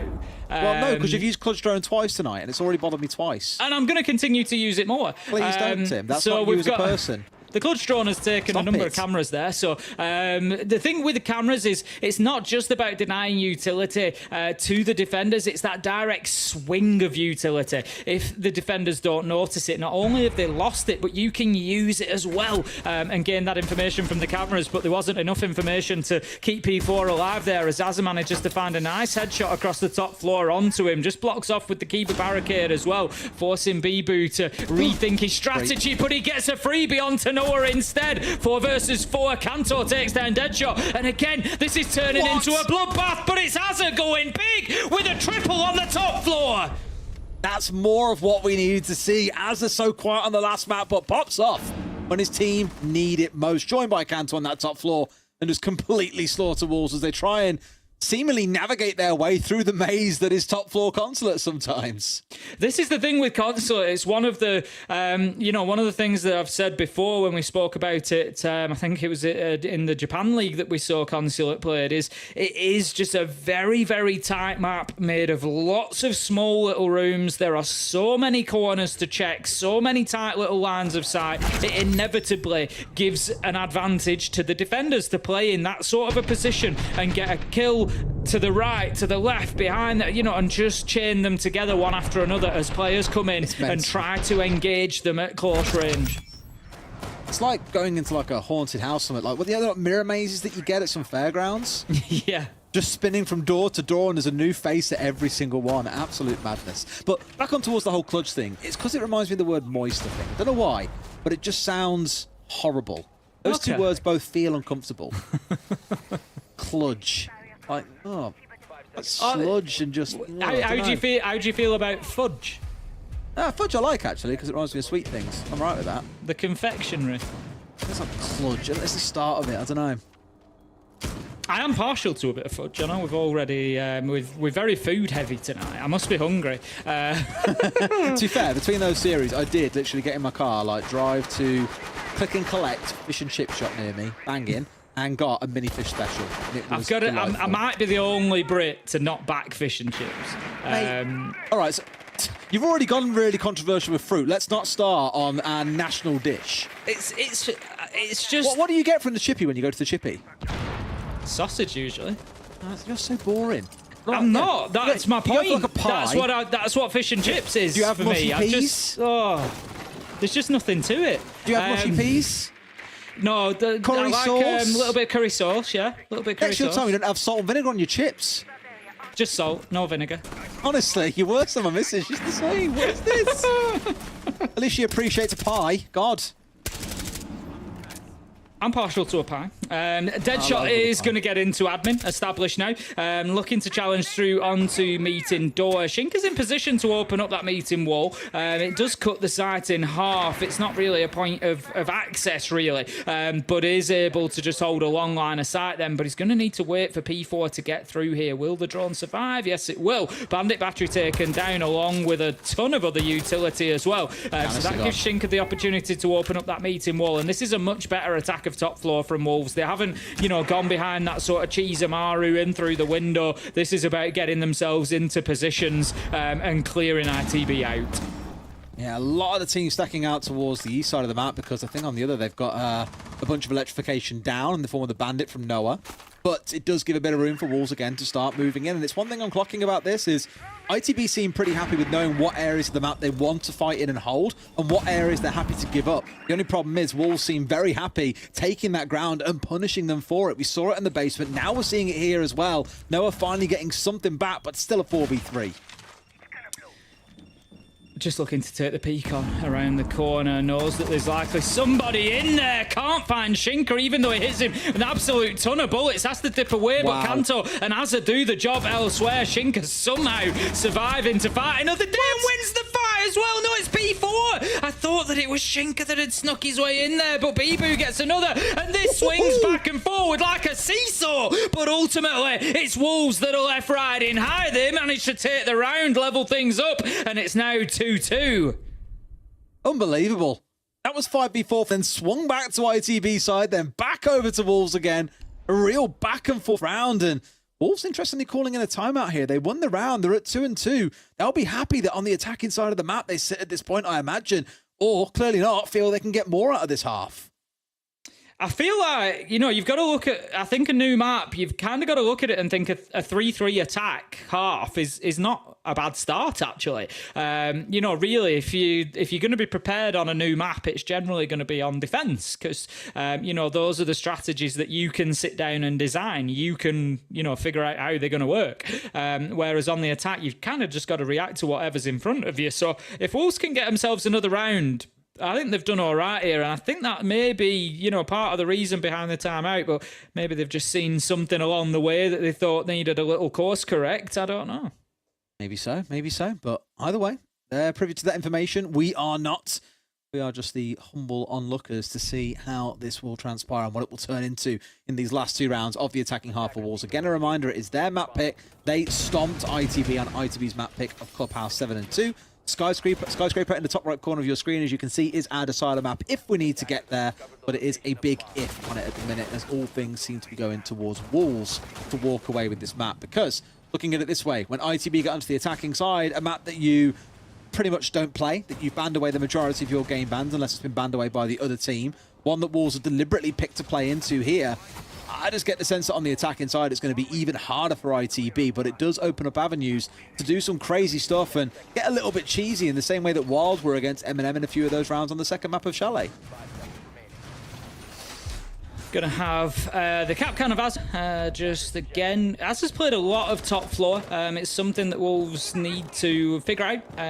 Got a big 3k up there, was able to turn around and get it won. So definitely if they're looking for that top floor control with the RAM, you would expect they're going to want to work from above. So definitely need to figure out a way of exactly how they're going to clear Azza out here. And I think the first and foremost is information as a drone goes in to try and find him.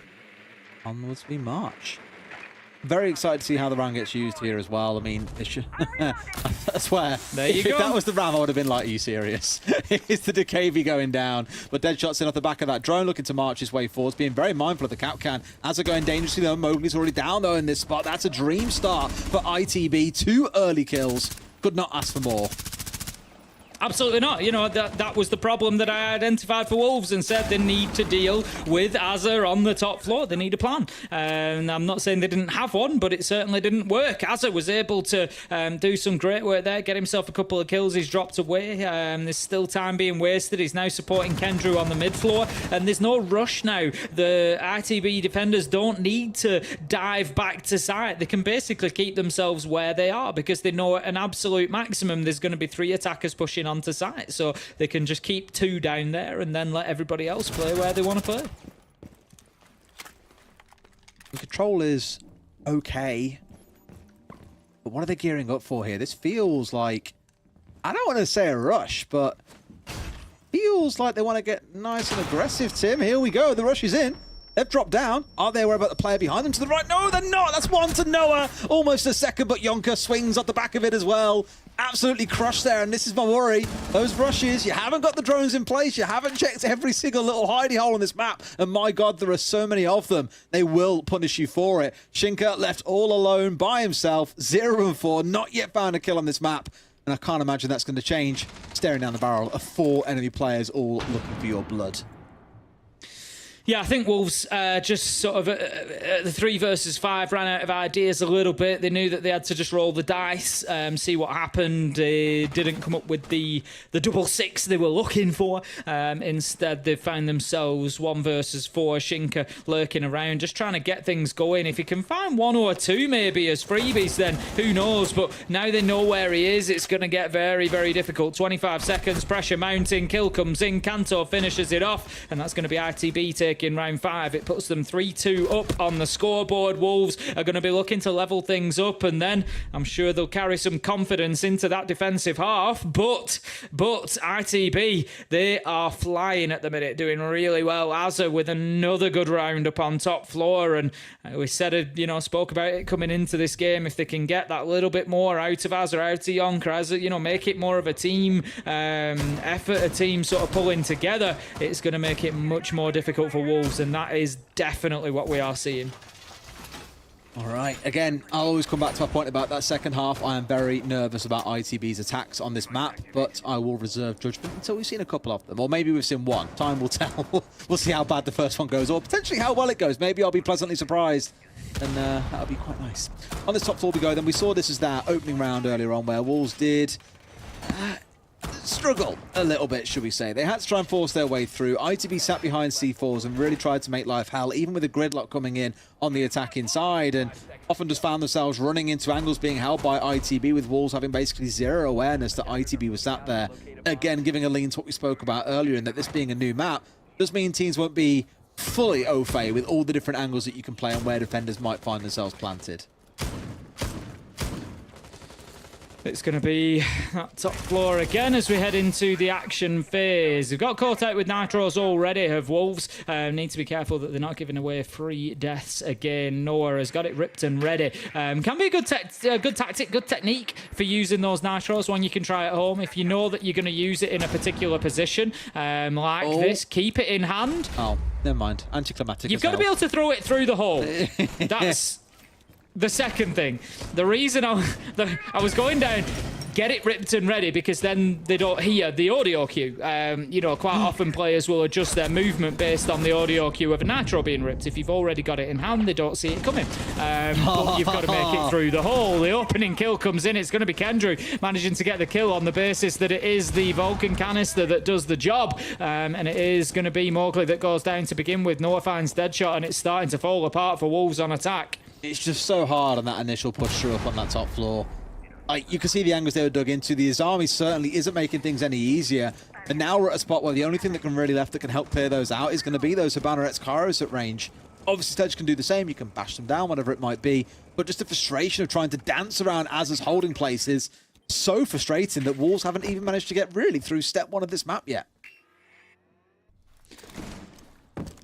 BB just moving across quietly. Ping comes out to tell him the location of Kendrew. Just sees the feet, can't take the shots, and is just going to get back onto the drones. Wolves certainly taking their foot off the gas at the minute, but RTB have been impressive the last couple of rounds. You know, this is what we wanted to see from them more. As you say, we have to reserve judgment until we see them on the attack realistically. But let's look at it. If they can get a 4-2 half on the defense, they don't even need to be amazing on the attack to take it to overtime. We'll have a look and see who will be starting where. I'm not, wishing it upon them already. ITB might have it locked up by then because they are certainly the better team at the minute here on Consulate, heading in towards the second half. They're looking very resolute in their defence, right? Very steadfast, where they don't really look too phased by what Wolves are throwing at them. Admittedly, it's lacking a little bit of bite on the Wolves attacking side. I mean, even here, look, we're basically forced right back to where we started things out inside of admin. An electrified wall still stays intact. Chinka in with his first kill of the map. Not a bad one to find, as Azza has been an absolute terror in so many of these rounds. But it's not without cost, as Yonka elsewhere has found a kill. Being beamed at long range, finds Kanto, not bad. But now he's got even more to do. Flashes in through the hole, comes around on the swing. Knows there's one in the back corner, but Kendrew finds his man. ITB, 4-2 in this first half, Tim. Yeah, good first half from RTB. I'm sure they're going to be, much happier than the siege that they were playing on Clubhouse. Wolves just seem to be a cut above in reality on the first map. But this one seems now really competitive. Wolves certainly haven't just been winning gunfights. That's the one thing for me. Like, Wolves were just sort of almost winning, the majority of things on Clubhouse, no matter which way it was going. But here, it's much more competitive. Azza's having a great game so far, and if that continues on the attack, Wolves could really get put backs to the wall here. It's 4-2. If ITB can win this first attack on top floor, it could be decisive. This for me really is judgment, not even judgment day, it's judgment round, right? How well they attack this site, and maybe the next round, this one turns out to be a little bit cheesy or a bit of a write-off, is really going to dictate how the rest of this game goes. I've already said that I'm a little bit concerned you're coming into a map here that you, as far as we can tell, they don't really play it. They've banned it away in the majority of their games. It's a map that Wolves are coming to picking, which means they've likely come armed with a bunch of strats and ideas on how to hold it really successfully and things that ITB simply won't be ready for. This could be a real stomp of a second half, but ITB could equally very well surprise me. So I'm really excited to see how this part plays out. Would you say that you're on the edge of your seat, Des? Right now, actually, on my backside is I'm sat back in my chair, mate. I'm really cozy, actually. I'm glad. I need like a thick bathrobe and a pipe, and then I'll be like philosopher of siege at this point. Like, oh yes, ITB coming into a map they didn't pick. It's very interesting. Azza gets the drone out then on the Arna. Perfect operator for Azza at the minute. Doing very well so far. 8-3. Get him in, get him some more kills. And I don't think that Wolves are going to be able to put the brakes on him if he starts finding his feet here on attack. Mowgli is aggressively out into admin at the minute. Needs to be careful because there is attention coming in from Kanto on the window. Does dip himself away. Usually you'd see people playing more in this position. Doki particularly had a very good performance here when playing on console for G2, so definitely a power position, and Mowgli needs to keep hold of that. And this is where Azza's been sat for the majority of the rounds. In that last round, actually, they basically kept Wolves pinned inside of admin because he was playing in this.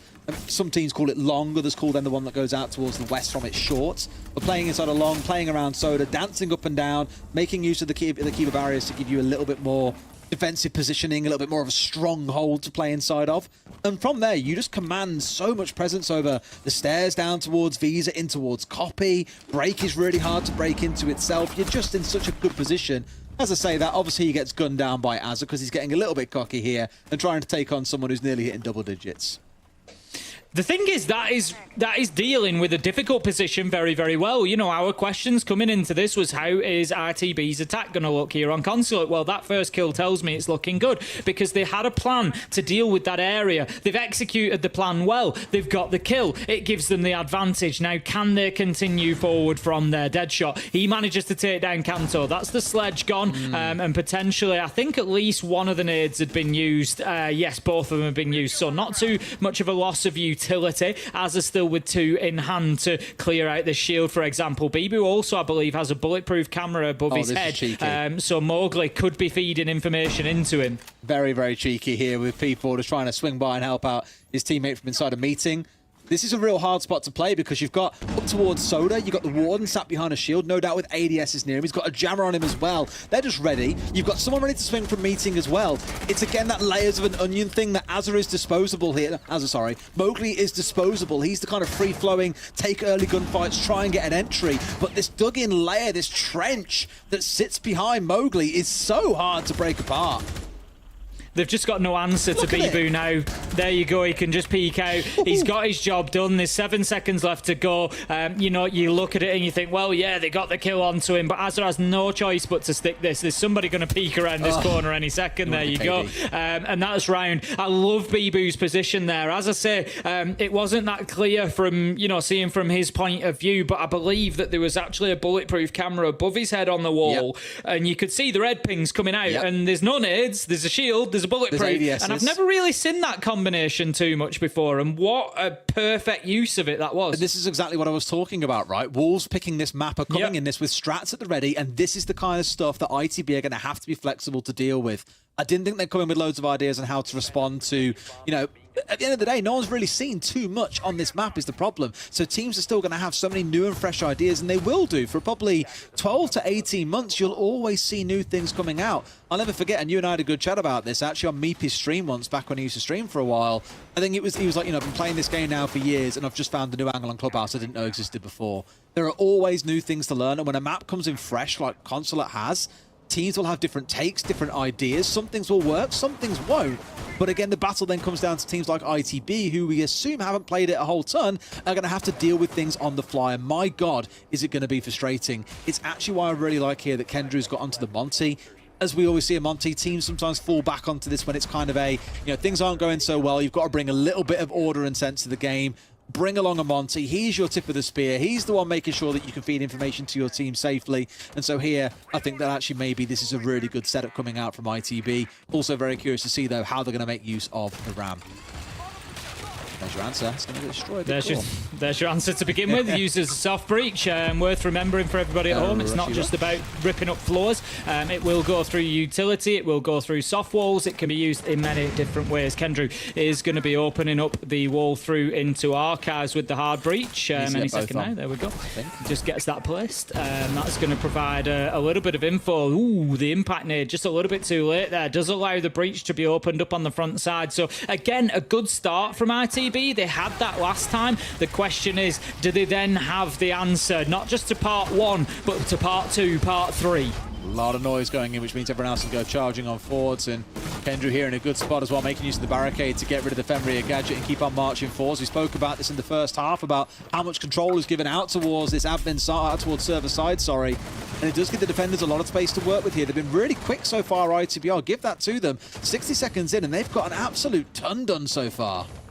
Yeah, they really have. Wolves need a plan to deal with this Monty. Azza's going to take down Shinka. His great game continues. And ITB certainly need more of that. Jonka's going to move downstairs to join the attack, get himself behind Kendrew, just pushing through that similar path. Takes a lot of damage there, though, from inside his side. Mowgli does take some in return, continues the fight. Bibu just signalling that he's got a Monty to deal with. He believes that there's one at the bottom of yellow stairs, but I'm not sure that's actually the case. Missed. P4 misses. No! He goes for the ram on the Monty, but misses, and Kanto's there to cut him down. Azza with a second in the round, and this could be a first successful attack for ITB. Casual as all hell, and as the numbers dwindle, it means the Monty only gets ever stronger. 2 left on the side of walls, and 4 still bearing down. What a great shot coming on through. Sees his man at range, and if Deadshot had the bullets there, that could have been another couple of quick kills coming out of seemingly nowhere.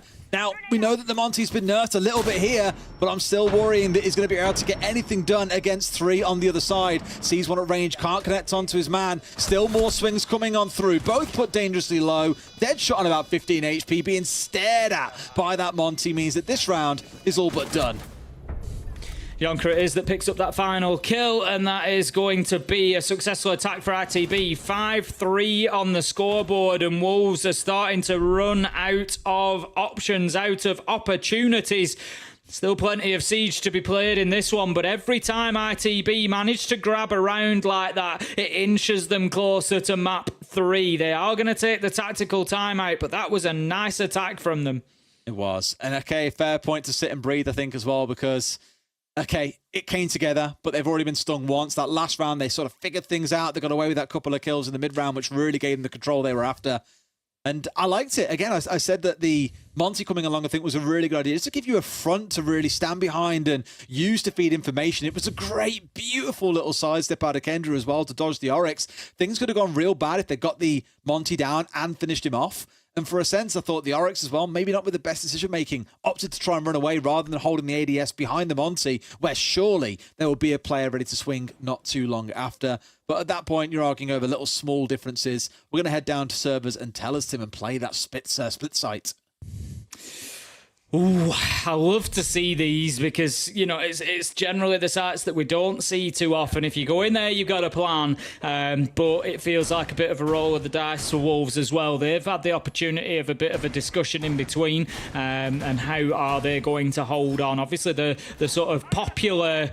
Sort of two popular ways of holding this site was to have some verticals and have people underneath with nitros. I'm talking on the old consulate, but also to hold the top floor at the same time. As attackers, you would try to take top floor and then maybe get a plant in tellers. You had to do it up on desks and stuff because you were terrified of nitros or shots from below.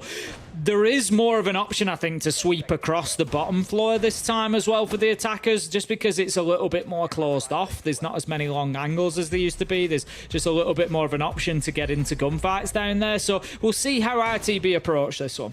Absolutely. Always keen to see how it's approached. As you say, I've seen so many over time. I think when we cast the Japanese League, it was just a straight sweep from garage side all the way across and just completely caught the other side off guard, to be honest with you. So plenty of opportunity if you can spot those holes in the defense to force your way through and really give the other side nothing to say about it. Same comp as well coming out for the side of ITB, just really now probably going to stick behind this Monty, which should force some changes out of the wall side. Things like the Legion being in there, a couple of C4s, smokes on the side as well. The Fenrir does help at blocking away the information the Monty can pass when he steps into a key location. So lots here that they can use to at least diminish the impact of Kendrew. But knowing how good Kendrew is on shield operators, it's going to be hard to completely take him out. Mowgli just looking to clear out some utility, I'd imagine. Potentially just stop that hatch getting opened up.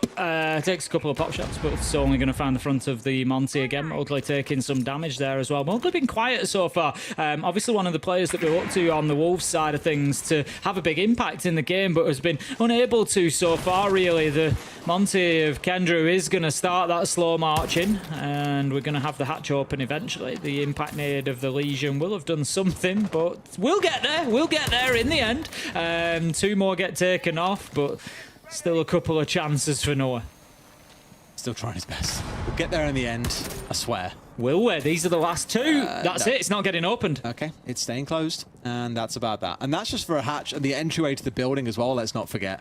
That's what makes us even more frustrating and actually could work really well in the favour of Wolves. We still have Azza with two of the Selmas in back pocket, and Nate going skyward. I thought might catch his man, but no.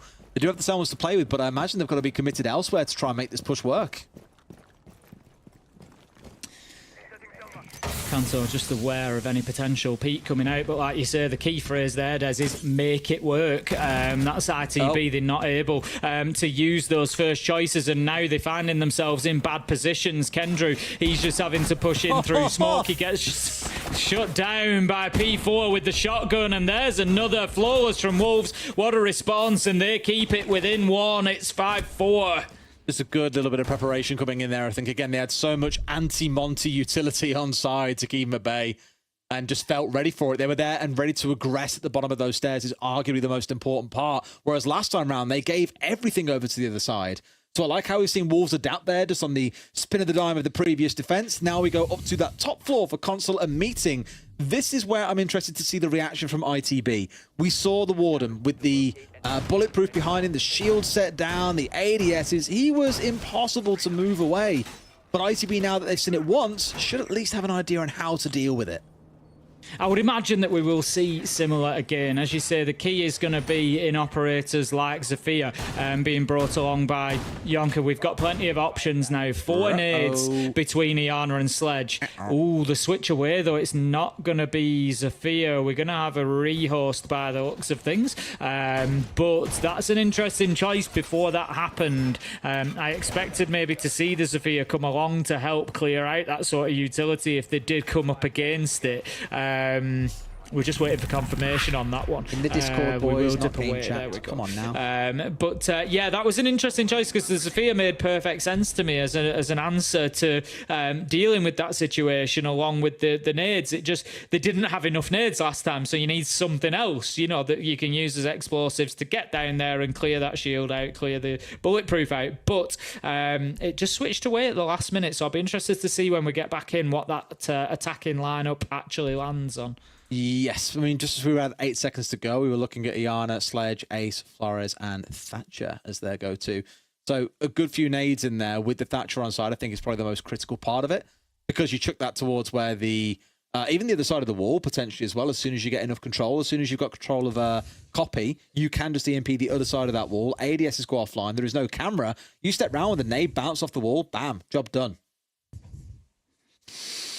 Well, we'll have the short technical pause whilst we get... I think it was Deadshot who dropped out. Yes. So whilst we get Deadshot sorted and back in, it will just be a couple of minutes for the players to gather thoughts a little bit and for, maybe them to mull over exactly what has happened in previous rounds. And I think this maybe works in Wolves' favour at this point. I feel like, ITB maybe could have just done with... I know they lost the last round, but just keep that pace up, keep that momentum up. Don't give Wolves too much time to think about it, whereas I think a little bit of a break, a little bit of a pause is more likely to take the wind out of the sails of the attackers, if anything. Absolutely. It's again, for me, pending on how this round plays out, because it will tell that narrative of the adaptation, how well they can deal with new things they're finding. I wouldn't say it's been easy for Wolves either. Like, clearly YTB are in a spot where they're at 5-4.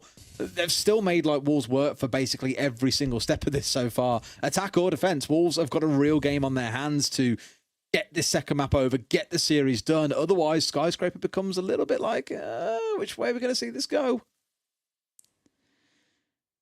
Yeah, it certainly seems to become a little bit more of a roll of the dice. I still do lean towards Wolves at the minute. I think experience will maybe carry them through. But as I've said, you look at the side of RTB, Kanto, Kendrew, two of the most experienced players in the game. Yes, we've got Azza and Yonka who maybe, counter, I don't want to say counter that, but, they certainly don't have this, the same hours at the same level of competition necessarily. But, Kanto, Kendrew, they can handle that situation, they can assist in that situation, and so I don't think it's necessarily as clear cut as that.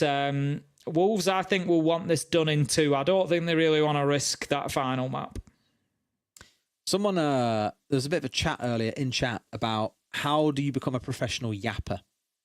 Because they referred to us as yapping. They were like, oh, these guys are yapping. And everyone was like, oh, yeah, they do yap a lot. And I was like, how do you become a professional yapper? It seems like quite a northern thing to say. That's right at home for me, to be fair. I hear it quite a lot here in the Midlands as well, like a yappy dog. Do you? Yapping. What are you yapping for, mate? Yeah, we say it all the time. Okay, maybe it's just a British thing. Maybe it's not. Maybe it's global. Maybe we need to find a southerner and ask them, do you say yap as well? Yeah. See how far it spreads. Has yap taken over the world, or is it just a regional thing here in the North and Midlands of the UK?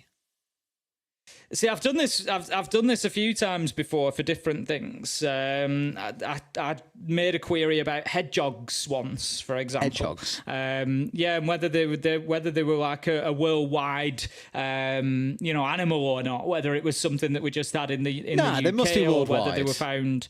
So, but I got quite a few DMs. I got like a DM from somebody in Croatia saying they have hedgehogs in Croatia. I think somebody in Brazil said the hedgehogs just said, you know what? Screw Croatia. We don't want to be there. Of course they're going to be in Croatia. It's mainland Europe. No, just that. Well, you say that, but for example, we don't get lions in the UK, do we? So my point is that animals live in certain areas around the world. It just depends what suits them in terms of just go to Norway and just find a lion in Norway, because it's just the UK that doesn't have lions. Yeah. No, you're just backing my point up. It's down to climate, and it made sense to me at a point where I was talking about hedgehogs as if they were just like just a standard thing like anywhere, and then it occurred to me that maybe, you know, I don't know, different countries around the world maybe have them, maybe don't. So yeah, I got quite a few DMs on that one. Basically started building a map of where I've hedgehogs and where I don't. Humans barely want to live in the UK, let alone hedgehogs and lions, mate. Let's be real. Hedgehogs. Oh, dear me. What a funny word that in it, really, to give to a name to give to the animal. Who must have, did they see one in like a hedge and just say it was kind of like a hog, like a pig, let's call it a hedgehog? Or is it because it lives in the hedge so much that it's a hog like we would say, and therefore it's a hedgehog? Like that it's hogging the hedge? Yeah, it's my hedge, just like you. And do the whole Shrek thing and say my swamp, please. I'm not saying Say that. it, please. It's my swamp. Scottish. Huh? Shrek's Scottish. Are you from the north, mate? All the same thing. It's a Scottish accent. It's not the same. Yeah, but it's not the same, he says. Listen to yourself. Give it a rest. Give it a rest, man. Definitely. Give it a rest, man. It's definitely a hedgehog, I think, because it hogs the hedge. Okay. They look nothing like a pig. They're too cute. I don't think they're really big enough to hog space. I think there's a lot of them though, and they're spiky. They're quite cold shouldered. They'll make you a cup of tea if you came around their house. They'd be like, no, stay away. Yeah, very true. Very true. Deadshot seems to be back at his machine, so hopefully we'll be getting back in. I always look around the player cams to see if we've got any screens that we can see. We do have a little bit of Mowgli's screen, but it doesn't look like we're back in the waiting screen yet. So I think we should be probably a couple of minutes away. If Deadshot's back up and running, it looks like we're going to be getting back in very, very soon. I say that. And for now, you've got to deal with these professional yappers until we're ready to go back This in. is it. You got to listen to these professional yappers. How do you become a professional? I like that. What about I might change my bio. What a professional yapper? What about waffler?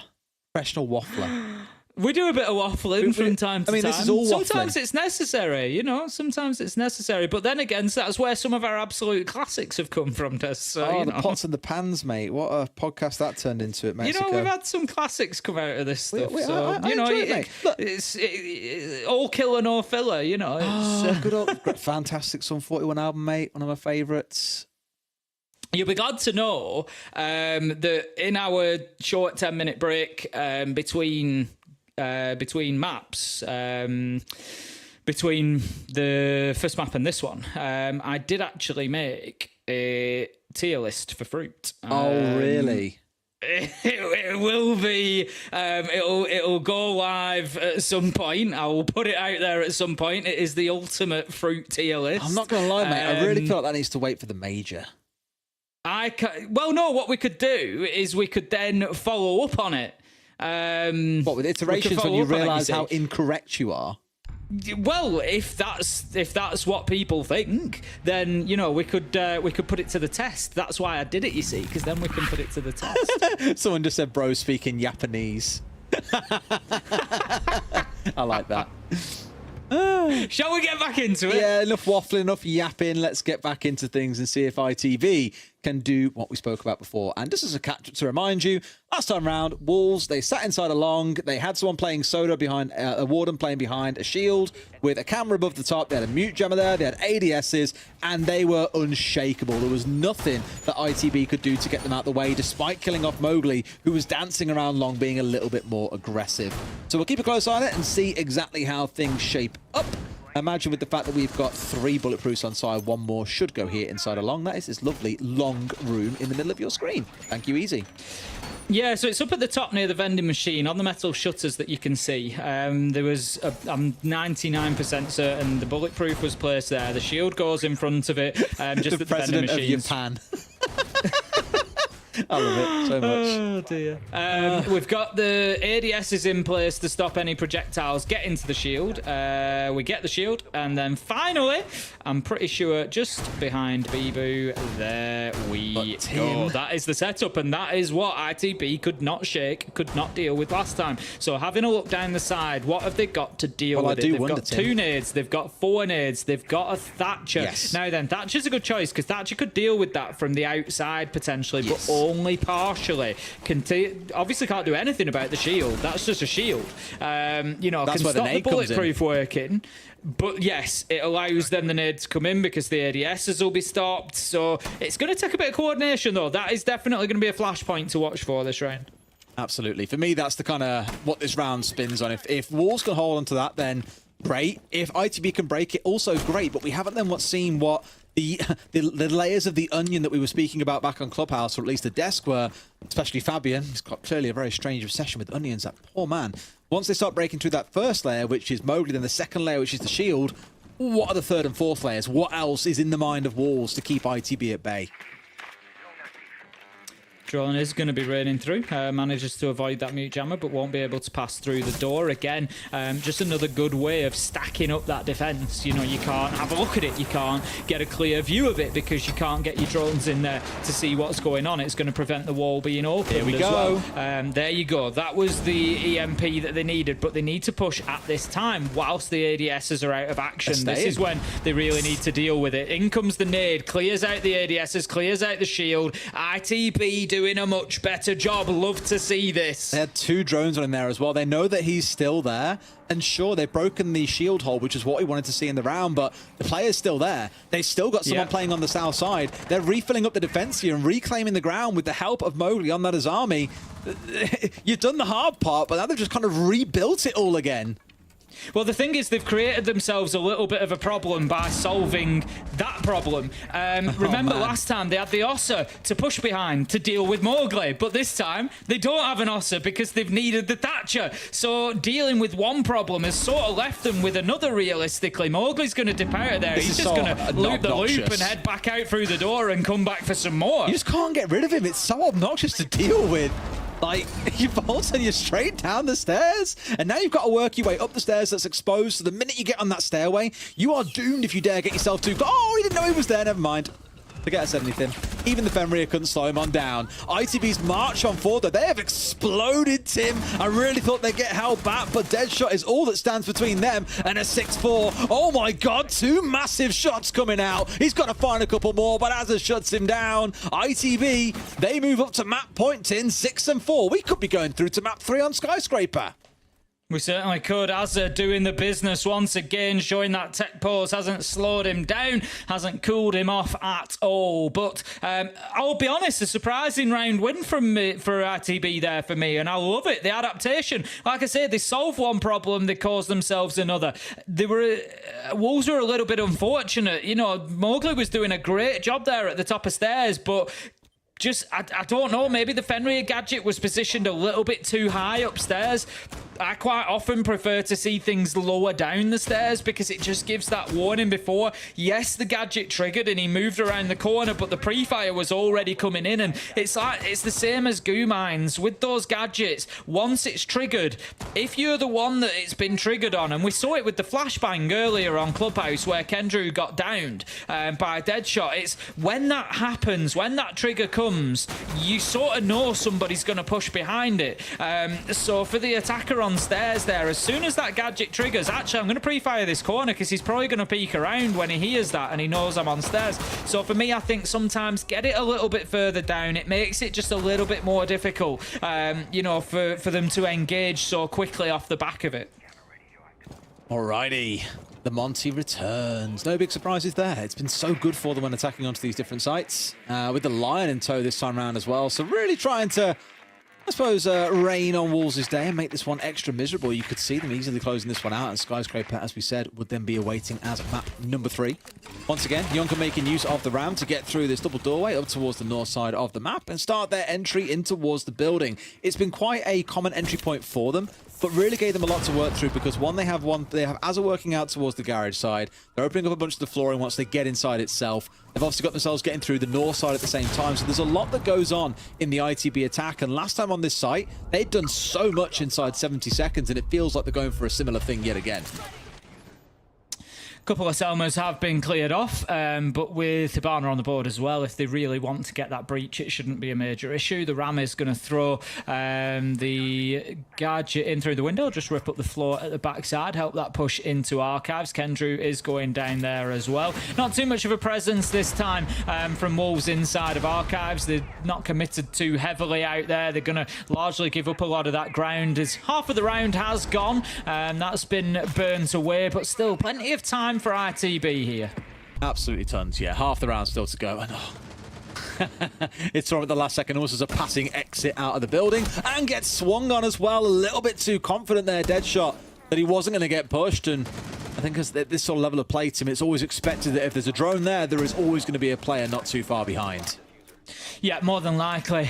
You can't be giving away that kind of information and expecting nothing to come from the back of it. So this is ITB's opportunity, really, to take map 2. They're going to be clearing out the Kiba barricade as Kendrew continues his march forward. Needs to be careful. He's got one on either side of him. And does he if know? He exposes even a leg, a thigh, he's going to be in trouble. Oh, he doesn't know, but he gets away with it. What has just happened? Kendrew goes in, manages to hit one with the melee whilst not getting shot in the back. He's going to be planting as well now. Mowgli 1v4 and ITB surely lock this down. Yonka gets the final kill and we are going to map 3. We're going to Skyscraper. P4 is an absolute bottle job. I'll just say it plain and simple. He could not have got that any more wrong. Doesn't save his teammate when the Monty comes pushing in. Swings onto the man behind Monty, because last time he went to try and push onto the Monty, saw the player behind him, got killed by him on his way out of the room, and then completely misses that. Leaves his teammate to die. That could not have gone any worse for poor P4 in that moment. But really, it's all about ITB. They cracked the defenses wide open. It relied a lot on Monty, sure, but for me, that top floor attack where they showed the adaptation was absolutely pivotal, Tim. It was, yeah, they dealt with that situation fantastically well. Definitely applaud ITB there. A good performance on what could have been a difficult map that you would assume Wolves were prepared for, having picked it. So, yeah, message sent. ITB, it's game on. Game on Skyscraper. Can't wait for it. Back in just a few minutes.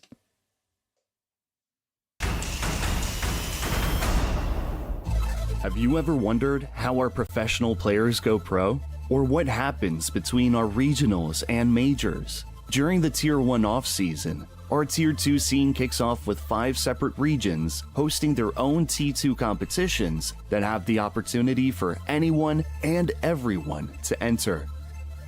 Now let's get started and welcome you to the Tier 2 ecosystem of Rainbow Six Siege. There are several regional events around the world, which are the Japan Invitational, Liga Start for Latin America, the North Regional Rumble, and R6 Central Combine from Europe, and Element 1 for North America.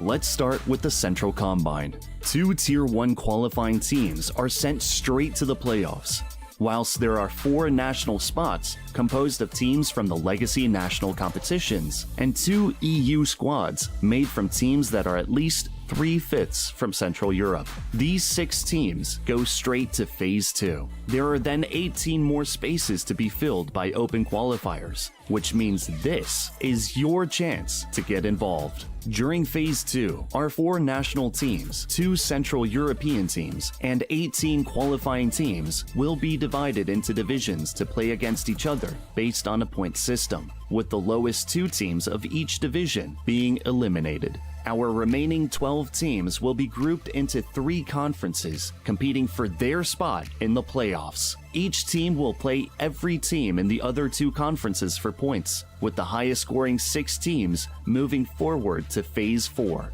Phase 4 is our playoff bracket, where our top 6 teams from qualifiers and our 2 Tier 1 teams face off in a best-of-3 bracket. At this stage, everyone gets a share of the €40,000 prize pool, where the winning team will take home up to €15,000. These events aren't just about the money though. Our Tier 2 events give you the platform to showcase your talent to the world. The matches are live streamed on our official channels with the best upcoming analysts and casters that BR6 has to offer. Win here and your Rainbow Six life could change forever. Do you have what it takes to step up and be the next big name in Rainbow Six? Prove it.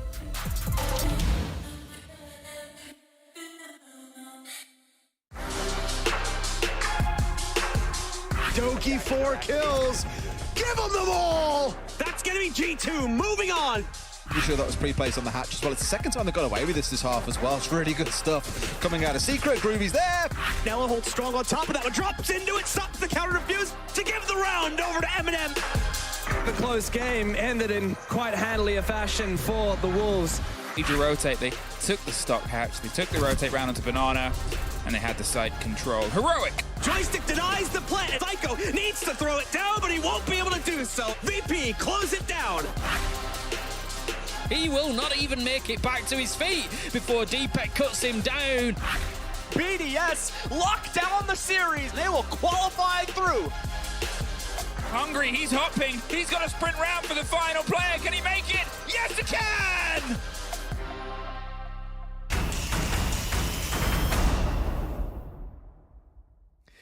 Into the breach, show confidence, resilience. They show something extra. They found something different on Consulate, that's for sure. And Wolves found themselves with a problem on their hands. Will there still be a problem on the third and final map when we go all the way up to Skyscraper? Time will tell. But for now, Fresh and Fabian, feels like it's been a while since we've been here. That was a good one to watch, wasn't it? Yeah, it was very nice. I think, whenever we see the new maps, we don't know what to expect. Yeah. We couldn't tee up any viewer expectations. We'd never seen either team on the map.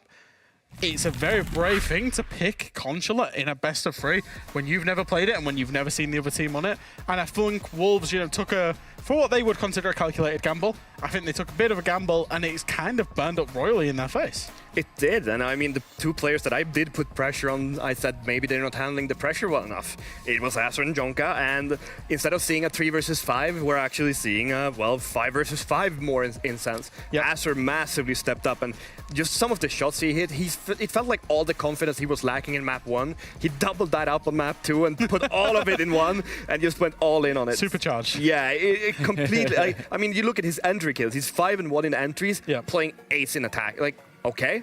Yeah, he was going completely nuts, and it's good to see that mentally you were able to come back. Maybe they realized the pressure isn't on us anymore. We've actually lost our own map pick, and yeah, we kind of expect ourselves to lose now. They don't expect themselves to be in charge anymore. This is the second time in essentially the stage where they've had good reactions, right? Yeah. They lost to Secret Play Day 1 of this stage, then needed a big reaction from that. They lost to Wolves in map 1 of this best of 3, needed a big reaction, and they've got that. So again, we're talking about expectations for this team. Even if they go away and lose this best of 3, they've got something very positive that they take away from that in terms of getting that win on Consulate. Yeah, they're a reactive team, that's for sure. And you mentioned pressure there. The pressure has been such a key word here today for obvious reasons, but Kendrew playing Monty put a lot of pressure on Wolves, didn't he? Yeah, really likes that strategy from ITB. You get onto the new map, and when it's your opponent's map pick, you choose start inside. So you start defense, you get your 4-2, which we say Consulate is going to be defender-sided. But then you have a very good plan for when you get onto your own attacks, which is to play the Monty to get in the face of the defenders, figure out the locations, in combination with the Ram, which I thought was really nice play in terms of getting the verticality on those defenders, and just keep pushing them, but very early into the round. And you only need the Monty to try and cheese you a couple of rounds, and that's what you're going to get. You're going to get yourself at least overtime. I mean, if you're playing in a ranked stack and you don't realize the power that Monty has, it's just, if someone learns how to play it in your group, all you have to do is follow up around him, and the Monty will be pushing people out of their comfort zone and just basically taking space for free. Yep. Looking at the next map, though, Skyscraper coming up, because we saw Into the Breach play on this one against Secret, as you said, they played a really poor match where they looked really afraid and really timid, and they didn't make any moves. On the other hand, we saw Wolves play it against, was it G2, right? Was G2. Yeah, and they outplayed them really well. Now we're looking at two teams that have two really different pasts on this map. And I wonder, and I actually think I know the answer to it. Will Into the Breach play the same way they did last time? Highly doubt it. Wolves, however, probably won't change too much. Yep. Also, again, I come back to the pressure point. Wolves are supposed to win today. Yeah. Will they? Do they have what it takes to handle this pressure? Well, I think you've been flying that Wolves flag. I believe in that. I mean, you may as well been Yeah. standing there going, "Oh!" for this entire process. Never do that. That is way too far for me. However, I think they can handle it. This is, it's another stumbling block for Wolves to get over. This, Yeah. If they are the big team that we're hyping them up to be, if they are a team that is one of the probably top 2 teams in EUL right now, they need to get over that. They need to get Skyscraper done, dusted, get into next week. To back up all of the hype that you've placed on them, they have to finish the job here. But Into the Breach are going to be looking to put an end to that right here, right now. They want to send the Wolves packing. I didn't even mean to do that, but that was quite good, wasn't it? That was quite good. All right, we're going up to Skyscraper. Des, Ace, take us home, baby.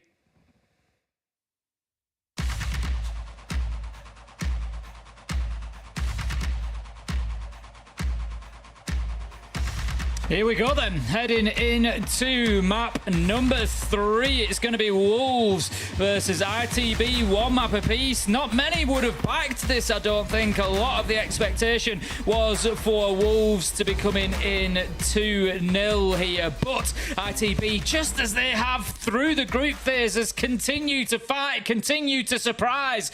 The question is, is there another surprise left in this tale? Is there yet, Tim? And Skyscraper, I said it earlier on, it's one of my favourite maps. Absolutely love this map, and I could not ask for a better one to finish it off on. Not going to lie to you, Tim, I literally just got back upstairs with the coffee and sat down as you said my name, and I was like, oh, it's my turn to talk. Well, I did span it out a little bit because we've got this. Everybody might not know, but we've got this synergy, Des. We do. It's telepathic link, but not quite telepathy. Don't you worry. I knew when you were good to go. I spanned it to the perfect point. Just timed it so well, mate. Honestly, I was actually walking up the stairs, and bearing in mind, my room is probably 10 meters from the top of my stairs. I could hear the headset, and I could hear your voice coming out of it, and I was like, right, if I can hear Tim, it means the game's on. You're just too loud, mate. That's the problem. Well, it's maybe a good job. It is. It's a very good job because I sped up by approximately, I don't know, 1/10 of a mile per hour just to get to my desk that little bit quicker.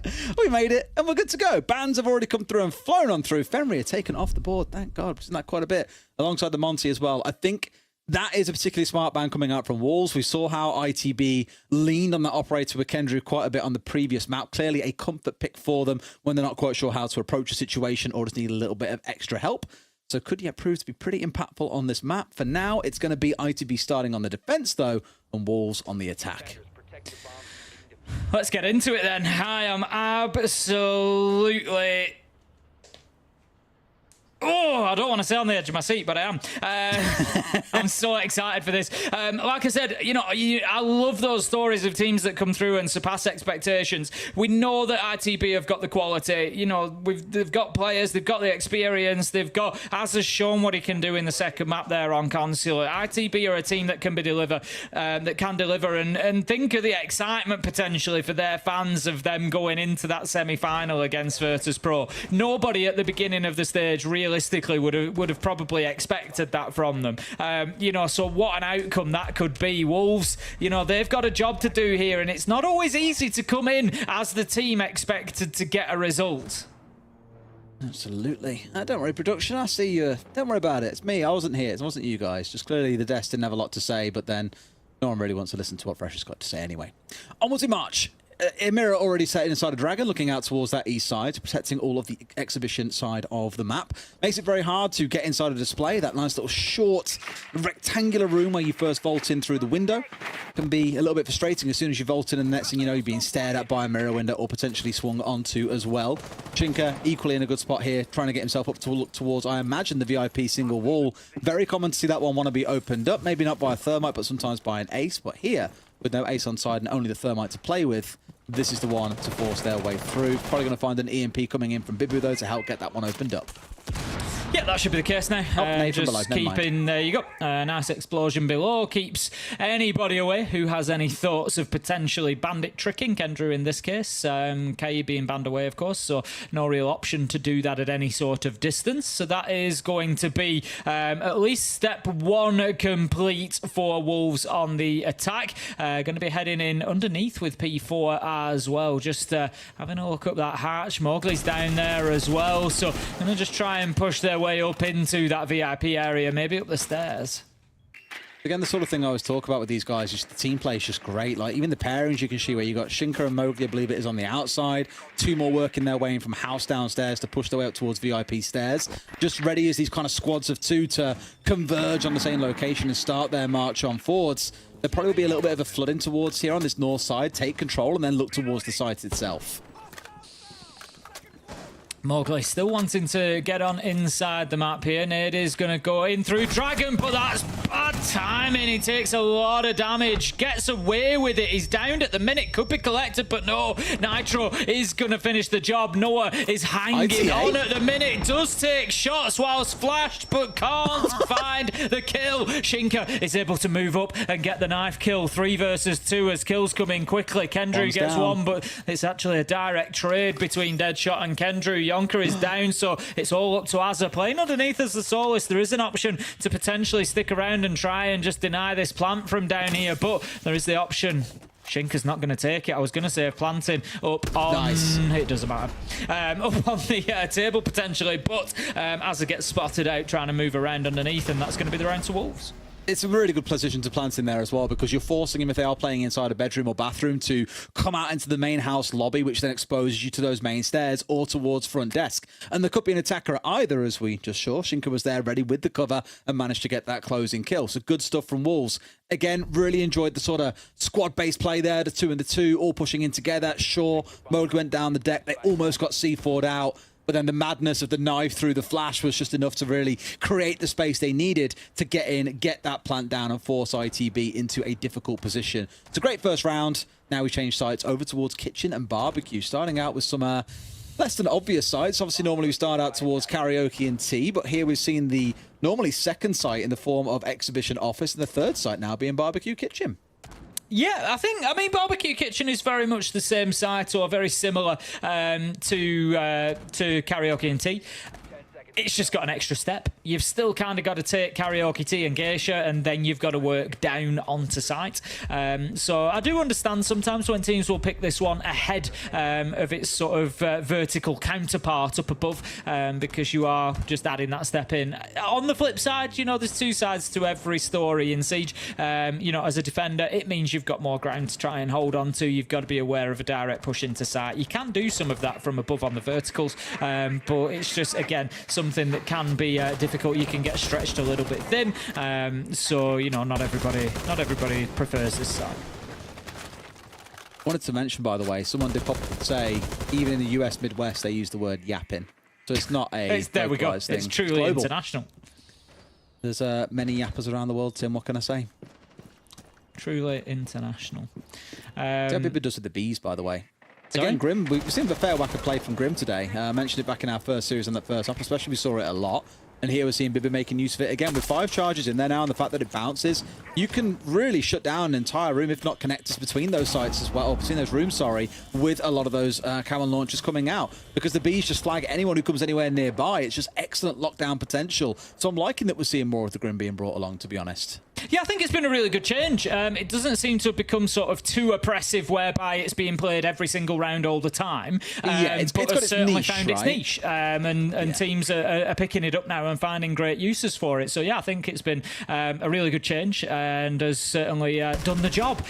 Much like Shinka just did the job on Kendrew, managing to get the opener. Kanto will find Mowgli. Mowgli's having a rough night of it tonight, and you just feel again for Wolves, if they could get him firing, it could just be the difference maker. Shinka goes in and gets Kanto in a late trade. That gives them control of Geisha pretty much now, but Azza still in there, able to finish one off. 3 versus 2, but really has to drop away at that point.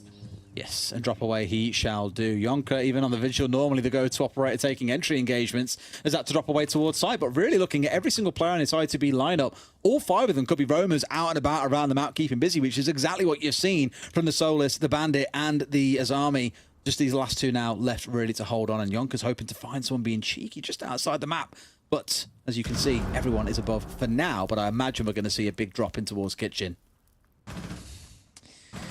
Yonka's just going to hold the line for the time being on the vigil. As soon as he moves, though, Deadshot has got it locked down. They knew exactly where he was. They were just waiting for the movement there. Cut off beautifully. For me, Wolves are looking back to map 1 rather than map 2, Des, and that is a dangerous thing for ITB. They're playing very well as a team here, forcing players into each other's lines of sight. With 2 rounds in, they've looked very, very dominant in those 2 rounds. For me, I feel like maybe, I don't want to take it away from ITB. They've done a fantastic job on console, but it could be, the map pick that has maybe stopped Wolves getting a 2-0 in some cases. We'll see as this one plays out, but at the minute, I'm just a little bit concerned for ITB.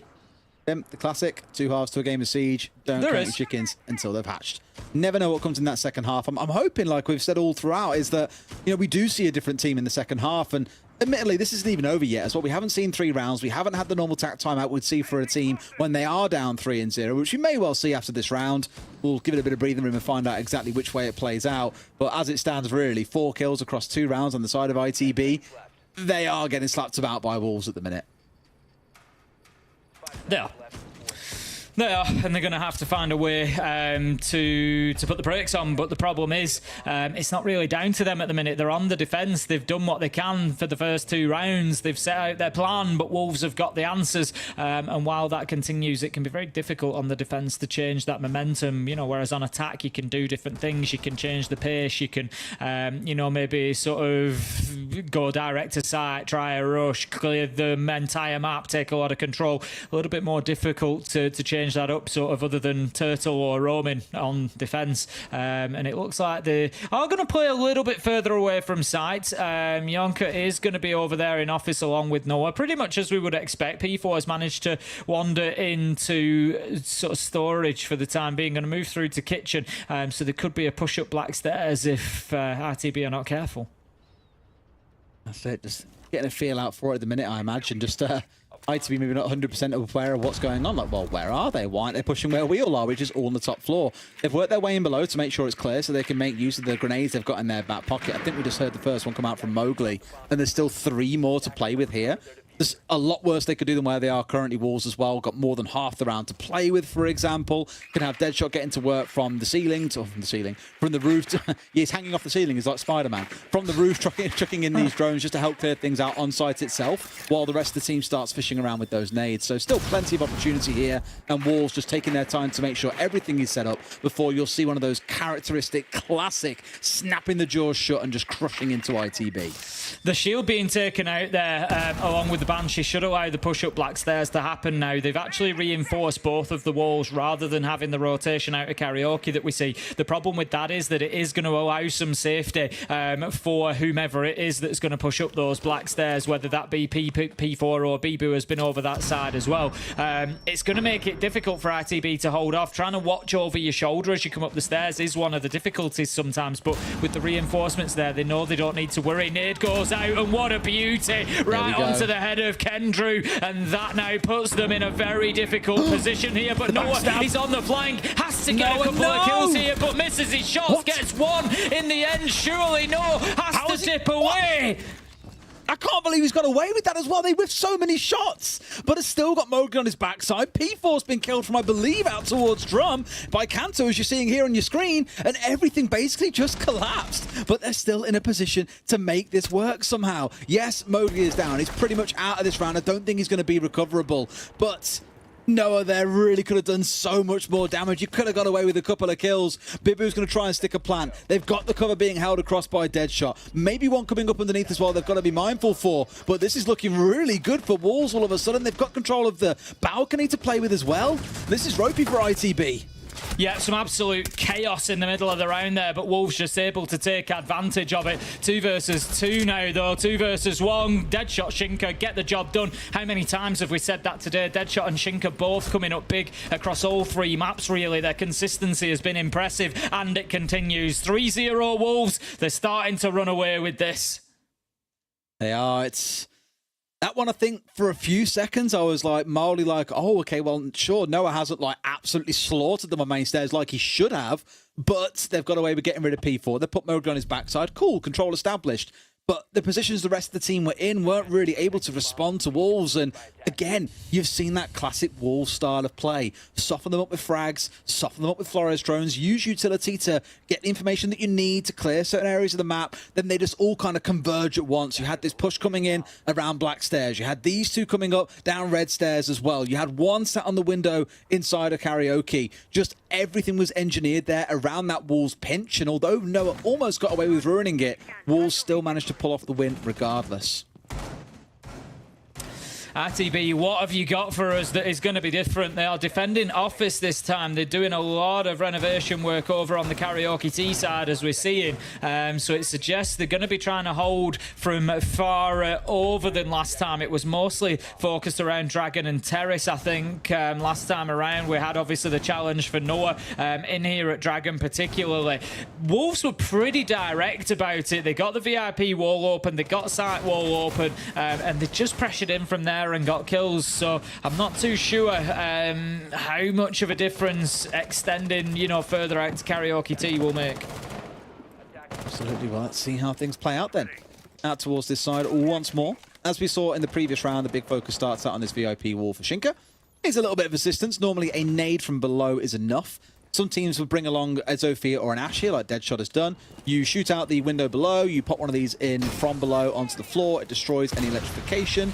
Away you go. It isn't a Kaid on side, they know it's a bandit, so they know it's definitely going to be on the floor, but for now, Deadshot is on a different side of the map, and there are no frags in back pocket, so they really need to get, in fact, forget about that. There's a Thatcher on side this time. They didn't have a Thatcher last time, now they have. Makes things even quicker. Don't need to worry too much, as you say, about any tricking or anything else. The concern always being there that there will be a nade to follow from underneath. P4 going to take a lot of damage there with an explosion in his face. Swinging around though, can't find the man. Bibu does manage to find Jonker. It's just a bit bugged though. He can't get in through the wall. It doesn't matter. The kills keep coming, Des. It's 4 versus 2. Kendrew manages to pick one up onto Deadshot. There was a trade for Kanto, but other than that, it's all going one way. Azza trying to make something happen from below, but can't find any damage, and that leaves us in that 4 versus 2. Kendrew and Azza all just trying to hold on at this point. Well, they're planting. That's the important part here as well. I can't believe they basically assumed control of the site and are now using it against the other side, but they've got away with it. This is the second round in a row that it feels like ITB have basically been battling back in towards their own site because Wolves have just forced them away, taken the ground that ITB have left, and then force them back into these really uncomfortable situations. Kendrew finds at least one, but the two of them have still got 3 more to bring down.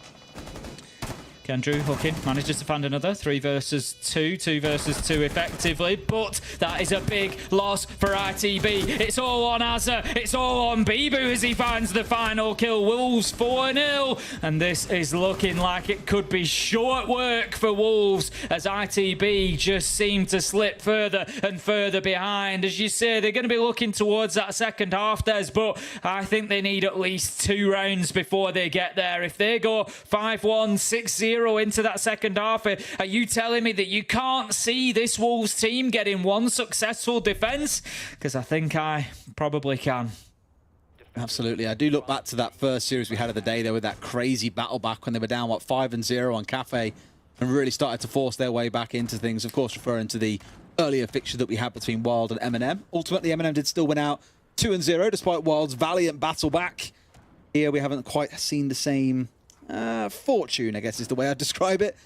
But for Wolves, I think I'm with you. They are very firmly in control at the minute. Again, the kills on the side of ITB across 4 rounds, still looking very limited. 10 in total, 2.5 per round average. It is pretty dominant by Wolves so far. Let's see if ITB can just get something going. Much the same as I said for Wild, I'll say the same here. As you've mentioned that game, Des, it was all about just getting one, just breaking that momentum, just getting something going. And ITB certainly need that now more than ever.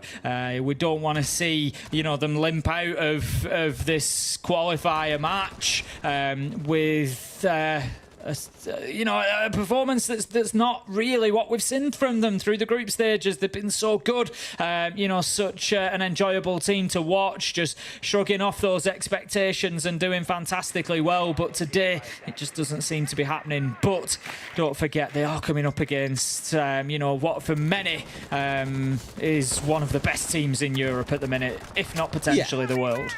I think with Wolves, it's the battle of consistency in terms of gunplay, I think. I actually think as a team, when it comes around to the skill and the coordination, the strategy, for example, I really love watching them play. They're one of my favourite teams to watch, not just in the European League, but around the world, to be honest with you. Because, again, this style of kind of getting yourself set up and then the synergy at which they all hit together is just so enjoyable to watch. But some days they just don't turn up on the guns when it counts. And I'm not trying to say he has to turn up every single game, but Mowgli being 1 and 4 really speaks towards that problem that I'm speaking about. Exactly. I've wanted to mention it a couple of times, and you're right. I've been giving him the opportunity to get into the game, and I want him to be like Shaiko and be an absolute god of the game because he is that skilled as well. We don't want to. Can't be too critical of Wolves. They're 4-0 up. At the end of the day, they're getting the job done, and Mowgli is making his contributions to that. But like you say, when you look at the 4-0 up without him having his best day, imagine when he does. Mowgli gets taken down by Kanto as the opening death. He's had a lot of opening deaths. P4 is going to get one, but Kanto's on a 3K and he's looking for more, but Shinka shuts that right down. 2 versus 3, Shinka versus and Bibu versus Azanoa and Kendrew, but Shinka is in sight.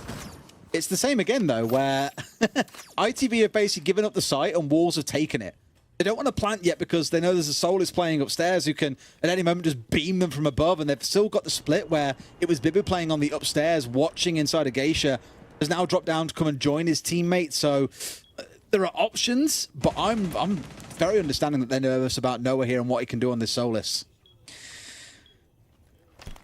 This could be the opportunity for ITB that I said they needed, just to get that round. Shinka trying to just bait out a little bit of a reaction, see what's going on above him, just gives it a little bit of a tickle of the diffuser to get a bit of an audio cue. He's going to relocate, go for it again, very conscious of that pressure from above, and there's too much pressure as Kendrew manages to find the kill. Bibu works his way up, but shut down from Geisha. Double for Kendrew will finish the round. That's 3 for Kanto, 2 for Kendrew, and ITB managed to put one on the board. Is that going to be the catalyst? Is that going to be the spark in the keg that lights a fire under ITB?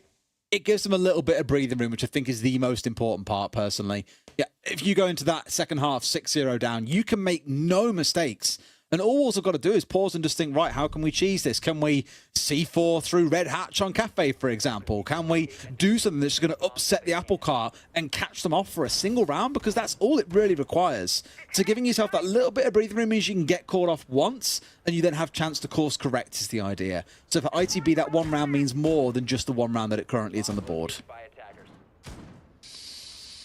Final defensive round for ITB is going to see them over in Karaoke and tea them. Noah once again being supported by Yonka on the other side of the map. They played there last time out in sort of Terrace and VIP Dragon area. Again, just trying to stop that push across, just trying to delay as much as possible. Last time Wolves actually worked their way up the drum stairs. Mowgli opening things up with a nice nade onto Kendrew. They were able to get up there.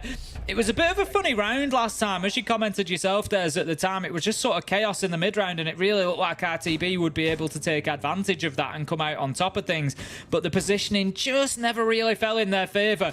Wolves, I think, are going to have a different approach this time around. They're not going to get away with the same stuff like the drum stairs push, for example.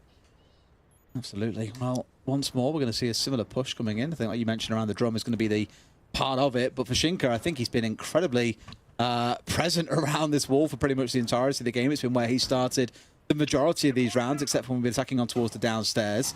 A lot of work has been done on the downstairs too, playing with the nades coming in from below, which they've only got the 2 in this round, but it seems to be another focus. And Mowgli, he just cannot stop moving and get himself involved in firefights, but Kanto knows what it's like to be an entry fragger. He reads the pace. It's still 3 quick kills coming out as P4 and Deadshot capitalize on the chaos coming out of Mowgli. A 4v2, all the control in their favor, and ITB once again left flagging a little bit. This is the problem. You've got to ask, if Mowgli running in and just creating absolute chaos and dying, is it the end of the world if Wolves are able to, use that space, use that, that noise, that lack of focus to be able to get in and get themselves 3, as Noah and Jonker are all taken out. So that means Wolves are free, basically, to take the Dragon side. They can move across into Drum. They can get themselves right across the map if they should so choose. But with 1 minute 30 left on the clock after that absolute craziness at the beginning of the round, they're in no rush. Absolutely not. All the time in the world to play behind. A bunch of drones, not a single one dead on the team. Like, everything's going for them at this point. But we've seen teams lose from even more commanding positions than this before, Tim. Really depends how Kendra and Kanto play this out, how they realistically stack up together as well. Getting isolated into 1v1s or 1v2s is going to make things really, really difficult. You want to be trying to play off each other really here to guarantee a trade. Kanto's going to sprint and get caught out, which leaves Kendra all alone. This one's done and dusted, Tim. Yeah, pretty much. Kendra manages to get one, but it's closed down quick enough by Bibu on the trade. Kanto, unfortunate. He's got to make a move at the end of the day. It's 2v4. You've got to try and do something. If he gets away with that movement and maybe comes up on the flank, it's a different story. But Wolves were too alert for that, and they close it down. It's 5-1 on the half, and Wolves move on to the defence. This is where I'm a little bit concerned now for RTB. I think it could run away from them at this point, because Wolves, again, on the defence, they don't have to take any risks now, but they can if they want to. It puts them into a really dangerous space, because if you want to jump out, if you want to have a little peek out of that window, you kind of can for the next couple of rounds, and RTB will know that. But at the same time, Wolves could equally sit back and say, you know what, just play into our angles. That's the risk we're going to take. We're going to give you a little bit of space, and we're just going to see if you play yourself into trouble. So Wolves have got all the options open to them at the minute. They do. All the choice to play with and all the time in the world to do it as well. As we said, not starting off on the off-sites. It was where we saw ITB start on their first couple of rounds, but here Wolves have gone straight to the go-to site for Karaoke and T. Just a case now how they play this one out and potentially how much they roam, because again, looking back at Club, they were playing the entirety of the map and really trying to waste a lot of time. Here it looks to be the same. There are 3 players out towards the east. You've got 2 playing up on the top floor and Bibu downstairs on the Solus, likely to be able to feed nades in from below, the impacts to open up the floor and take a couple of attacks coming in, but also to get rid of drones and call them out to his teammates as they start sweeping their way across this top floor. Here we go then, 20 seconds into the action phase, where this time is the flashpoint going to come. When it was Wolves attacking, it was all around small bar, trying to move into terrace. Jonker for this time being is going to be opening up there. They're prepared for the run out. I did say that Wolves may well feel enabled to be able to get aggressive. It's once again Mowgli. That's the 3rd entry death at least that he's taken to Kanto, and they can't give away too much of an advantage like that. Are they going to double down on it though? Deadshot's thinking about going out there again. He has a little look but can't find anything particularly, and Wolves are just, they can't stand still here, Des. No, that's the problem, right? But again, not forgetting this is all about the roam. If they can waste a couple of minutes here and lose a couple of members, it's not the end of the world, but they have to get something back for this. They've got to find a couple of kills to stop the advance from ITB and hopefully remove a couple of really key operators in this attack. Just spraying through the floor there, hoping to catch the man above. There was a yellow ping, but it was just a little bit off, as we can see. Azza not quite able to find that angle through onto Deadshot, I believe it is, that he's looking for. The nade will, though. In comes Kanto and gets the final kill, but he was already downed. 5 versus 3 now, but there goes Bibu with 1. Can he find himself a 2 second? down. He's not moving. That's what they needed, like I said, is half the round and a couple of kills. Make it a little bit more as they've completely shut them down, Tim. This is nowhere near the site, let's not forget as well. This is just ITV basically trying to get inside the building. But every single step of the way, Wolves have been ready and waiting. And Bibu is here waiting. Kind of almost using Kanto as bait here. It's like a lure for the final kill of the round. Shinka sees one, steps across and finds his man. Bibu does get the complete. In fact, it was a down from the impact earlier on as well. Beautiful stuff. And once more, ITB just crumble before the Wolves and their aggression. It's going to take something from ITB now. As I said, you know, they've been a fun team to watch through the group stages, and they've surpassed expectations and surprised many, I think. But the biggest surprise of all is going to have been saved for now if they want to turn this around. Wolves get themselves onto map point. It's 6-1. They're on defence, and it just looks like they were toying with them a little bit in that last round, just getting aggressive, taking every single gunfight. And it's a shame for ITB because they actually handled it really, really well. They were using the nades from underneath. Kanto got a couple of kills, but then all of a sudden, Bibu and P4, how many times have we said it? They just pop up from a difficult position. Bibu behind bar, P4 on house stairs, and there always seems to be, using Fabian's, onion example, there's always another layer. And how big is this onion? You've got to ask for Wolves. There's always that next problem that they're going to deliver for you. Ooh, okay. 5 in a row or bust. That's what it comes down to. Very little breathing room to play with. Out of lives, out of chances. It all has to happen now. And in the same way that earlier on today I was talking about Wild, and I hate sometimes calling out players, but like Hungry earlier on, for example, didn't really see him wake up until the last map, and even then it was only a couple of rounds. Yonka's been largely the same in this series. And I've always been of the opinion that ultimately every player on your team, and it's not even an opinion, it's a fact, every player is 20% of your team's gun capability. We're at a spot now where people need to be able to deliver at a really high level and do so consistently for a team to be able to achieve and succeed. Looking back at the earlier parts of this series where, again, Yonka and Azza were on 0 and 5. This map here, Noah and Yonka not been involved. Noah had that massive whiff coming up red stairs, for example. You can't really afford for those things to consistently be issues that your team is having, or it will lead to difficult games like this where you just can't keep up, unfortunately. Whereas you look on the other side for Mowgli, okay, he's 1 and 7. He's not having a great map. He's being a little bit of a nightmare in the front line by constantly charging around like a lunatic and getting himself into strange gunfights. But he hasn't got to do super well this map because the rest of his team is absolutely flying.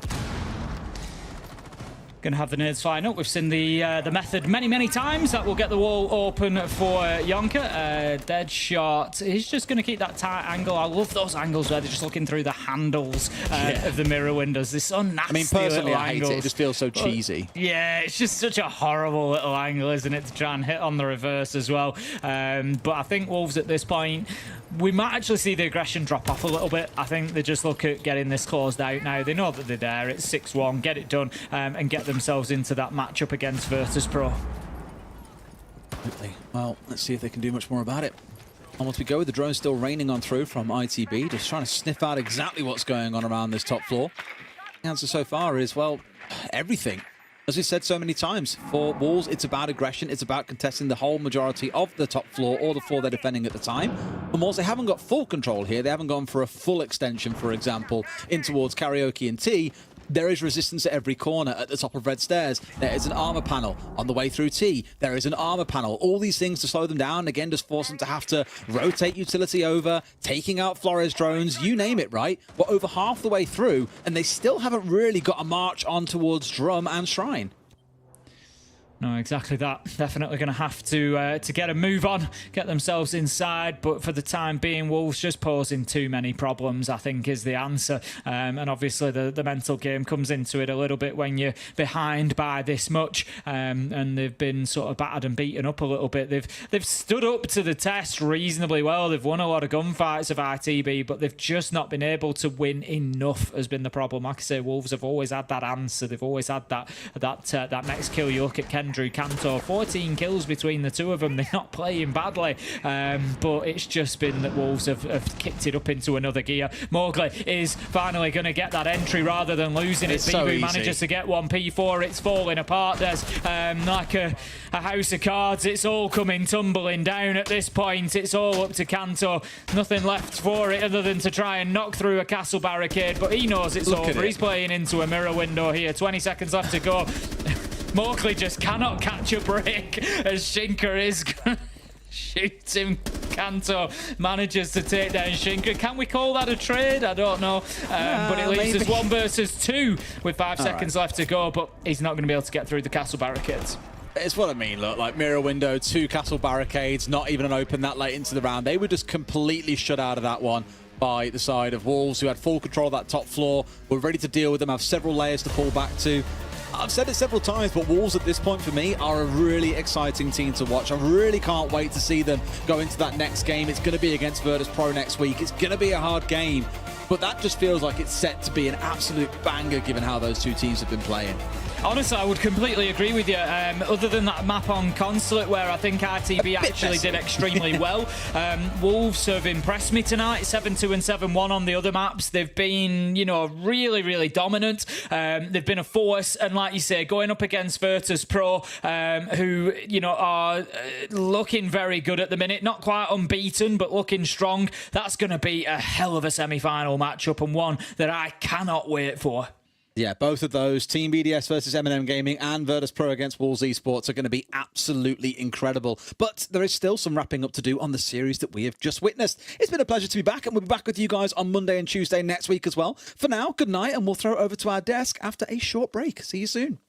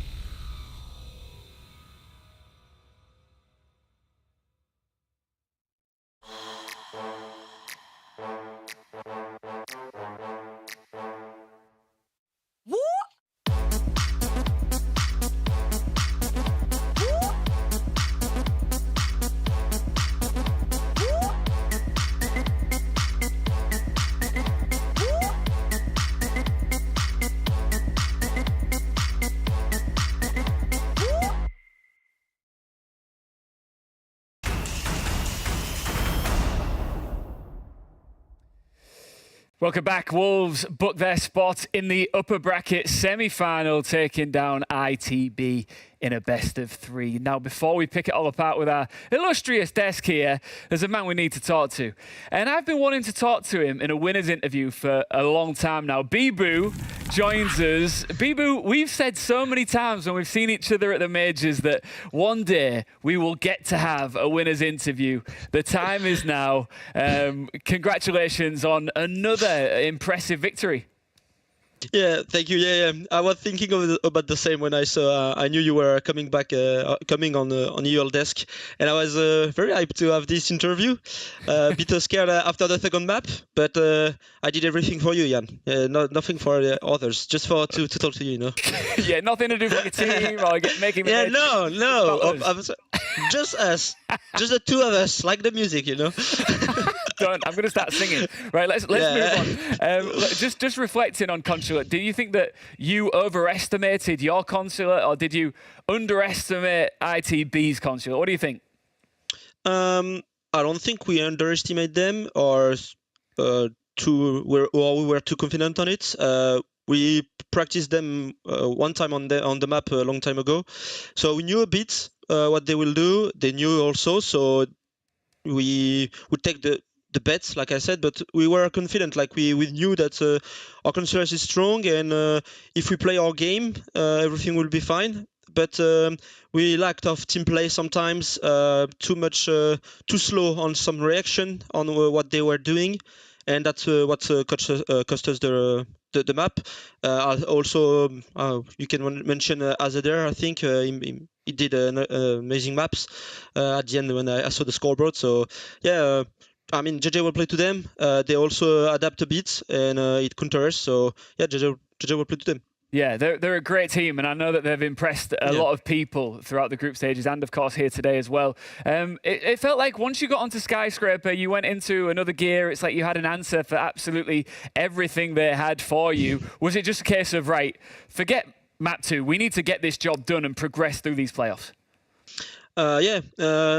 We just reset after the second map. Our coaching staff were with us on TeamSpeak, and they just say, guys, it's not very good what we did on Consulate in term of team play and stuff like that. But now it's Skyscraper. We knew our strengths. We knew their weakness. Just play together. Do as you did on Clubhouse, and it worked. I think we are a good team on mental aspect, and we know how to come back. We know how to reset, and our staff is helping us a lot on that. But also the players, you know, a map is a map. When it's lost anyway, it's the past. Just move on. It's never finished until it's lost. Absolutely. And Bibu, you guys are looking arguably better than you've ever been. Are you feeling that as a roster right now? Yeah, absolutely. We know with this new lineup, we could have take time to adapt a bit, try to find our pass. But at the end, we knew that we had so much more potential, and the team is feeling really great. We had a great period during the holidays, you know, the season, the off season, and it helped us a lot to work on a lot of things and trying to fix and really find our identity. And I think we find it, and now it's just the details, confidence, everything. And today. We are all confident. I'm feeling very confident. Maybe the best period I could have since a year. So yeah, very confident when we are going in match. I think it's the same for our teammates. My teammates. I mean, we can see that for sure. Last quick question from me. Maybe one more after that. So, of course, Virtus Pro up next. Very tough opposition. They obviously topped their group and are looking super strong with the siege they're playing. Yeah, I mean, VP, what we can say about them, like these players are legend of the game, been there since the beginning. They were on top 2 international, win majors, top 2 majors, like every time they were there on big events. Sometimes they had a bit of go down, you know, down period, but after that they always come back, bounce back. Once they were not even in Pro League anymore, they come back too. So, I mean, these guys are amazing. They're amazing players. So we know that they are playing a great siege, but we know them. They know us a lot because we were friends and we practice a lot. And I mean, it will be an interesting match. It's all I can say because it's VP, and I mean, VP. Yeah, like I said. I mean, yeah, of course. And listen, look, we've been wanting this winners interview for a long time. That's why we're going so long. So, of course. Well, let's wrap this up. Thank you very much. I'm hoping that one day we get to have this on stage in person winners interview, maybe in a little city called Atlanta. I don't know. That'd be nice, right? Yeah, it would be nice. Yeah, I will do everything. Don't worry. I'm grinding every day to have this interview. After that, the major did not even count. You know, joking. You're the man. That joke aside, thanks for the interview. Welcome on EL, and hope to see you again maybe next week and after on stage. You will indeed. Thanks, Bibu. Take care. Cheers. Congrats. See you. Thanks for the fans and thanks to everyone. Peace. Peace. Lovely guy, great guy, and I imagine having that sort of a presence within your roster as well. You know, he's obviously a beacon of light. Fabian's going to have hated that love fest going on just there. So I was going to say, he lives a 2-hour train ride away from here. You guys can get a room. You guys can just shack up together. Why not? I mean, basically having kids already.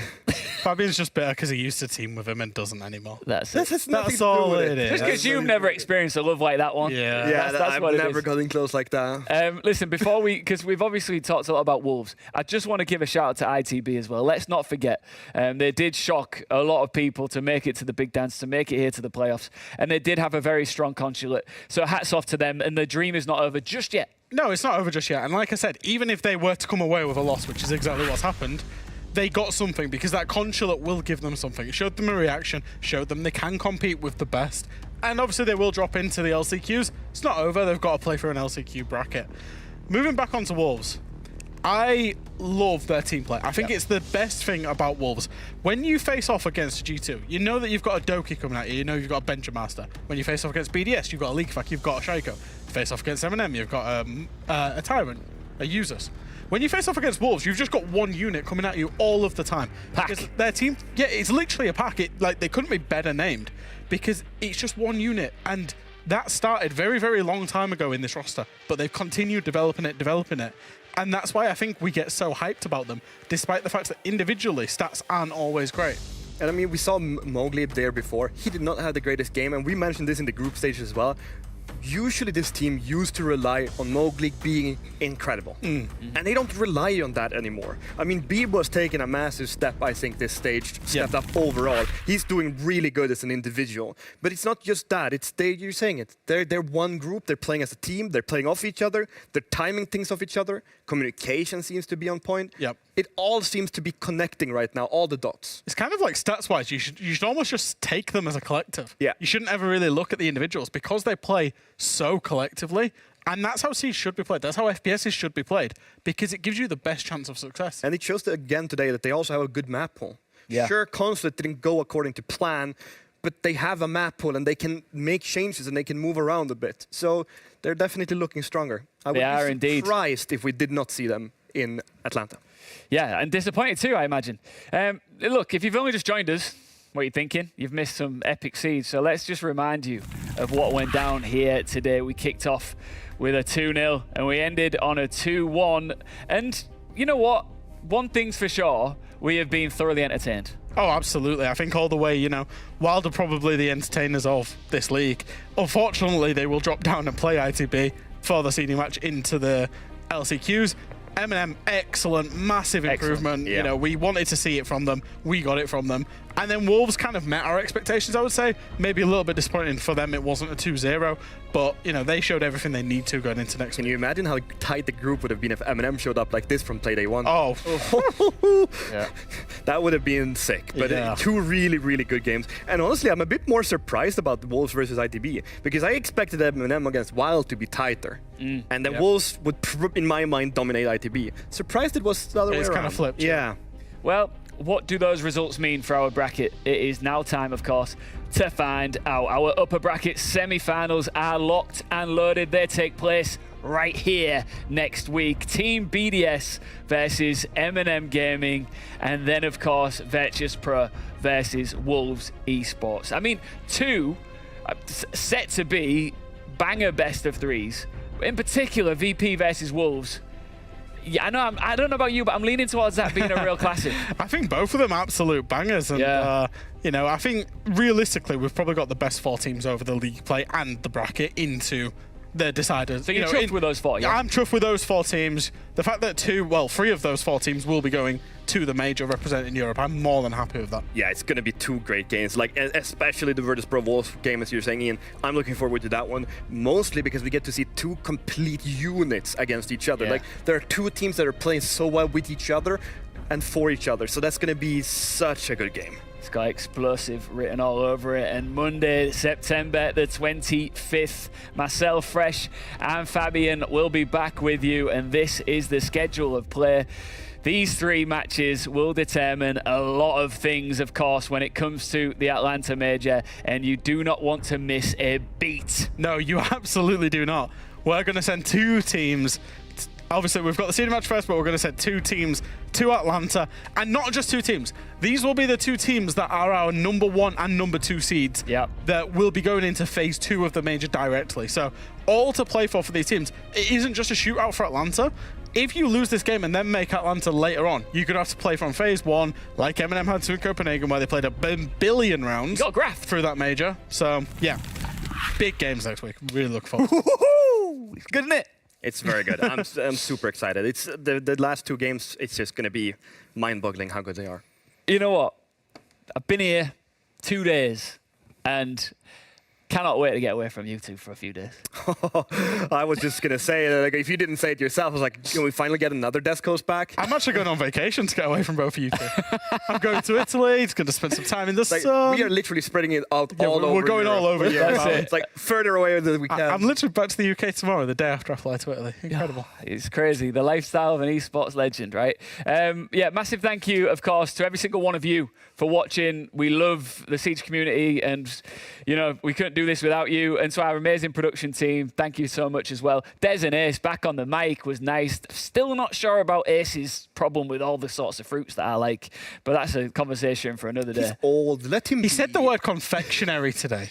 Did he? Yeah, nobody says He's that. so old. Yeah. Not That's sure good for about me. that one. Next time when we see each other, put him in an headlock, will you? I don't think violence is allowed on camera. If I was allowed, there would be so many things I would do to that man. Let's stop there. He does so much off camera. Yeah, no. All right, guys. That is true. Massive thanks from the 3-time world champ, from Fresh, from myself. We will be back with you next week, next Monday to be precise. See you then.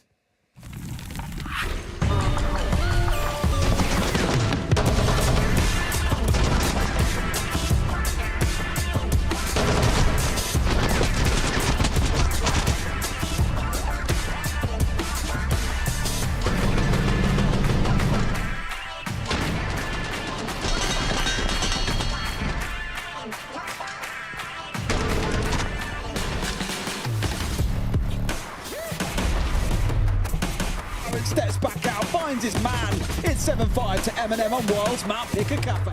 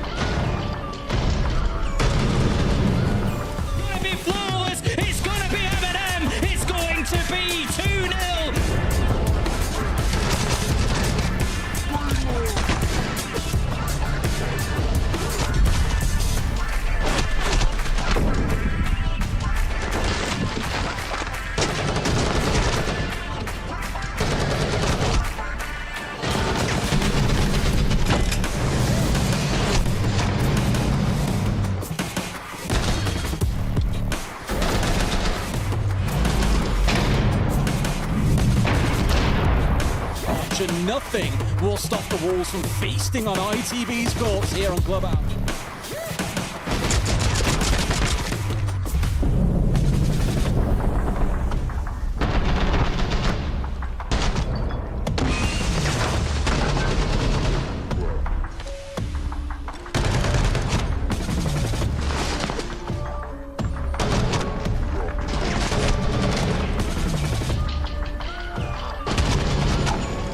This down, Yonka gets the final kill, and we going to Mark 3.